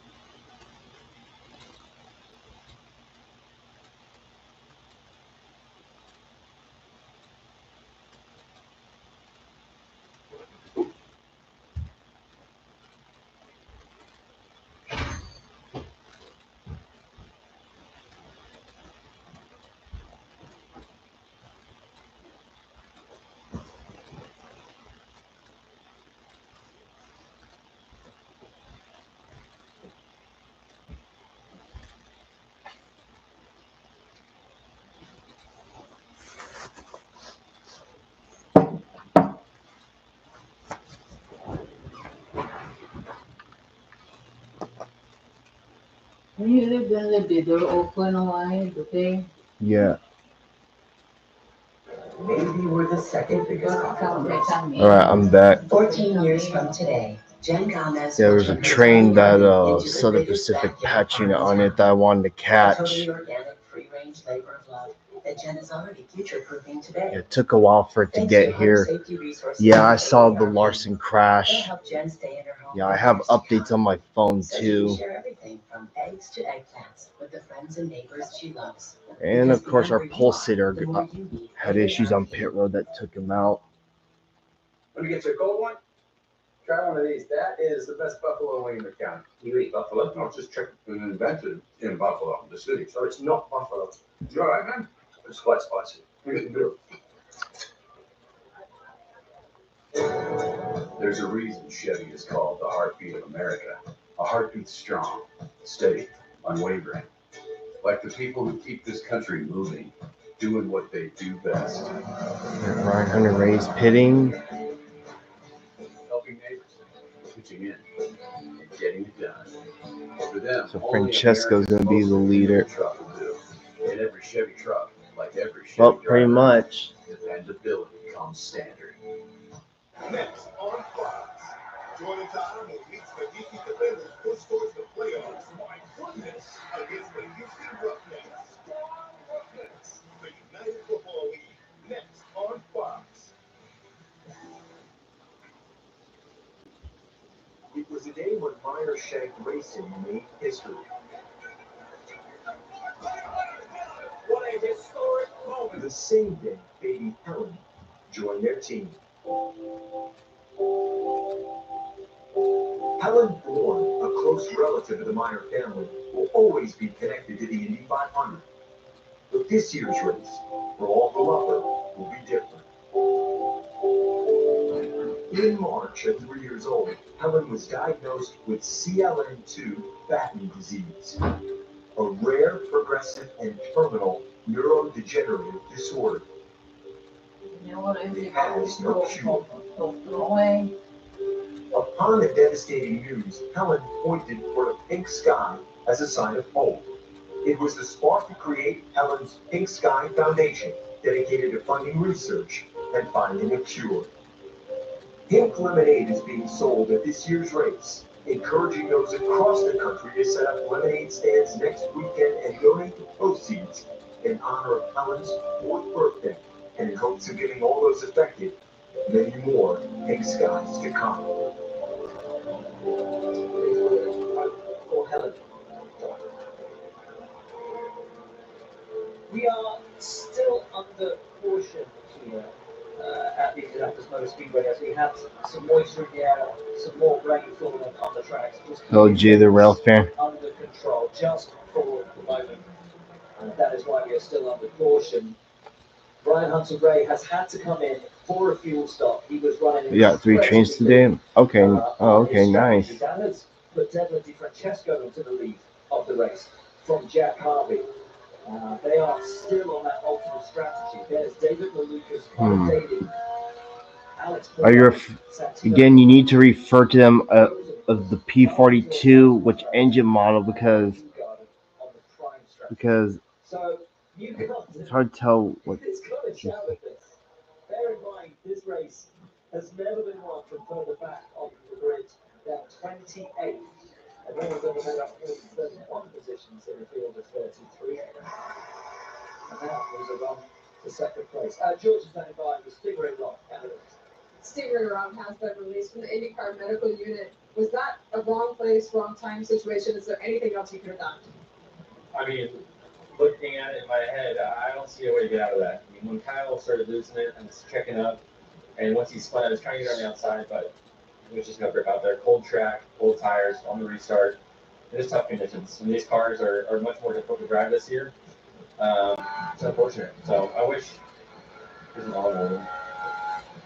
I wish we could do something different. But Yeah, I've gotten that P42 before. Right there, he just lost it. And yeah, we would see how he was trying to avoid it. Not much to do. I mean, they did sweep the high line, but not that high. You know, if they were to suck one more lane up, I think it would have been okay. But that's frustrating. Thanks, Stingray. Thumbs up for the Stingray. And we will have one more lap under caution, and then we will be racing once again. 64 green flag laps, 41 caution. There certainly has been a huge amount going on in this race. Whether it's been on track, in pit lane, on the warm-up lap, it hasn't stopped all day. Yeah, that was a tough break for Stingray. Right, he did a great job to avoid contact with Larson, but just cold tires, cold track in the very part, nothing he could do. But now we go to Devil Francesco leading the field. 30 laps since Francesco last pit, but a lot of those under caution. But these two, Francesco and Harvey, will have to peel off a little bit earlier. But I think everybody can make it now on 3 more stops. Right, lap 106 up 200. Right, coming to the green. The green, and up on the inside goes that Carpenter. It's good like the black is down, but certainly a puff of smoke. But we're racing up at the front of Team Francesco. Looking for the inside line. I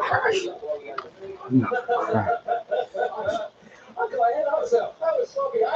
I was losing it because I saw Raspy. He never spun, but wait until you see the replay. Yeah. And race control saw what I saw, and they said, you know what? God damn you! He had about a 5 tank slapper moment and barely held on to it. And we're lucky that Benny wouldn't take it with the chaos. Get the race, man. Tire smoke out there.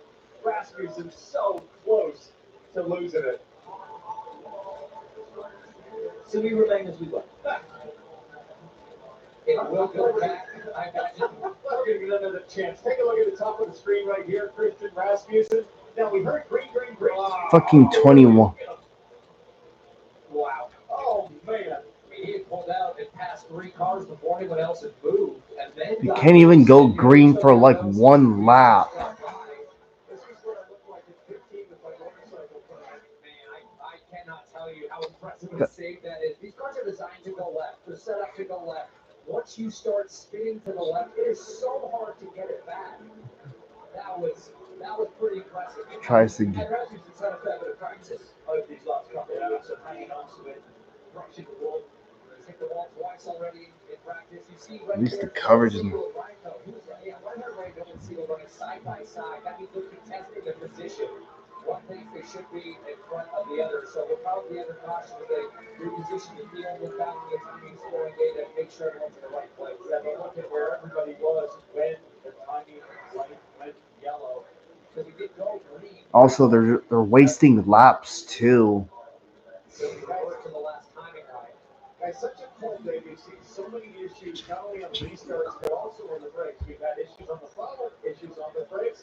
Let's take a look at how drivers deal with issues as they decelerate for the pit speed line or their pit box. It starts with the door. A cutaway car here will fly down through the foot box, and on the left-hand side is the brake bias knob. You turn that clockwise, you put more brake bias to the front. Counterclockwise, you move it to the rear. And what does that knob do? It turns a cable inside a line that goes down here to the pedal assembly, and it basically is moving this cylinder, this threaded cylinder, adjusting the torque, or I should say the pressure on the master cylinders. But has this race been bad overall? Hell no. Just like coming to the wait. Before at 200 plus miles an hour, you got to get down to 60. And again, the car's setup is all asymmetric because of the oil. It's so hard to get the car without playing with the brake bias that you need coming to the line can be different than the one you want going into your box. And sometimes you're adjusting it even down pit. And the reason it's so hard, Bill, is that the brakes are cold, and you just don't know what you're going to get the first time you apply that pedal. You're trying not to apply that pedal until the last possible second. I bet we know who's on that helicopter. I believe it's Kyle Lawson on his way to Charlotte. And he'll have a lot to contemplate about what happened this year and if and how he might approach Indy next year, because there's been some issues, some errors, frankly, in the cockpit in his first 2 tries as these cars come on lap 109 for another pit stop. Yeah. Ooh, wow.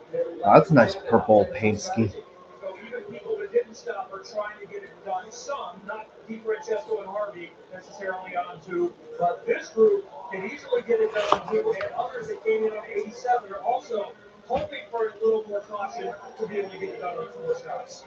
I'm right up. I'll roll the dice on a day like this. I kind of like this right here. To get it done, I think, from there on 2 more stops. If Steve Francesco cleans and warms his tires. Back to field up, gets them ready for the restart. Let's try this again. The restart line, by which time, if the leader hasn't gone, the race director throws the green. Steve Francesco puts his foot down. The green is out, the racing is on. And here comes David Malukas on the back of Jack Harvey. He will have the inside line to keep your eye on. All right, back to green. 4 wide.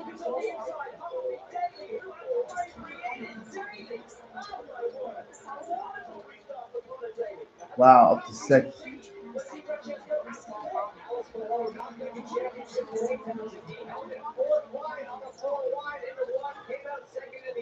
And he's right on the gearbox of Olympia. And here comes Carolina into the Prema. An incredible run from the sister car in the Polster to be up there. And then the next track, here comes Johnson. Going around the outside of being trouble. Now having a look at the back. Oh, Jack Harvey. Newberg gets sideways over on the entry. Coming forward. He hangs on. Newberg has been very patient. One driver really hit me.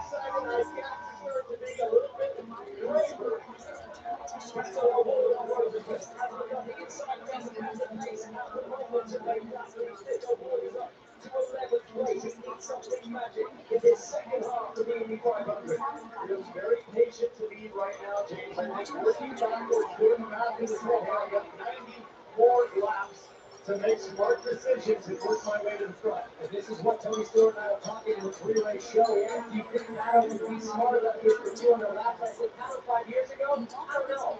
Pato in 2025, after 3 years, this is here at the Speedway. I think I'm going to put him push. Let's see Dave Malukas. And it's not a lap 1 part. David Malukas fighting it out for the lead of this race. They could be fighting it out for that first Indianapolis 500, but behind them is a man who wants it, who needs it. David Malukas will be getting information from the pit stand, letting them know, hey, Pete Francesco is going to be pitting earlier than you guys, so consider that as you strategize here. I think Connor Daly and David Malukas wanting to chill for now. And how about AJ Point Racing? Malukas 3rd, Ferrucci 5th. Runs up the big dogs. Past Baptist. Indianapolis 500. David Malukas in his 3rd. He right on board with Santino Ferrucci with an incredible run. Courtesy of Venture HR. And guys, this guy is so impressive at this racetrack. Only driver in history to be in the top 10 in all 6 of his first 6 starts here at Indy. Started down in 15th, but he's got himself there. He's doing an incredible job just getting around Carolina, who also, again, we just talked about it, but he deserves a shout out for being up there. This is a guy that knows how to play the long game here. He was right on board. Ferrucci's hands look very steady, very confident, like he knows exactly what to expect out of his race car in that turbulent air behind Alex below. So below has narrowly avoided some crazy Also, I'm still determined to get a haircut after this race. About his skill level is the right decision at the right time. We talked pre-race about how methodical he is, Or how something. he is with his approach. But as we get closer to the finish of this thing, the big question is, how big is he going to go? How much is he willing to risk it? He told us, if I've got a 1% chance on the last lap, I will send it. And I got to tell you, 4 wide in the run and being the guy on the outside, not lifting and coming up 2 positions ahead. And that's definitely just past halfway. I believe it. Courtesy of Honda, we sit on board with the championship leader, the 3-time champion, the man gunning for his first ever Indianapolis 500. Also, Kyle Larson's on his way to the airport now. Will not be complete until he has his face on that 4th corner trophy. No matter how many championships he takes, he needs this desperately. Everybody's settling into a little bit now. These cars, most of them are not being successful. I mentioned connected earlier. Look at the cars behind them. People halfway on their stick for their tires, so you're not feeling that same grip level. You don't have that same confidence to really try to do aggressive or make those moves. Everything's kind of settled into the restart now. Yeah, it's still out of the car, how the track changes. And these are the times where you really never get a chance to take a breath here, but you do get a chance to make a thought with your team. They'll ask you, how's your balance? What do you think you're going to want for the closing laps of this race? Specifically ground force. You know, the teams can adjust front rear wing angles under a pit stop. Sometimes it can take an extra second or two, but that's a critical decision. How much do you want to pin your ears back for straight line speed versus downforce in the corners? All those kinds of conversations will be happening in this phase with the bus. It sounds a bit hitched. Hats off to Timothy Francesco today to the RLL team, which goes to do this after such a rocky ship starting on the front row of the grid. Dev's done a brilliant job. He's 12 laps worse off on the tyres. He's doing a great job of leading this race right now. He's been comfortable all day through. Yes, he's on the ultimate strategy, but actually, his picture got ahead of the remaining three that were on that. His balance is back, Kevin. Yeah, I know. You heard about it? Yes, I've heard about it.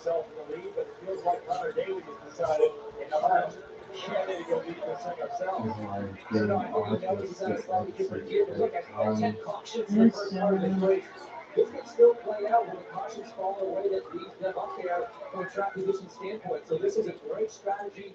Gamble to a certain extent on safety, though. Dev's doing the job behind the wheel, doing a great job. That Chill, okay, Kevin? Hey, we'll just do it tomorrow. That's fine. So don't rush and build up there today. Well, Keanu Reeves was there and he was in the gas on his alley.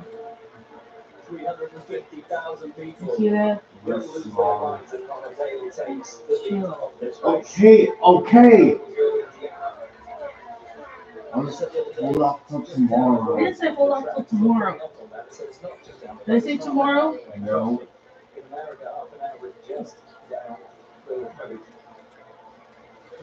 Oh, so you could have watched it on Fox Sports Live on Facebook. You see, Kevin? Yes, Mom.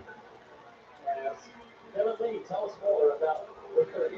Well, some are hoping to do it on 2 more stops. There's no chance with that one, Francesco. He is not saving fuel. He's going to pit within a few laps. But still, what a strong day it's been. The car's been good all month. And think about this young Canadian. He was born over 3.5 months premature. He weighed 1 pound of dirt. Definitely Francesco was in his last rites and no ill effects since that with his health. And he's leading the Indy 500 right now. Amazing story. And Dev is such an incredible guy. He has such a tremendous work ethic as well. When he signed for RLL this side of the season, he did. Would you text Graham Rahal with a bunch of demands and questions? And how can I improve myself? What can I do? Looks like the 30's pitting. He has led the Indianapolis 500, but Connor Daly across the brakes. Well, just have to see it, how it goes.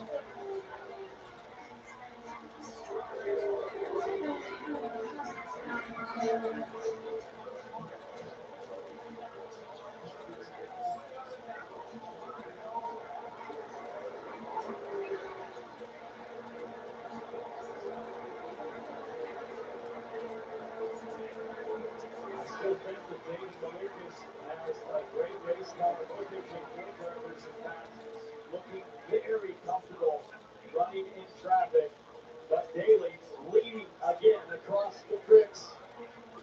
How about a top 5?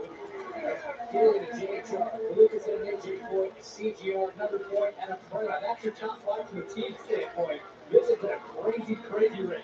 It's a crazy race. It's been a crazy day. Here's your race leader, and this was him a couple of hours before we went racing. Connor Daly, never want to miss a party. That's my team out there. If our network goes down, lives are at stake. Our comms have to work. Well, the mission won't. That's why I partnered with Verizon Frontline, the network that truly prioritizes first responders. So we don't worry about getting through. And they're the most reliable 5G network in America. Out here, reliability is everything. Extreme or routine, Verizon Frontline delivers. The #1 network choice in public safety. Learn more. Your mission is our purpose. Hitman Club. Amazing assists. Cambridge, the ultimate assist for your savings. But ever since they teamed up, She's taken assisting to a whole new level.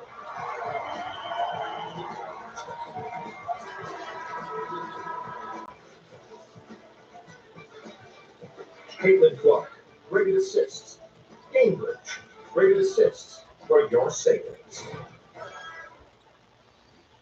It may not sound like it, but this is actually progress at 225 miles per hour. Shell Renewable Race Fuel, reducing emissions by 60% in all NTT IndyCar Series races.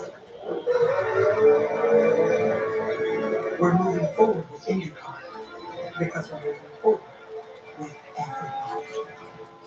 Shell, powering progress. We're Tire Rack. We test tires to provide you with truth, transparency, and unbiased recommendations. We stock over 1 million tires to ensure we have what you need. We're Tire Rack. We work hard to ship your tires fast and free. We offer convenient installation options to keep you moving forward. We do all this for one reason. Tires matter. TireRack.com, official partner of the Indianapolis Motor Speedway. Challenges are our greatest opportunities. When we take them on, we make our most extraordinary dreams real. Introducing the most capable Honda we've ever built up. All new Passport Trail Sport. Built from limitless determination. Honda, proud partner of the NTT IndyCar Series.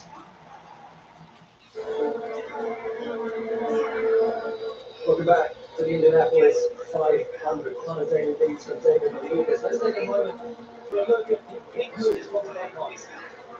And it is good news. Obviously, one for Newberg there on the top side. On board with Newberg as he went 3 wide on this restart down the front straightaway. Continues to make some moves, but I think he has used a bit of discretion. It's been nice to see Ruffin and Team Penske guys on pit lane to make up stops, but this guy right here up to 25 positions.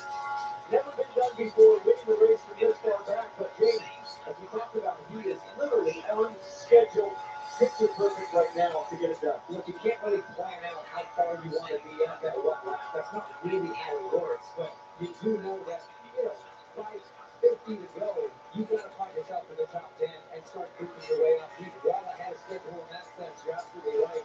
And look, got Goodyear right from last to second, they had 31 spots. And you guys know today, you're going to go from 32nd to first. That would match that to take the victory. Again, he's sitting pretty right now. He knows he doesn't have to force the issue on Jack Harvey and his cars in front. He's been riding a great start this last pit road. And he's got time on his side at lap 128. It'll be interesting to see how far this lead group can go here and potentially get this done on 2 more stops as we listen to a little radio on field strategy. Field number we need is 4.6. We don't want to lose the race, and we want to stay with that. It needs to go 4.6. We're better than great, but we don't want to lose that position. Yeah, Very one to the strategist, giving Alex below exactly the fuel burn information he needs. Jamie? Yeah, I think it's about 5 months. I'll see it till next week. Yeah. We'll do it today. We're not going to be open tomorrow. How important are those numbers for a driver at this point in the race? Yeah, very important. Again, at this point, you're past that way. These strategists, they're going to get the last 200 after us. They're trying to minimize the number of stops. That's the number that he needs to hit. But he also said we don't want to lose track of the guys in front. So it's get this number if you can. But if you got to burn a little bit more to maintain the track position, that's what you got to do. Georgia, what's going on with you? A little more trim in the car. But before the race even started, Luke Mason, strategist now, told me that this car is set up for the last 10 laps. They were thinking all the way ahead. They knew what Newgarden had to do and that they had a good car. He's worked his way all the way up to 6, and right now just wanting a little more trim in the car. That's what I think. Who does it? You got him. Absolutely incredible drive. 7 laps to go. 200 yards running at the Indianapolis 500. David Willard gets Alex Pillow, something of what a shot. There you guys see, Rosa was the 7, O'Rourke, Casanova, Kirk with the top 10, the top 12 all on the same strategy, what we call the primary strategy. So 8 laps, 70 laps to go. We think we can go 32 laps on a long skid. So the question is, can these guys make it to lap 64? You're in a happy spot to make your second to last stop. As we get the green flag shots, you have to think of those top 6 drivers. Advantage below Team Penske, Chip Ganassi, and Newgarden and Team Penske. That's where the flex might really come to the front in these closing stages. I wonder how much of a curveball the likes of AJ Foyt having 2 cars in the top 5 might roll. How much having commentated in the Hungarian out there. How much that might come to bear in these last 70 laps. Somebody we haven't talked a lot about today is this guy, Elio Castro Neves, who has quietly moved himself into ninth. Kevin Lee, he is on pace to get into that top 5. He is not out of it at this point. He's 50 years old, will be the oldest winner of the Indianapolis 500. If he can somehow make it out, and obviously the first 5-timer, car's pretty good. He's going to need some help when he gets done. Here it comes. And he's followed by Takuma Sato. So the old wily hands at this race who know it better than anybody else out there. 48-year-old Sato, 50-year-old Castro Neves. They've both won multiple times. They know what they're doing. 600 wins between them. Another drivers be taking down and thinking, hey, what are we missing? Wow. Takuma Sato comes to his box, the 48-year-old. A lot better than the start of the race. Perfectly hits his marks. The Rahal Linderman Lanigan team gets it done. Waiting on the fueler. He pulls Sato down and away. Let's not forget how much of this race Takuma Sato led with ease as now Daly comes in. As does below, as critically does Joseph Newgarden and Pato O'Rourke. Pit stops are happening. Are you gonna go? Alright.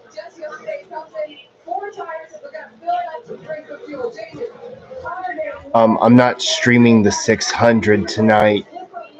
Remember, I don't have Amazon Prime, unfortunately, so I can't stream. There has to be a way to watch it other than this way. Like I'm be on YouTube somehow. I can take a look. That's the only thing I can do. And this is on Fox Sports and YouTube. It has to be somewhere on YouTube. I mean, on Facebook, you know what I'm saying? Yes.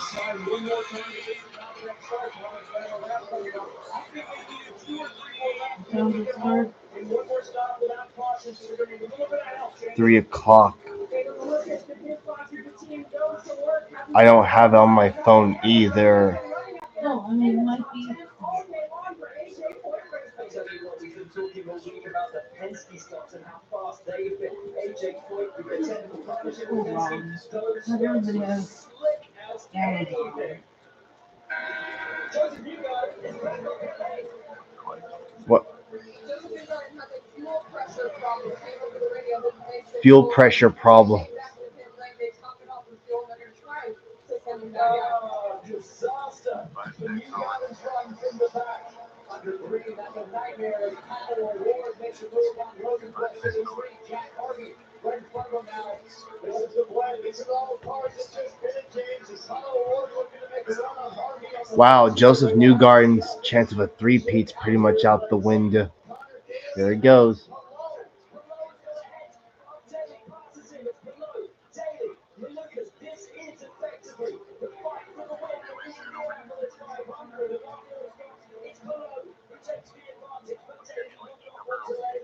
But be careful, you don't know if another caution might come out. Ooh, Dave Malukas.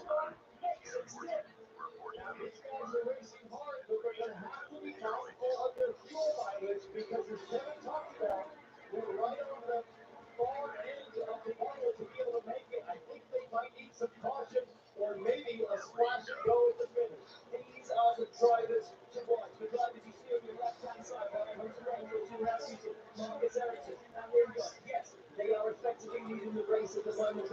Strategy and now Marucci puts the loop on Di Francesco to move himself off and try to take a fight to Louis Foster himself. Goes out of position as his strategies begin to converge and now Daly at the meantime benefits and has a look at Whoa! What a bold move! Wow! What a thunderous move!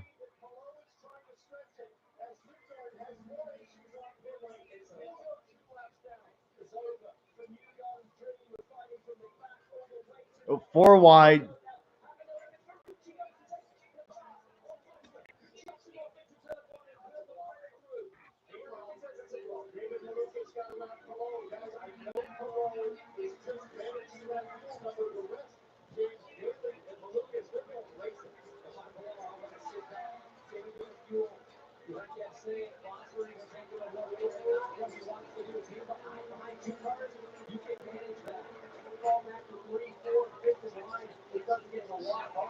I think they might have another round of pit stops before this thing is over. big time save going on at the front. Lucas doesn't want to pass it. He wants that. As we see Rosie now, basically on the inside of Di Francesco for a position. Marucci still looking right here on the back of Foster. The back of this race is just totally changed based on that pit window. It's Oh yeah. of waiting a third consecutive 500 Oh yeah. to be done on pit lane. Team Penske Yeah. furiously working at the back of his race car. He's now 3 laps down. Yeah, it's over for New Garden. So this is a huge.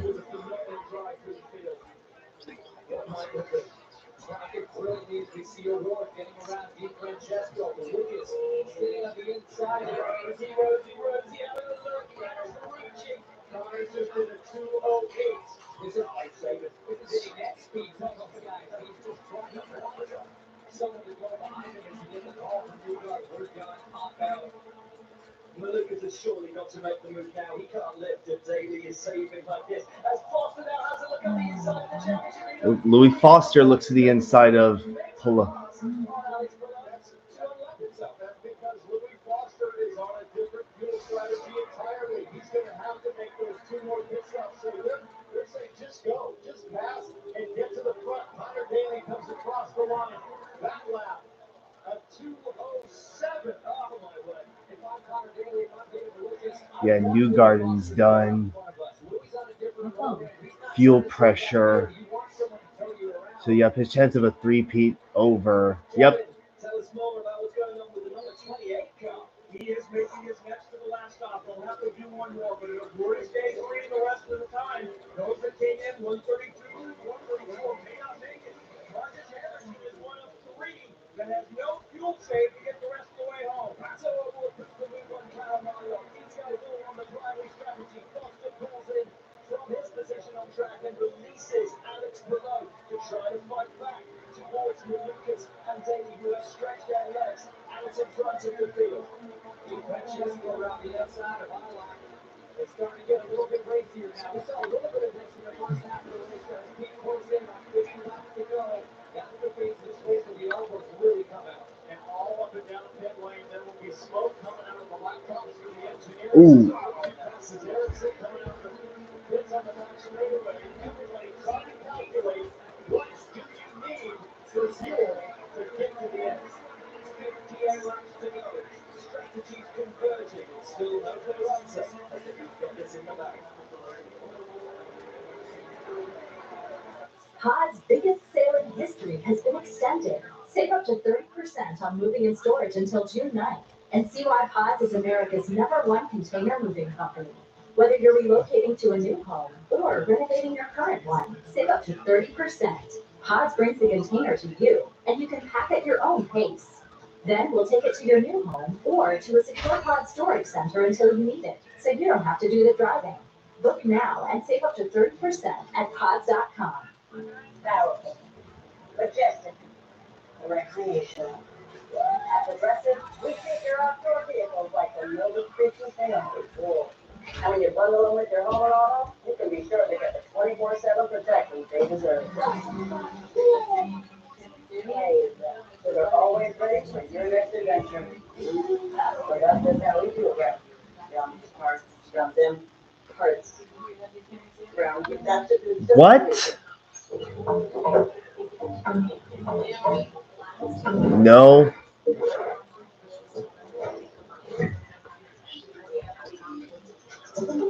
How should I wash my dress?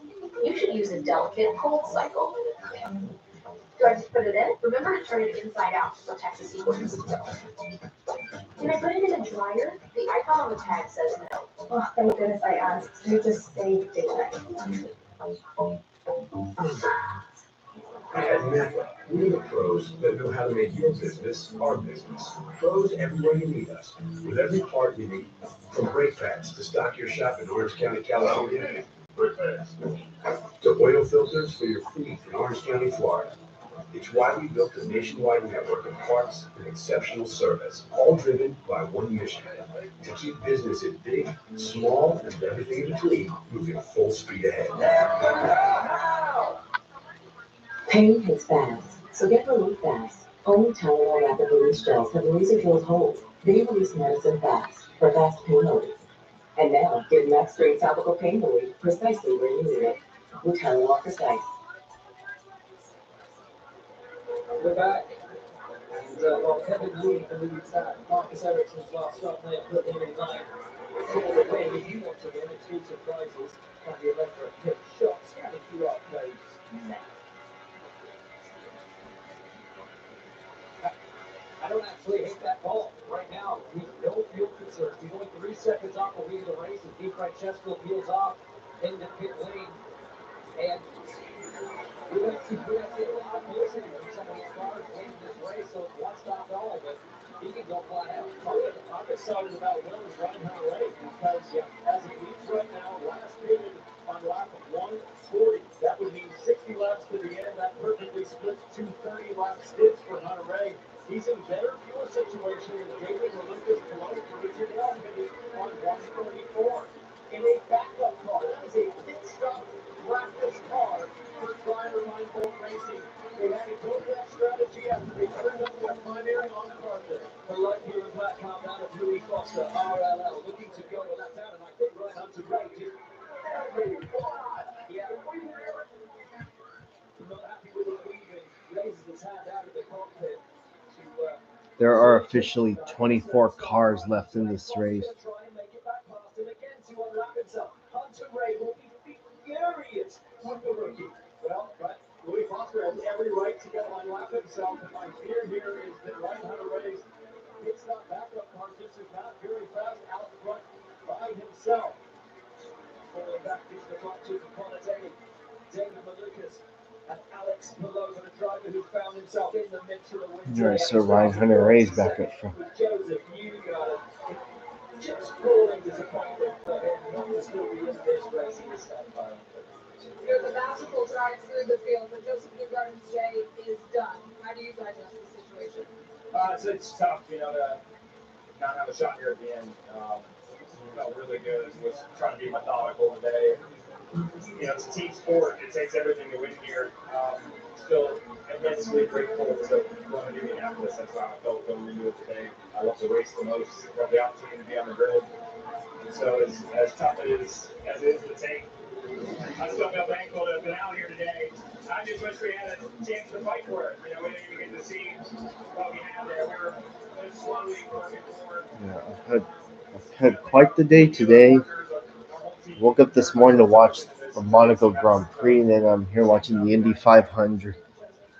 The triple wins, the 3-time repeat, has never and continues to not be achieved at the Indianapolis. Yeah, I saw you already told me. I saw it.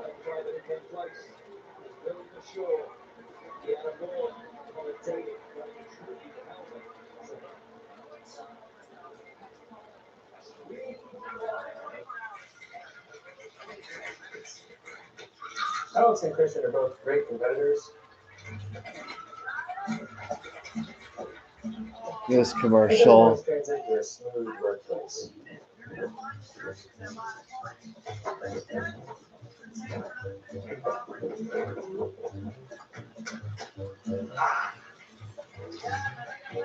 Hydrate, hydrate. You seen this commercial? Productivity around here. Not smooth. Excuse me 1 second, guys. That's it. Why don't you give me a coffee?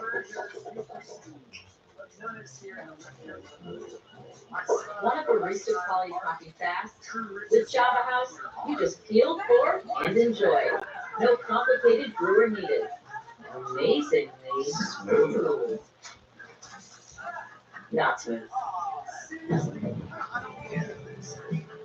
Now's the time for a great deal on a new model.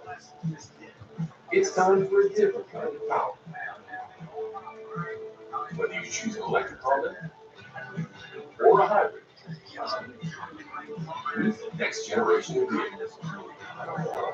It's the perfect time to get a Civic Hybrid, the 2025 North American RV. Hurry into your Honda dealer today. Pod's biggest sale in history has been extended. Save up to 30% until June 9th and see why Pods is America's #1 container moving company. Whether you're relocating or renovating, save up to 30% at pods.com today.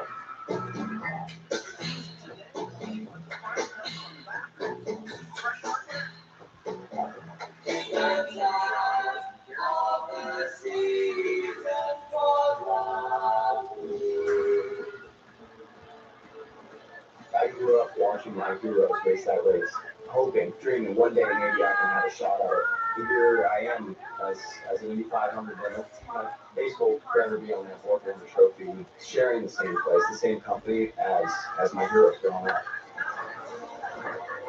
11 years old, and Brian Hunter Ray do it again at the Indianapolis Motor Speedway. His strategy may actually prove to be the one to be on. Fascinating. Things unravel here. The horse racing Australian Texas Speed Stand returns at the 157th Belmont Stakes. Sets the stage for an epic showdown. June 7th, live on Fox. Georgia tells them more. Brian Hunter Ray. Well, this is a huge feat in itself for Ryan on the way to be on the front of the pack except for a few laps after a fire on Car Day.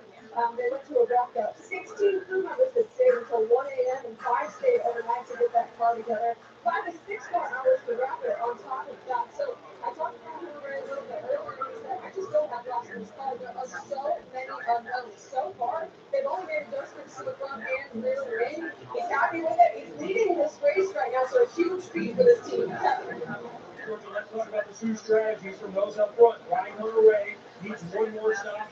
He's good on fuel. The next bunch behind really needs a caution. So then we go to Marcus Erickson, who put in a lap later than Hunter Ray and Christian Rasmussen. Hunter Ray, Erickson, and Rasmussen are the three I think can get home with no problem, and they may be in position to fight it out if we stay green. Incredible. Basically in a situation where the strategy still need one stop. Without Geller, though, that Erickson, Rasmussen, and Hunter Ray strategy can go flat out with the others might need to save a considerable amount of fuel. That is hard to do and keep cars that are pushing behind you. So this is shaping up to be quite a battle as we head to the end of this one. I would subscribe to that. No, big. Indianapolis Motor Speedway.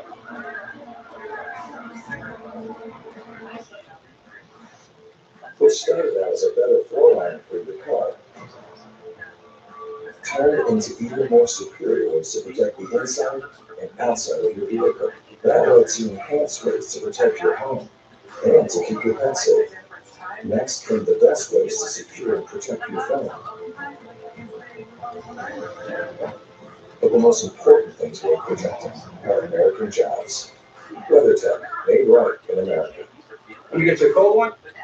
Try one of these. That is the best buffalo wing in the county. You eat buffalo? I'll just check. It was invented in Buffalo, the city. So it's not buffalo. You all right, man? It's quite spicy. You can do it.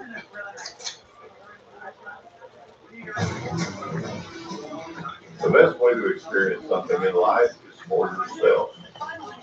Firestone tires were built for getting out there, for 3-day weekends, and for testing the waters.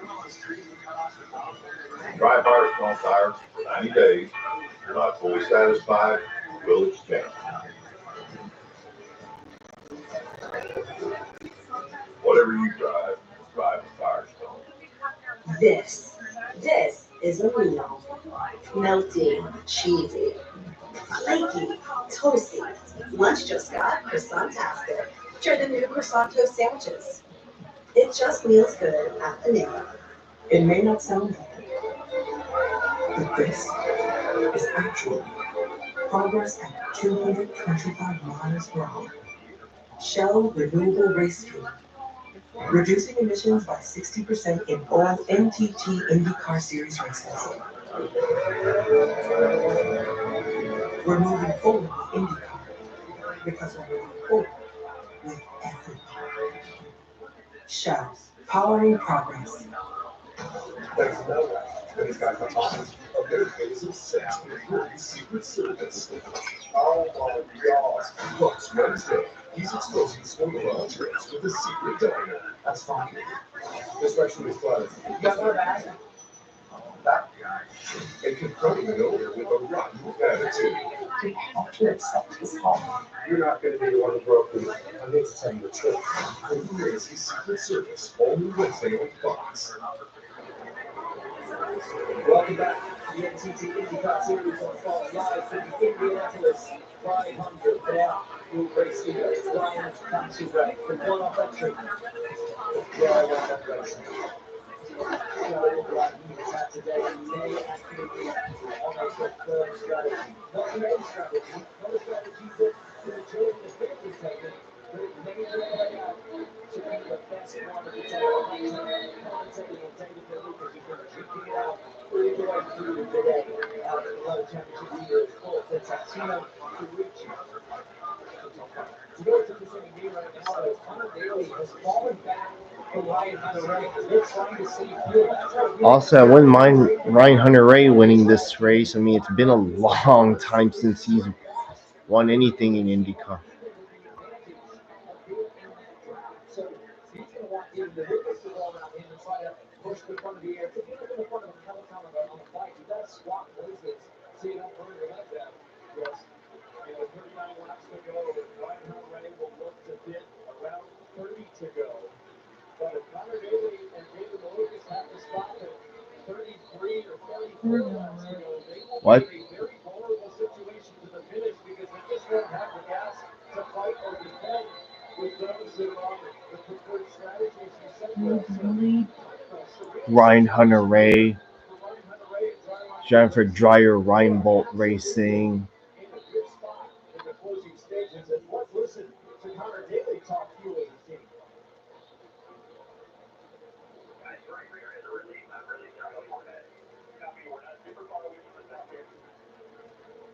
So nothing about gas, it's all about the right rear tire for Connor Daly. Didn't expect that with the pace they're running.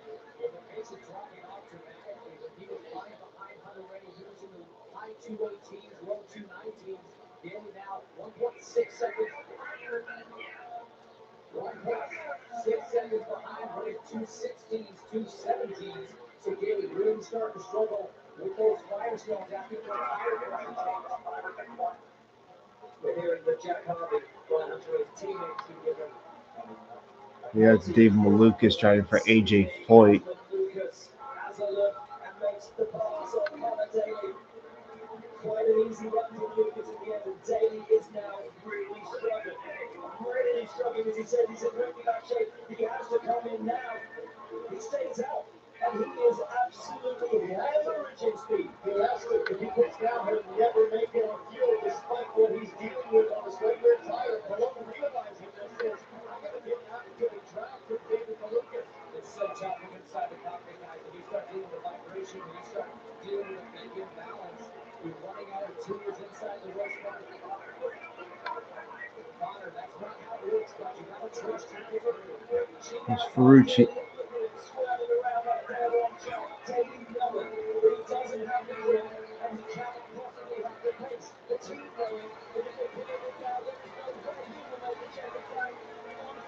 It's an impossible situation for both the team and the driver. so tough. Here we go. We've got Carl to pass this lap.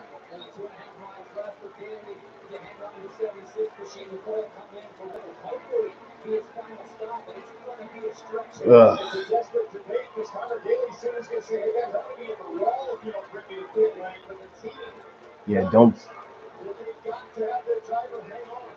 Erickson got around Calhoun. Erickson got around Daly for Simon Copeland. And now it's Oh, watch. and even getting down is going to be a stretch for him to make it to get it. Erickson was up on the inside of him as he tried to go down into pit lane.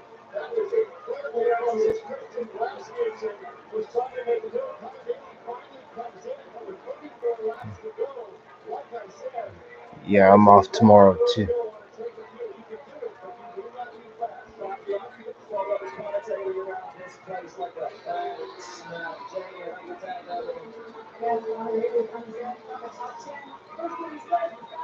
I'm not going to be live until this upcoming weekend.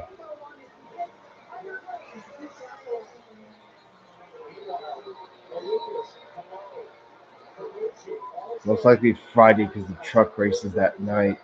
It'll be like 4:30 or something.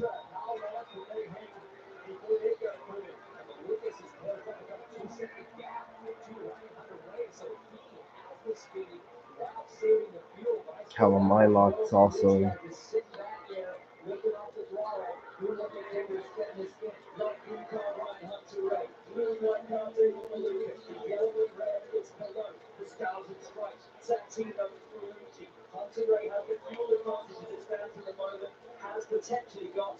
Blows in.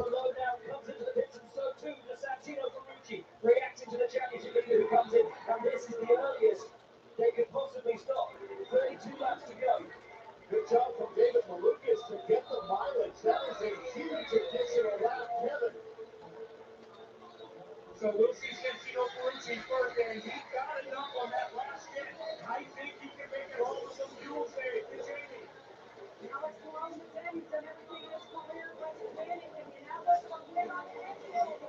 Four-time circle, no changes. Clean start from Malone and the CGR crew.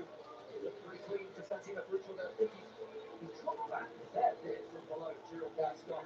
Down a big gap between them there. So a big delay for Santino Ferrucci. But out comes Malone. 23's in. Might be his last stop. But stands between him and the Indianapolis 500 win. And now a lot of pressure on Ryan Hunter-Reay as Malukas. Oh no! He's stolen play! What the Oh, that's devastating. Stay focused here. It's not over. Hang in here. Don't lose a lap. Georgia.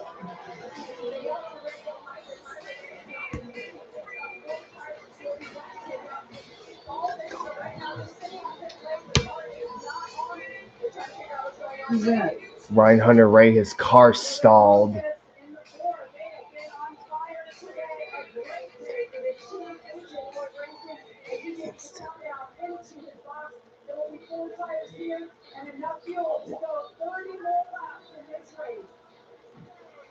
Absolutely huge. David Malukas went the extra distance. He did a brilliant job. The final stop will turn from AJ Foyt. The 4 cars down and will now blend on the back straightaway to Alex Malone. Could that be the stop that puts Malukas in contention for the Indianapolis 500 with Hunter-Reay out of it? Hunter-Reay's done. There is Malukas. Watch for the lens, and Malukas will have the advantage. Will be on the tires, and here comes the championship leader, Alex Malone. Airing down after the backstretch. Momentum on Malone's side. Desperate to get up the lead. It's Malukas. Both drivers moving black, route 3, black, route 4. But Malukas in such a good situation on fuel. How do they bring down the front straightaway? Here comes Malone on the hill. Malone does not want to pass him right now. Just gonna stay with it, sit in his mirrors. Already make the move. The last thing you want, if you are an IndyCar driver in 2025, is to have your mirrors full of red and yellow. Malone doesn't have the gas capacity to take the lead just yet. He needs to save behind Malukas and then do it at the end. It's risky because guys, if you wait too long, you're not going to have the grip left for those fast goers to try to pull off the move. A 1 lap difference isn't a ton of fuel. 2 lap difference. 2 lap difference, I stand corrected. That is a pretty big gap. So that look is brilliant. A single yellow changes that all up and the track position. Absolutely right. For those of you expecting to see the start of UFL coverage between the DC Defenders and Houston Rockets in that game will start on FS1 and the Fox Sports app. It will also be seen on station WTC Anthem in the Washington DC area. Hello, counting down the Lucas. Looming large in his mirrors as Rosenquist looks to make the move on Di Francesco. Remember, we still have a few more players to join this party. The leader right now is Marcus Ericsson, behind him Christian Rasmussen. They both still have to stop. Where will they strike out in this whole battle? 28's trying to build as big a gap as he can. He's running quick speeds right now, guys. 2:22.2 for Marcus Ericsson on that last lap. They would put it to the 2:17 because Ericsson knows he can push. He knows he's good for the fuel. He's trying to extend that gap, stretch his legs as much as he can. Hit later than his rivals and still be able to push while they're all saving fuel. Lucas with his mirrors absolutely full of flow, and you're absolutely right. As now on one has a look up the inside. But Di Francesco, that makes the move stick. Di Francesco still has to make his final pit stop as Pato O'Ward now pushes forward with aggression. This is going to be the bout for the win right here with Pato O'Ward in the fray now. It's like the 30s pitting.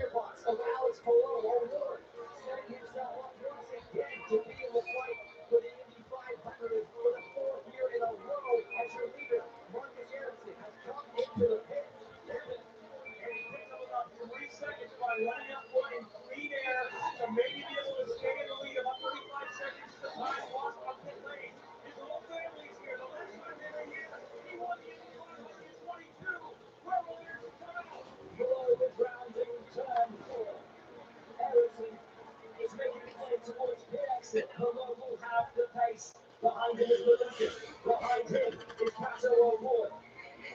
And there is Ericsson. Keep your eyes on the frame. Keep your eyes on the track. Keep your eyes for the red and yellow CGR car of your championship leader. Here he comes. All right, have a little hard, have a little hard. Here comes the leaders. Go hard all the way. Go hard. He's going to try to get the track back. Really faster in front. That's going to help him get up to speed.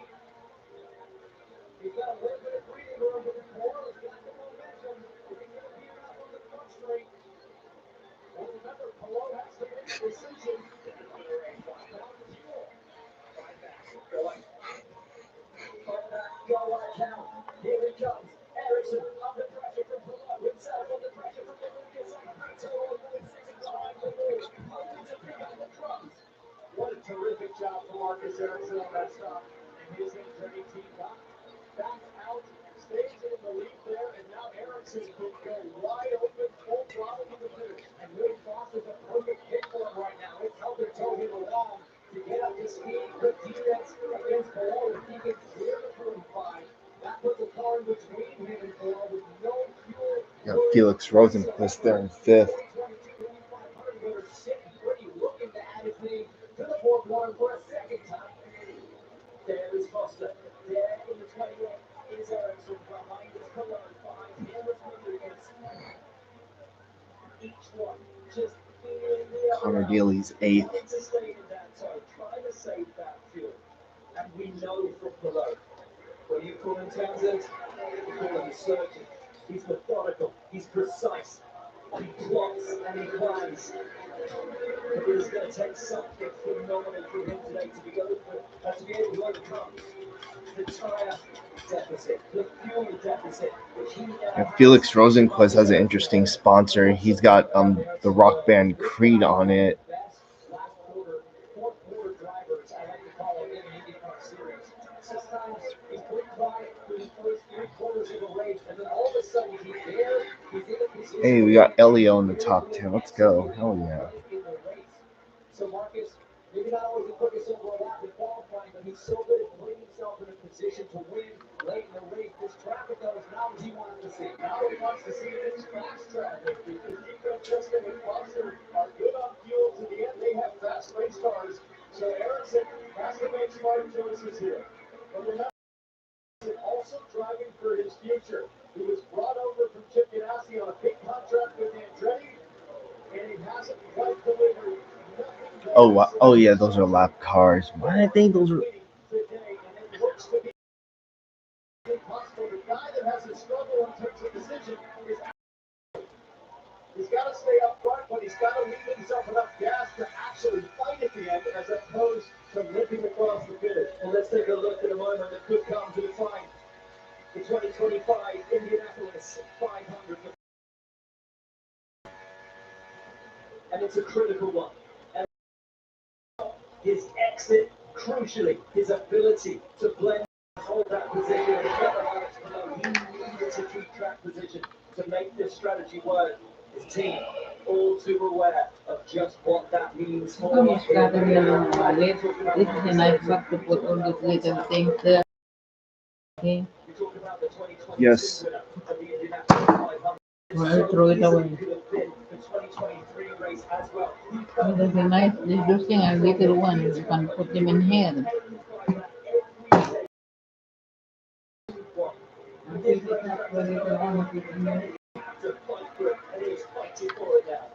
The tough part for Harrison is you've got these two cars battling for position, and rightly so. But a botched pass attempt can kill his momentum and ultimately get him to the lower bounce. A botched pass attempt by DiFrancesco could cost Harrison the Indy 500, so he's got to be patient. If he's going to make a move, he has to be 100% sure it's going to pay off, and he's looking at it now. Tries to go inside. Oh, that's Ericsson. Oh, that's French. He's not going to lower round three. There's a fine line between recklessness and courage. And for Ericsson, that's a tough guy. Hello, meanwhile, patiently watches, patiently saves as much fuel as possible. But even though he's getting one on the straightaway, I think Palou is just going to sit tight, taking the ability to actually turn off the whip at the finish. If I look further back, who else is in a good fuel situation? You have to go back to. This is the longest green flag run of the race for those who are tuning into my stream. He's in a really good situation on gas, but Lucas, O'Ward, Roach, they are all just like Palou, having to save here to make it to the end. I say, Harrison's teammate Cal Kirkwood doing a great job as well. He gets way up to 7. That's a big Oh yeah, Kirkwood's up there. on the day. So those two cars are in contention for this race when At least Elio's got some speed in this race, so I'll give him that. behind him in the yellow red car is Palou. Behind him in the blue and white, Malukas. The black, white, and orange McLaren of Pato O'Ward. Then the orange and black green wagon of Santino Ferrucci. Damn, Ryan Hunter the race with mechanical issue.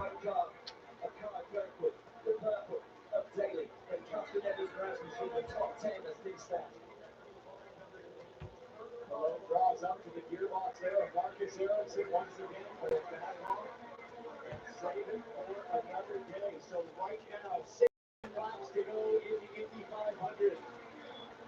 All cars, we think, in the top 10 with enough fuel to make it, but some are in better shape than others. And guys, you gotta remember, this all started, this strategy for Ericsson really was born out of the clock stop early in the race, put them slightly out of sequence. That allowed them to add a couple laps to one of their stints. That allowed them to be in a position to pit later and have no issue with the way these guys are. But now, Ericsson having to just have the most controlled drive of his life. The pressure from the two-time defending, three-time overall series championship leader Alex Palou, and not forcing the issue with the two cars he's been about Alex Palou. If there is anyone in this series, if there is any one driver who knows how to look after his tires, who knows how to conserve fuel, keep out and make the strategy work in this man, and not just this man, but Barry Walters' strategy on the staff, his team, they have the experience, they have the pace. Critically this year, Well, my top pick is running in fourth right now. I don't know how.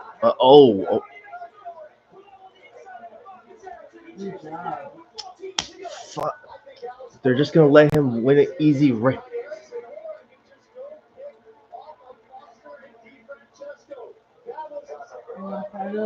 Also, Louis Foster and Francesco are teammates, by the way, at Ray Hall.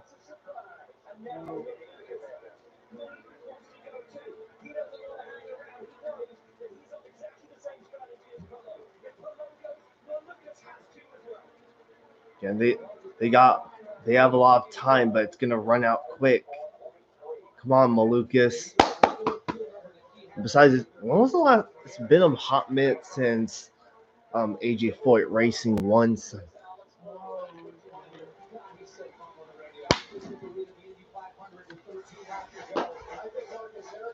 to make adjustments or had to make adjustments in his cockpit to recover. And we'll take a look at the captain floor once again. Starting on board with him, it's late, but my goodness, it's cold. I gotta tell you, Ericsson's gonna be so mad he left the door open on the inside. If you forced the door on the outside, Ericsson was thinking everything that we were saying up here, which is that Alex Palou needs to save fuel to get to the end. But again, it's the cars that are on the tail end of the lead lap, Foster and Francesco, that provide the same service to Palou that Ericsson does. The question now is, can Ericsson respond? So he better respond soon. I'd love to see a clean racetrack in front of Palou and let these guys just hammer it out. The second, Marcus found a second still.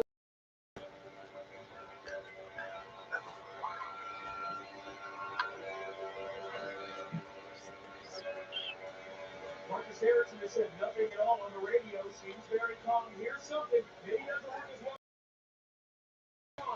He knows that Palou's a little bit of fuel. Marcus has studied, strategized how to win that fight in the race between the two cars. Is there any chance he wants Palou to burn more fuel so he doesn't have enough to use at the end of the race and just save it for the end? That would make sense, except for those two cars of Francesco and Foster that again are providing the same benefit of the draft. If they are fast cars, Francesco and Foster just get laps at 219 miles an hour. So that's all Palou needs right now. But we are shaping up for an amazing finish as everybody tries to gain their positioning here for the last couple of laps. Don't rule out David Malukas. There's 10 to go. Don't rule out Connor Ward or Felix Rosenquist. They can absolutely factor down the stretch. Whoa, Malukas almost got into the wall off turn 2. Malukas now has to look at Ericsson. It is a game of chess at 230 miles an hour. Palou leads from Ericsson and the leaders.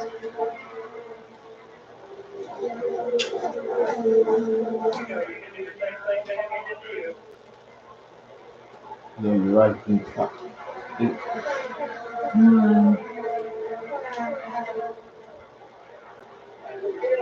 Hey, IndyCar, you better not be throwing, or Fox, you better not be throwing us off with that ticker. I know you changed it from 5 to 9 to 5 to. Ericsson closer than he's been. Tries to say that you've been studying. You've been thinking about it. You've been practicing. All right. These moves during We're coming at 8 laps to go. for just this scenario.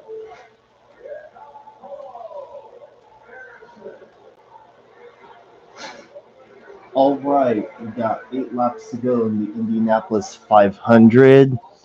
2025. Alex Palou leads. Marcus Ericsson trails.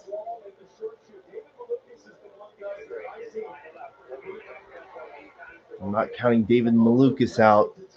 Then you got the two Ray Hall, Letterman Lanigan teammates battling for position.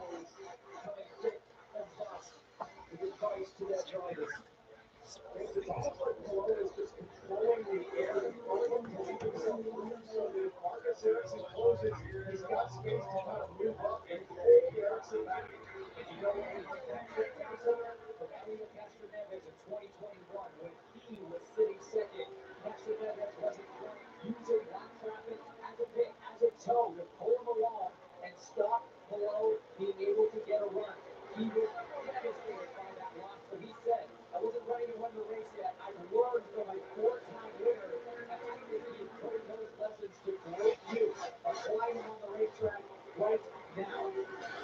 Whew. Lucas O'Rourke and Rosenquist, they'll start working furiously in the cockpit to make any adjustments. This is where you got 6 to go. I'm surprised we've gone this long without a caution, another yellow. I'm not saying I want it to happen, but if a caution comes out now and if it takes too long to clean up, then yep, it's over unless they red flag it.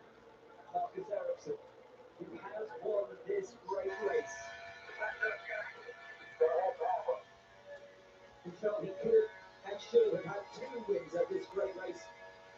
And now being told, Alex Malone to make those wins. That's good news. That means that very long-term Chip Ganassi Racing knows Malone has the fuel now to go out and take fresh air head on and take the drag. 5 to go. And no problem, Bob. Easier said than done when your tires are that old. And it's a tough thing to do in this 30-year, especially with 2 cars in one. 5 to go to the advantage of check it out. And that's it. There's the call. Burn all the fuel you need. Let's go. All the fuel for getting your tires changed. Alex Malone now has 27 laps on his tires. They are right at the end of their life, and it means it's a handful in dirty air of those 2 cars. Oh.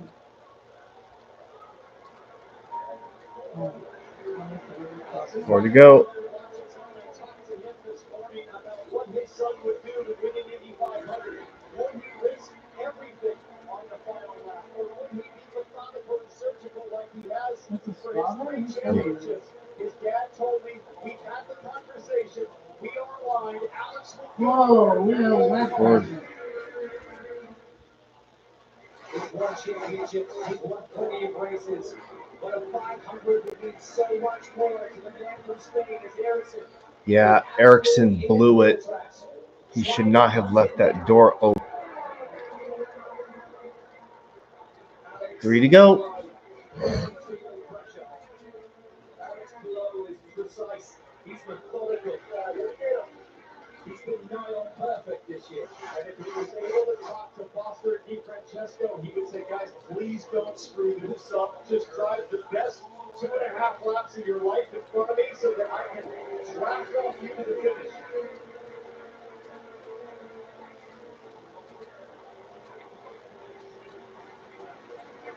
Two to go.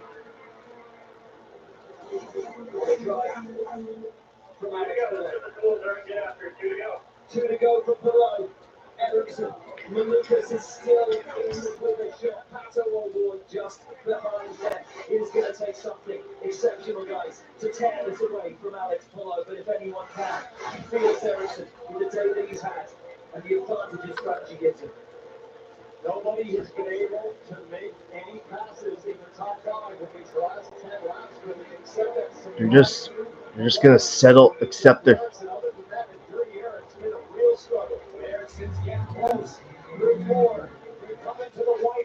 white flag. Here we go. Hope someone's pitting.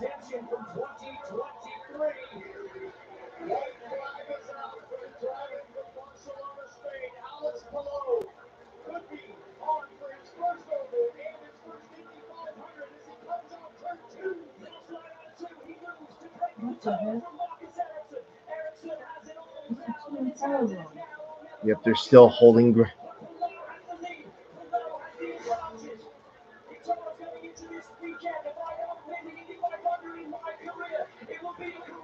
Wow. Oh, yellow's out.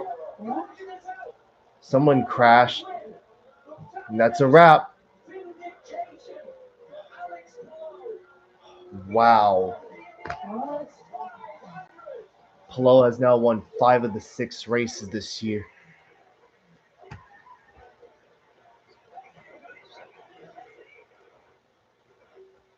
Wow, even no one could not stop him. Wow.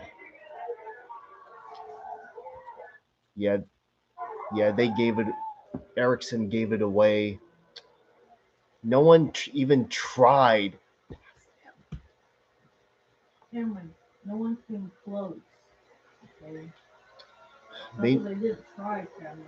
they need to fix this package. No one came close. You understand the difference?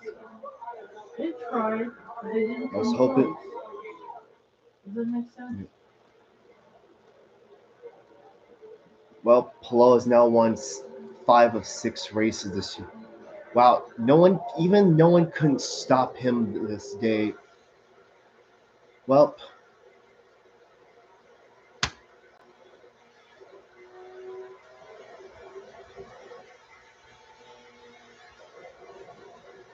yeah, they need to fix this package, race package.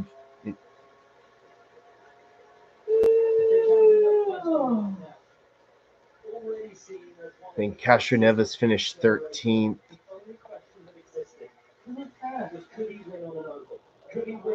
It was Nolan Siegel. That was the one that crashed on the last lap.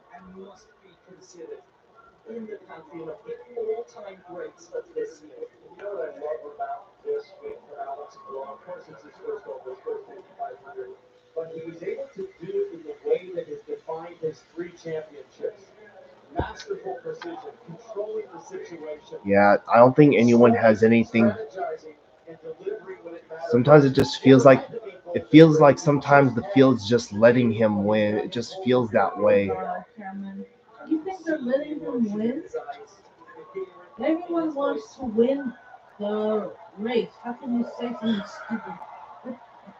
I don't look. You can criticize. Hey, me. You think, Cameron, everyone raced their heart out. Whatever. You think they're letting him win?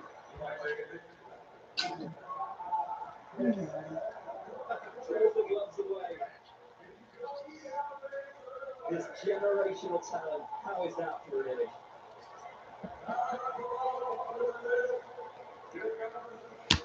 And there's Barry Windsor, the first over the wall with his father.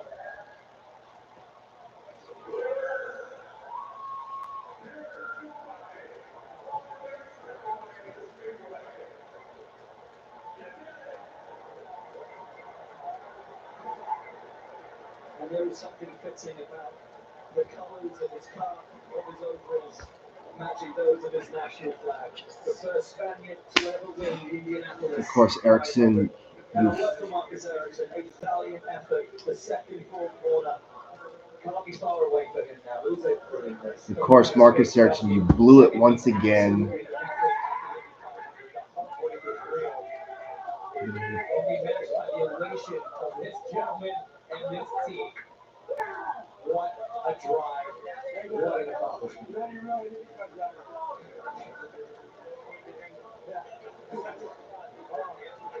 Great job. William Merritt finished under green or yellow.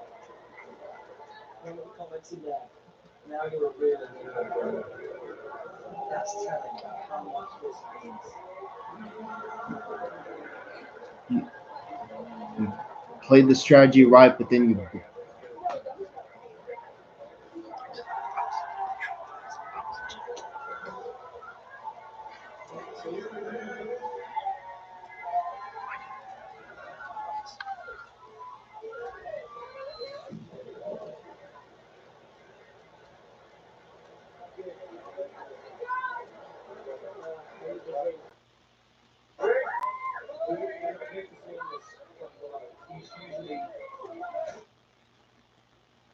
He is exhausted. He has to work for that.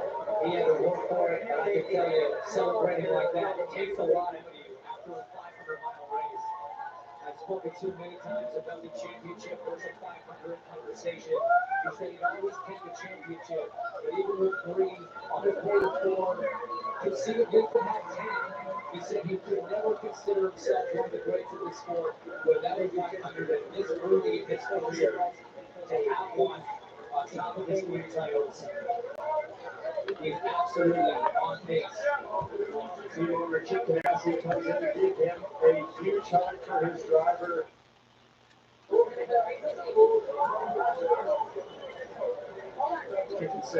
Well, I mean, to be fair, that was a good race.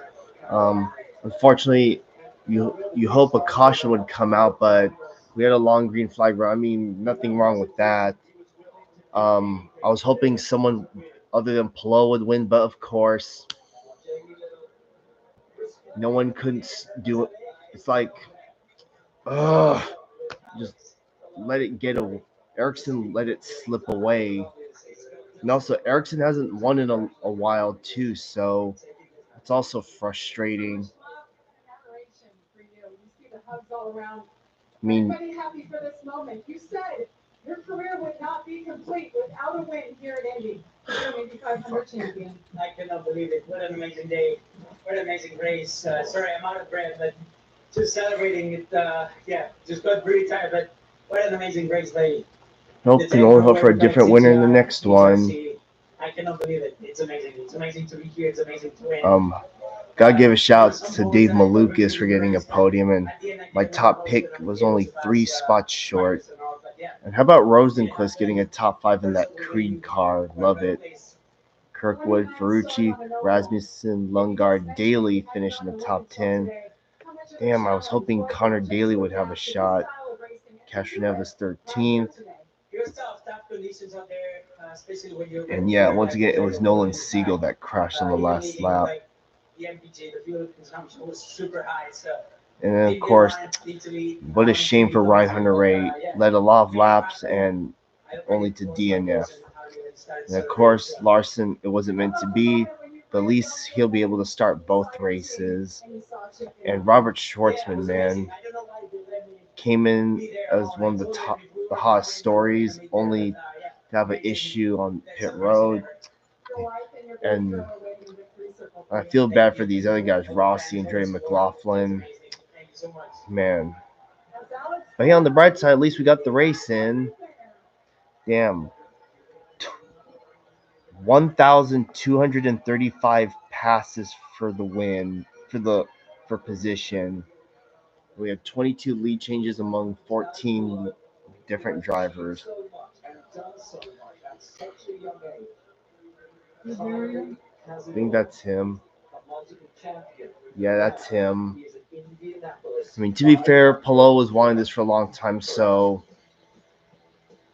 why should I bother? This is Worldwide Technology Raceway. It's not your normal racetrack. It's one that moving around turns on say.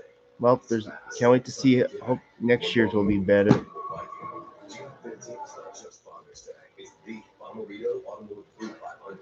The race with a history of winning moves, magical moments. Well, I can't wait for the next oval race, Gateway.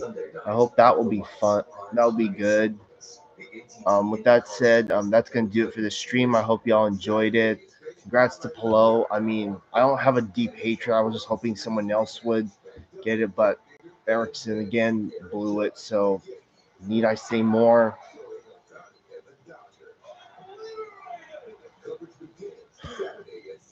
Well, that's going to wrap it up for me this week. I hope y'all enjoyed this race. Glad we were able to get it in. I just hope and pray that next year's weather will be better, and I hope Larson can actually complete the whole race. So with that said, thank y'all for watching, and with that, I'll see y'all next time. Have a good one, stay safe, and I'll see you this upcoming Friday for the truck race. All right, bye everyone. Peace out.